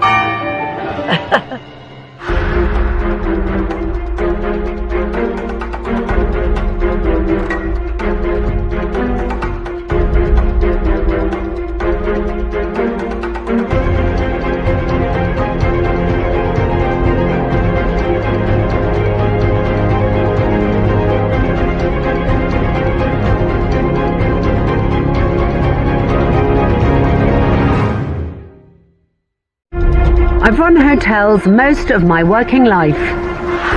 So we've got 23 rooms in-house tonight. Thank you very much, all of you. So I know all too well how brutal the hospitality industry can be. That is terrifying. We've put everything that we have into this. And this year the situation truly is dire. You got me worried about that now. I have a lot of pressure to make sure that I deliver. With businesses facing spiralling energy, food and wage costs. I have a big sense of responsibility. And customers who have less money to spend. Frankly, sweet Fanny Adams. From country pubs, careful of the dog, to seaside hotels. This has got to be done for Friday. I have somebody in here Friday night. Shepherd's huts. You've got a big one. Thank you. To family guest houses. Makes me think of Scarlett O'Hara. They're all in desperate need of my help. She's just pulled up and I'm terrified. I'll be getting my hands dirty. Mind the paint work. And delivering some hard truths. I think you're bonkers. Hello! to help owners across the country get back in the black. Something has got to change. You're very silent. Why? You're the expert. Before everything comes crashing down. We're just hoping we can catch it before it's too late. That is my challenge, should I choose to accept it, and I do. This time, terror, horror. I'm all at sea, I've been up all night throwing up. trying to rescue a portside pub from sinking without a trace. They've got no customers. Spend the time tidying up. And with owners wading through mountains of debt, It's about 50,000. have they sounded the alarm when it's already too late? I mean, I just want to know, have you given up already? On the south coast of England is the ocean city of Southampton. It was from here that Titanic set sail in 1912. Now it's the UK's busiest cruise port, with 85% of the country's cruise ships departing from here. Commanding a prime location opposite one of the ferry terminals is the Platform Tavern. This is Mission Control. This is the bar. It's a small Mission Control, but it works. For almost 30 years, landlord Stuart has been at the helm of this drinking establishment that has stood here since 1873. In every man's heart, he was his own pub, and I thought I'd give it a go, and I just relished it. Thank you. Former graphic designer Stuart lives above the pub, which he shares with his 8-year-old daughter Imelda. She stays there 3 times a week. She keeps me young. As does his wardrobe. This is my bedroom. All my famous loud shirts that I wear in the pub. I'm infamous for my loud shirts. My daughter's favourite shirt is my Quack Quack shirt. And in this pub, loud shirts and sometimes loud music is the order of the day. When you come round again here, this is our kind of like stage area. Live music is what we're really known for. And we've had some pretty epic nights in here, and it's good fun. It's very good fun. Jeremy is Stuart's right-hand man, a former Southampton student who first worked at the pub in 2015. I did my first couple months at uni and thought, I need a job. And I'd walked in and took my CV in. And as soon as I walked in, I thought, oh, actually, this is a lot nicer than kind of like a hidden gem sort of thing. A hidden gem that was also making decent money. Yeah, I think my best year to date was 2015. Okay. I think we made 50,000 that year, you know, by far the best year we've ever had. But the honeymoon period of 2015 came to an end. Another one bites the dust, as they say. His marriage ended, and then a devastating fire tore through the pub. Terror. Horror. Look at the blinds there. Yeah. One minute you've got a pub that's open and thriving, and the next minute it's closed and it's just everything's is black. In the early hours of the 5th of October 2023, Stuart was awoken by a call to say a fire had broken out in the tavern. I think if the fire brigade had turned up maybe 10, 15 minutes later, the whole pub would have gone. The platform survived the fire, but now faces the heat of spiralling debt. The pub itself, the business, had quite a few debts. We couldn't pay those debts. And I found myself in a position where I had to fold the business. And I needed someone to come in and set up a new business and just employ me as a living landlord, basically. If you look at this quarter, we're negative 12 grand. Really? Yep. From cutting his teeth washing pots as a student, Jeremy was about to take on a bigger role in the running of the pub. I knew Jeremy, he'd worked here a number of times before, and so I gave him a call and asked him if he wanted the opportunity to come back and set up a new business here and get the platform back on its ground again. Together, Stuart and Jeremy have fought to stave off the tavern's execution. Stuart still owns the building. Essentially, he's the landlord. I pay him rent every month. and I also employ him on a salary. But the money worries in this pub are really mounting up.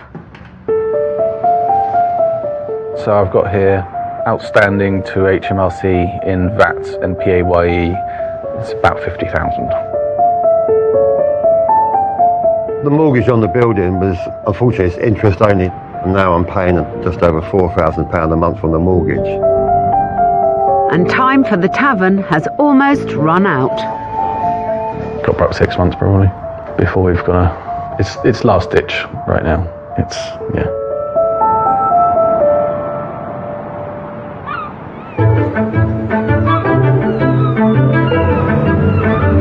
Southampton is noted for its cruise industry. It means that there's this incredible influx of visitors, both local and international, and so I'm expecting it to be a really vibrant scene. I always love a new project, and I love a pub, so I'm feeling pretty upbeat this morning. Hopefully my hosts share my enthusiasm. Been sick as well, yeah? I've been up all night throwing up.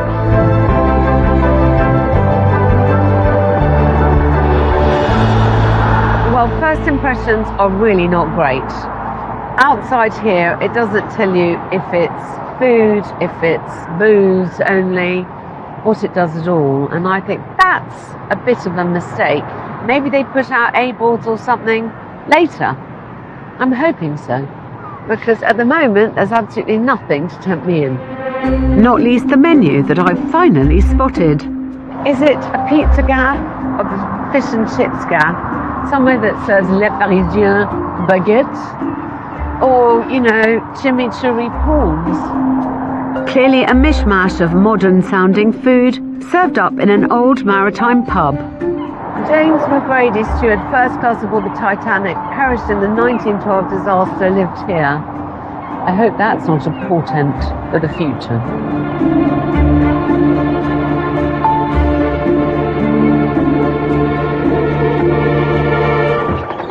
Hi, morning. Morning. Stuart. Hello, pleased to meet you. Hello, very nice to meet you. Jeremy. Hi, Alex. Nice to meet you. So who does what round here? So I run most of the business side of things, and I'm the second chef as well. And is the food side busy? No. Fine.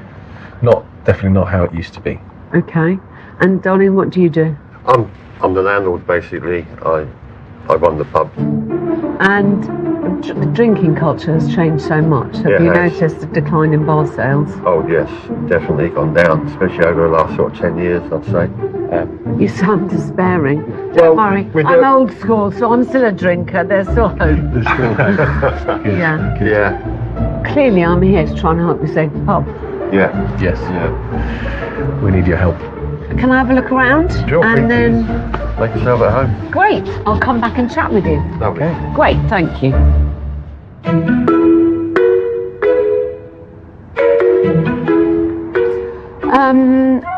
I mean, it's a little bit odd.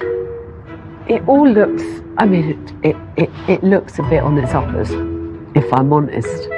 It just feels like somewhere that probably looks better after dark.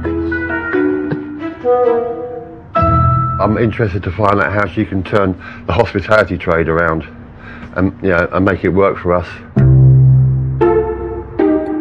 I'm struggling to find out what the tavern's USP really is. The lost Titanic being towed out of Belfast Harbour. Partial list of the saved. One thing that does need saving in this pub is the levels of cleanliness. A filthy kettle, a whole load of kind of condiments. You know, put the ketchup and mayonnaise in the fridge occasionally. You know, clean the kettle. Look at the state of the kettle. I mean, I wouldn't want a cup of tea, thank you very much. No. You know, they've got no customers. Spend the time tidying up. It kind of smacks of defeat, is what I don't like about it. I mean, go down by all means, but go down fighting.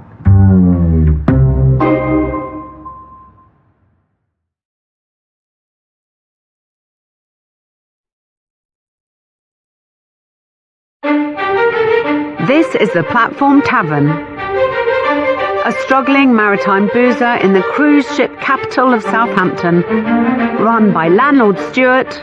I don't want to see the platform die, and none of my customers want to see it die. And ex-Southampton uni student Jeremy. So I just kind of plunged into it. I had no idea what I was doing. But with debts going up and customer numbers down, the tavern's future is in grave danger. In your last full financial year, what was your turnover? 502,000. Okay, and did you make a profit? No. So it was minus? £55,577. How much of a mortgage do you owe? About 280 now. I owe the mortgage company 27,000 in arrears. Yeah. And now they're threatening to sell the pub at auction to get their money. It's a big load to bear, so at times having to, well, it's a quite big responsibility, and it's only getting worse. And yeah, I don't really know how to turn things around. I feel like they've really had the stuffing knocked out of them. They feel very piano, as you would say in Italian, which means that they're just quite subdued. I think it's been a bit searing. Obviously, this threat hanging over their head is immediate and terminal. To get the tills ringing again at the tavern, I need to find out which customer base they need to land. Last year, Southampton handled 3 million cruising customers. Could this be a captive market, or local workers looking for lunch? Hi, yeah, we'd love a table for two for lunch, please. Which market do Stuart and Jeremy need to reel in? You know, not for the first time, I'm importing a whole load of people to come and try out the pub for me.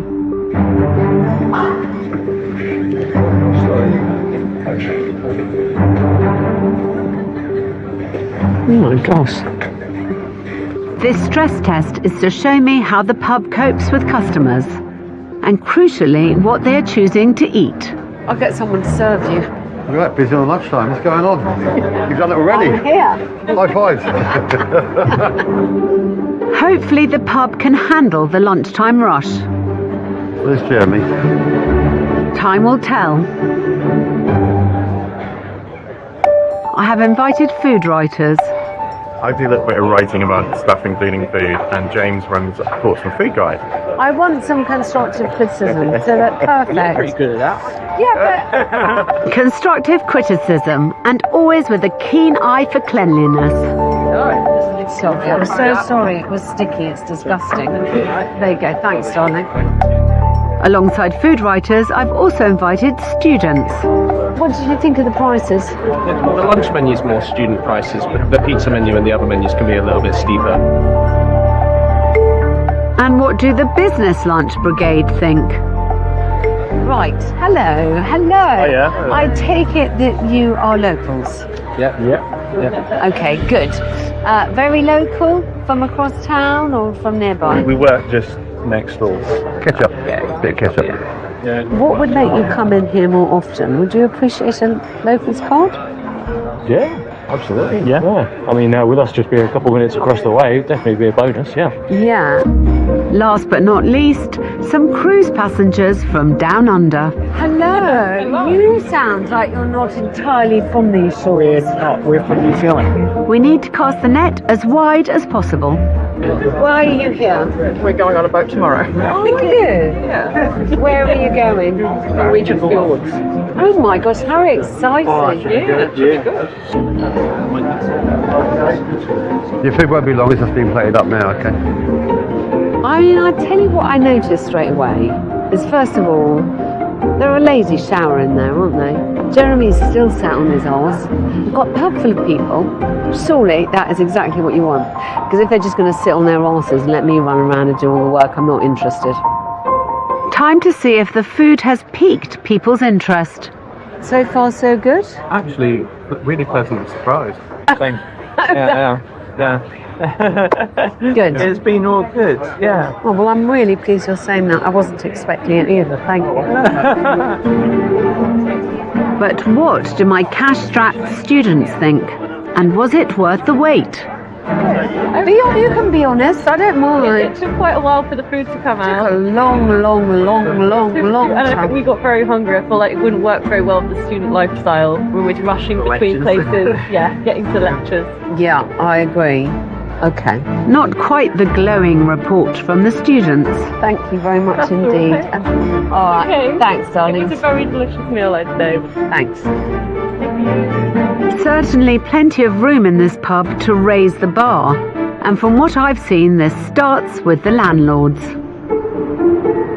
I suppose I want to know whether you guys have still got some vim and vigour and energy and enthusiasm, because that was slightly lacking to my mind today. This is a hospitality industry. You had quite a few people in the pub. I didn't see either of you kind of leaping forward to energetically welcome them with a big smiling face. And I feel like there's just loads of really basic things that you guys just have gone completely blind to. I mean, I just want to know, have you given up already? Fair enough. Well, do you have an... Am I... You know, why? Why is it like that? Why is it like this? I haven't really got a good answer for you. Feels like you guys have already thought, well, this is a done deal, and actually, it. You know, you've still got to fight, and just turning up and opening the door every day isn't fighting. It's just accepting the inevitable. And my example is always like it's turning around the Titanic. It's slow, but it's got to. So that's why it's got to start immediately. Yeah. I think we need a bit of encouragement and like a bit of a reality check, like this, to because you're right. I think we've become a bit defeated. Well, no. I mean, we want to turn the business around, and we're willing to change anything. We have to change. I feel like I'm just fighting to keep afloat, and I don't feel like I can. There's like you know. But you're not doing anything different, No, darling. I know, Think out. Yeah. You know, sitting here waiting for customers is not the way to be successful. Plaster off. Time to start applying some kind of bandage. So the first thing is, have a good look around, clean yourselves up. Yeah. Second thing is, start thinking about the menu. Every single person wants either a meal deal or, you know, would love a discount card. Let's just be a bit more thoughtful about what it is we're offering and how we're offering it. By the time I come back, I want to see a very different place. Okay. I think Jeremy and Stuart both looked a bit stunned, but I think what I was pointing out was kind of undeniable. I feel like they're not terribly enthusiastic, proactive, energetic. It was fair. Did expect it. We should have done a lot more before she came. We've taken on board everything she said, and we definitely need to get our mojo back and, you know, and try to get customers in through the door and come up with some fresh ideas. So I think actually they've lost confidence in their product and in the project as a whole. Yeah, it's finding the right market and the right people.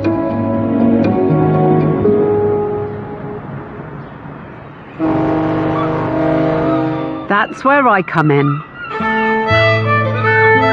Southampton has a Titanic-sized cruise industry worth £2.5 billion annually, a market they should be tapping into. Before I leave, I'm meeting up with Gemma from Go Southampton, an organisation that helps business in the city. Tell me everything I need to know about Southampton and the type of tourism that comes here. We have 3 million cruise passengers come in every year, and it's only getting stronger. It's a thriving industry for the city. What are people looking for when they come off a ship? They want that quintessential British experience, fish and chips, pint poured at the pub, those kind of things that really make them feel like they've got the culture.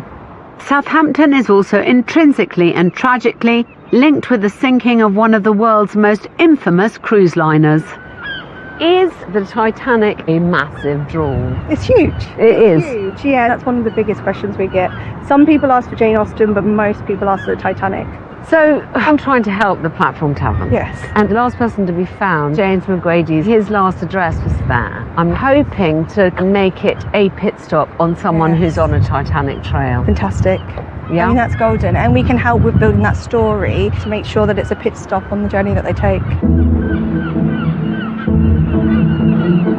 We have to hit the kind of Titanic point. I mean, that's why lots of people come to Southampton, and we ignore that at our peril. I think we just have to actually go out and start talking to people and making sure that we remind people that the Platform Tavern is there.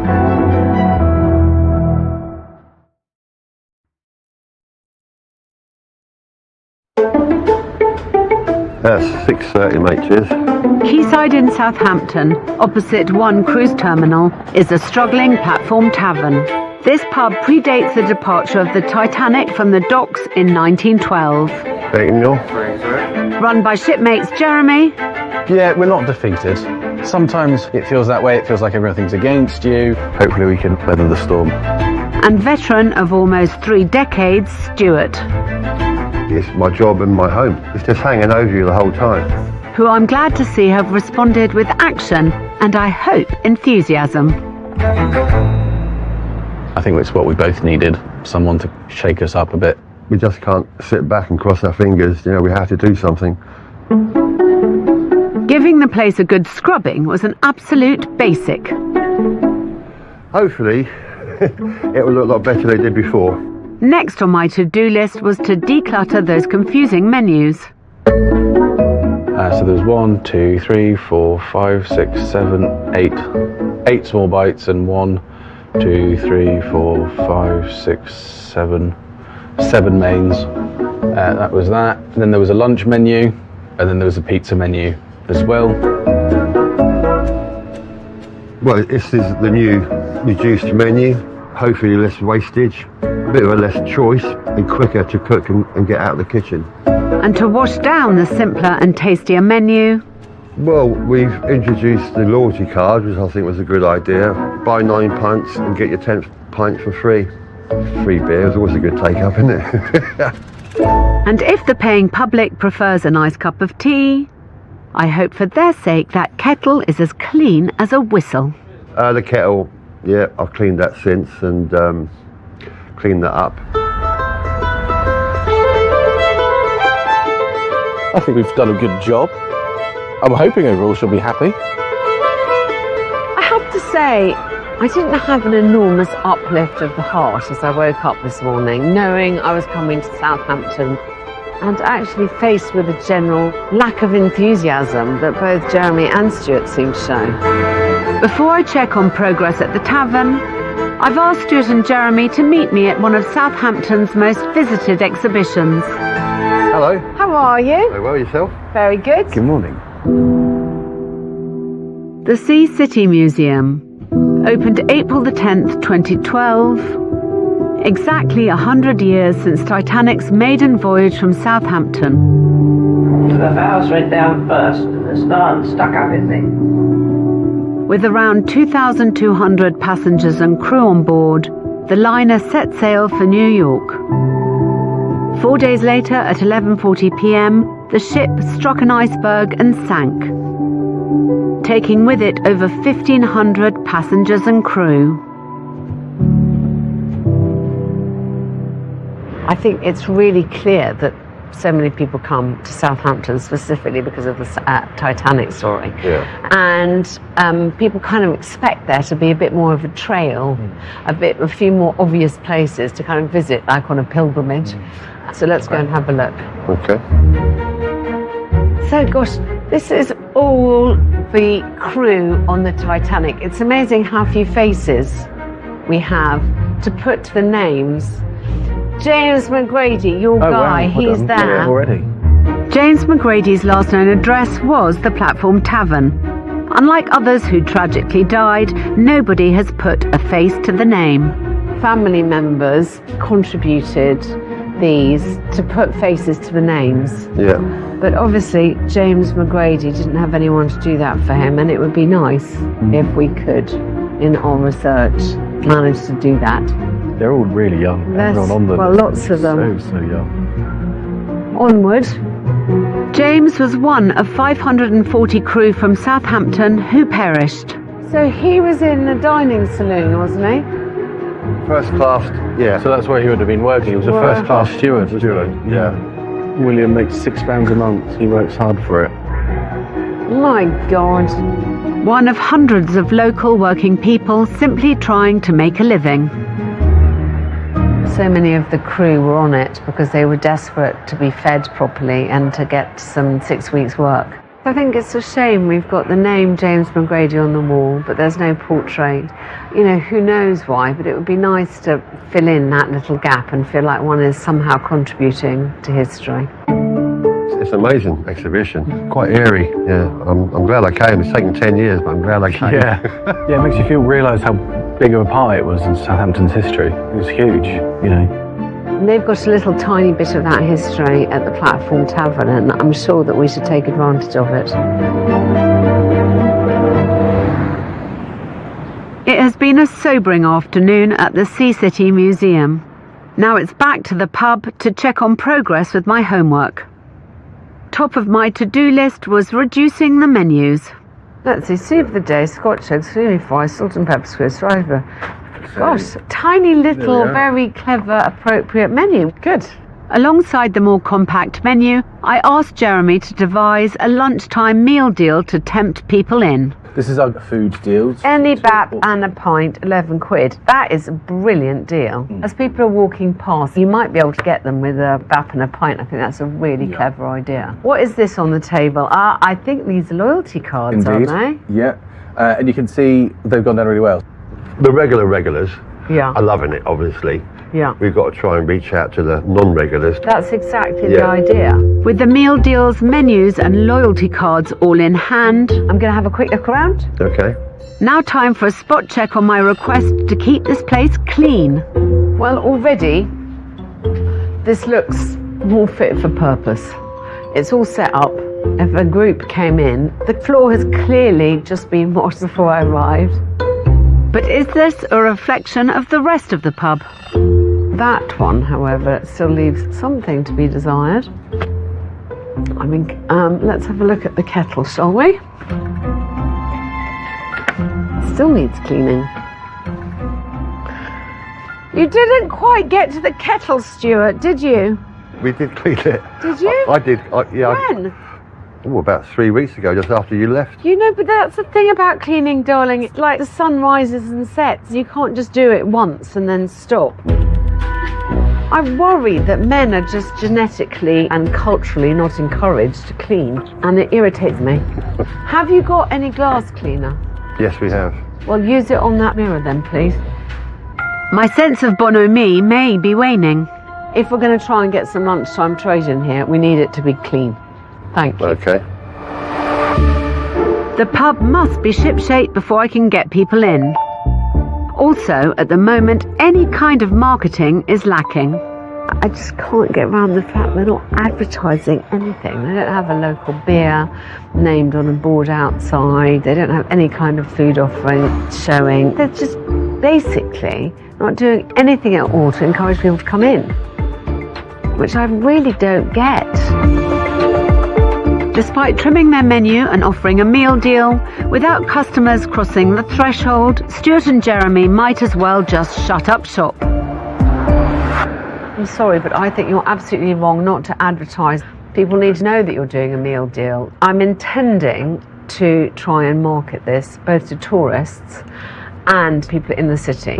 I want Stuart and Jeremy to create a leaflet that I can use to drum up business. It needs to be all singing or dancing. Yeah. Okay. Flyers for the pub could be a fantastic way to get punters through the door. Pint and a bap. Don't know why it's made it so bloody small. This is doing my head in. While the boys have been busy with their flyer, I've been doing my own detective work around their connections to the Titanic, and I have found some useful bits. I have a few bits of Titanic-y memorabilia, which I think should go up on the wall. Fantastic. We've got, most importantly, is the tavern as it was back in the day. That's a lovely old photograph. I've Showing seen a that a sign number for of good times. rooms, which is where Good- James good beds, actually. James Good McGrady would have stayed. And I'm also delighted to have found a portrait of the man who once stayed here. Then we have the all-important portrait of Mr. McGrady. Oh, you found one? Yeah, it's amazing. This simple but powerful picture is to become the centerpiece of a wall in the tavern that commemorates the Titanic. And they say even a stopped clock tells the right time twice a day. So, I have another idea for theirs. So, I'm going to leave you to put up this. Yeah. As your clock is already stopped, do you not think that we could also put the hands for time, the Titanic struck the It's a iceberg? fantastic idea. Yeah? Shouting about the pub's connections to the Titanic is really key if we're to get tourists through the door. With Stuart on clock watch, it's up to Jeremy and I to drum up some trade with the flyers for the pub's lunchtime deals. Fantastic. Lovely. Thank you. Okay, have fun. Time for some old-fashioned but very direct marketing. This may be low-tech tactics in a modern digital world, but meeting and greeting people can often reap rewards. Platform Tavern live music, lunchtime offers, 2-for-1 pizzas, friendly service. Hey, folks. Just wanted to give you a leaflet to my pub. Excuse me, can I just for a pint, a glass of wine, and a BAP? Can I give you one of them? You can. Thank you, sir. She's run off ahead. I couldn't keep up. I don't know where she gets the energy from. Can I give you one of those for our pub? Come on, Jeremy, I'm winning.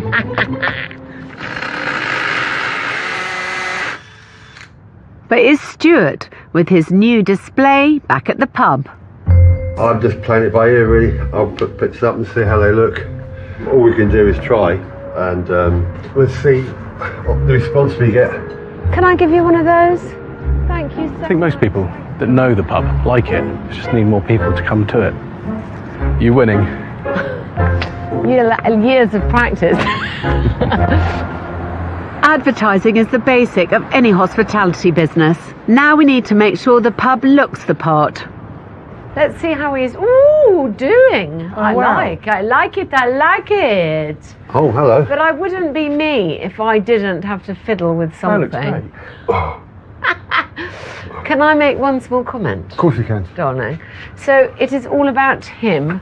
Yeah. So can we swap them round? Yeah. Go on, you do that.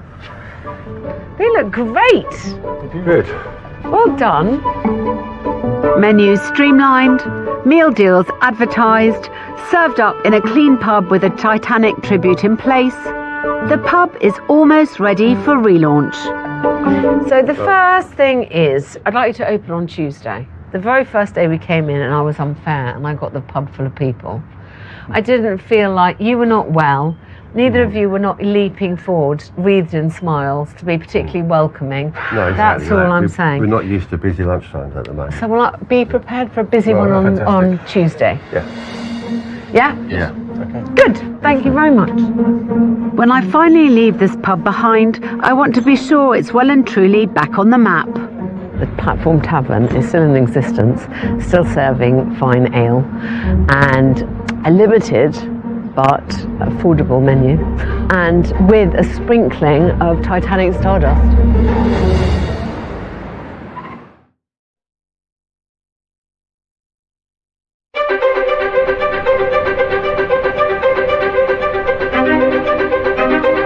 In Southampton, down by the docks, is the Platform Tavern, where my voyage to help save it is almost completed. This has been a very, very tough nut to crack. General kind of lack of enthusiasm and energy has been quite a sap on me. Feeling better? Cold's all gone? Jeremy runs the business with landlord Stuart. I'm always quite positive. You have to be quite positive. Especially if you're a landlord, you can't stand there moaning about things. It's your job to listen to other people moaning about things. What I would like to get out of today is to show them that there is a market, there are clients for what they're offering. You know, the slimmed down menu, the loyalty card, the Titanic theme, you know, all of these things should help to rebuild their following. Stuart, Jeremy. Hello. How are you, sir? Very well. Hello. How you doing? I'm encouraged to see the pub already showing positive signs. Very nice. What's on the other side? What? November meal deals. Yeah, that's about the beers we have on, and that's about the food. Can I take that out? Yeah, take it out, yeah. It's a bit heavy. It's all right. Can I go out this way? Yeah, sure. We get out there now. Thanks, darling. Okay.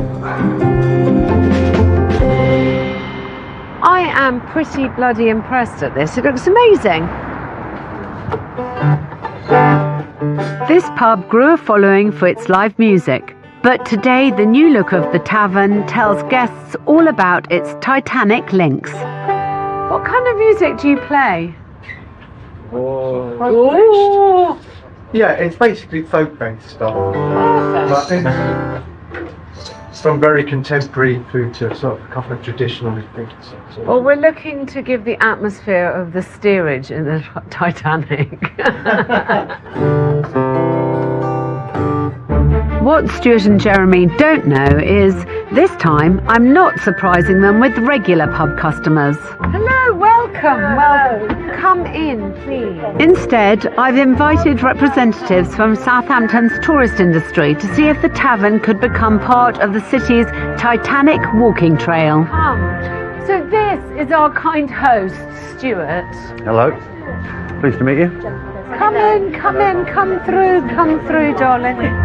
For Stuart, I know a few of these faces already, yeah. a chance to tell the Titanic tale linked to this pub. Basically, when I took the pub on in 1997, I didn't really know about the links with the Titanic. And then I gradually found out about James McGrady and the fact that he actually lived here. His last known address was the Platform Tavern. When you think of the Titanic, there's an awful lot of chatter about the Astors and the great and the good and the captain and, you know, blah-de-blah. But actually, it is a real, an incredibly human tale. You know, this is our way of paying homage to him. So we're very glad that you're here and that we could introduce it to you. Thank you so much. A bit more there about the Titanic. We're right in the centre of the main bit of the Titanic story. It's just a few metres from here where the ship sailed from. Tour guide Cheryl Butler has a very personal connection to the ship's history. And I do a lot of tours and a lot of talks, and where people get really interested is when you can drop in those stories. I had 3 relatives on the Titanic, so I can sort of tell very specific stories about them. And so having another one where you've got that personal link, and you can actually say to people, you can go and be in the place where he stayed. A story that has resonated with Gemma from Go Southampton. Because as a city, we're always split between the Hollywood glamorizing of Titanic's story, but also the sensitive side. I think it's really important to see his face, see his eyes, and see what he looked like as a person. And seeing James celebrated is just a beautiful thought that somebody is honouring his life. But what do the tour guides think about promoting this pub to potential tourists? I will certainly send them information about the Platform Tavern, because they're always interested in new things that they can promote to the industry and to visitors and tour operators. So I'll certainly be bringing people in, yes. It's looking like thumbs up from the tour guides. Right, everybody waiting. You together, yeah? Best time in England. Oh, welcome to England. 12. Welcome to Blighty. You can tap. With tour guides working closely with cruise ships, Laura Breen from Southampton Cruise Concierge could prove highly influential. A lot of people will come from different countries, so they just want to experience what a British pub would be like, and I think this is a perfect example. You've got the live music, you've got the traditional food, perfect location for the cruise terminals. So yeah, would always recommend to come here. This is music to my ears. But is the pub grub hitting the right note? So, you had fish and chips, what did you think? I thought they were excellent. The main thing from my point of view as a tour guide, people like to taste the local cuisine, and of course fish and chips is a big thing in England. And I'd be very pleased to recommend it to anyone. Thank you so much. That is exactly the feedback I was looking for, so I'm very grateful to you. No, it's a pleasure. No, I'm enjoying it. Thank you. Excellent. The thing that I want you both to remember is you're both in this because it was worth it. It is worth it, the platform. So nothing is going to be solved by you sitting about and waiting for something to happen. I think you've got a really nice product. I think you've got a really nice pub. You've got a nice friendship. Don't it up. Thank you, Alex. Thank you for everything you've done. I'm really glad I had a chance to hang out with you two. It's been nice. Great. Really nice to meet you. Really nice to meet you. Thank you so much.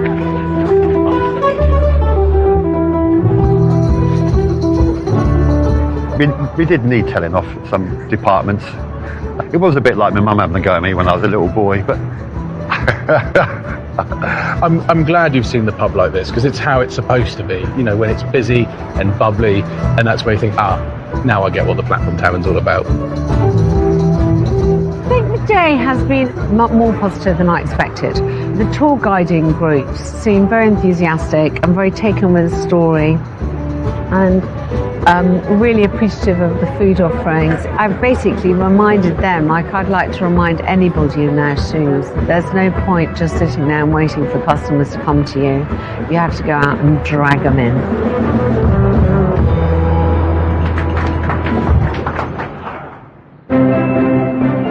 Been good, been pretty positive. We've had some good uptakes on the menus, on the deals. We've been keeping the place clean. Stu's been keeping on top of the kettle. the loyalty card's been very popular with the locals. We've had a few people in looked at the Titanic Wall, but it's all been going pretty well.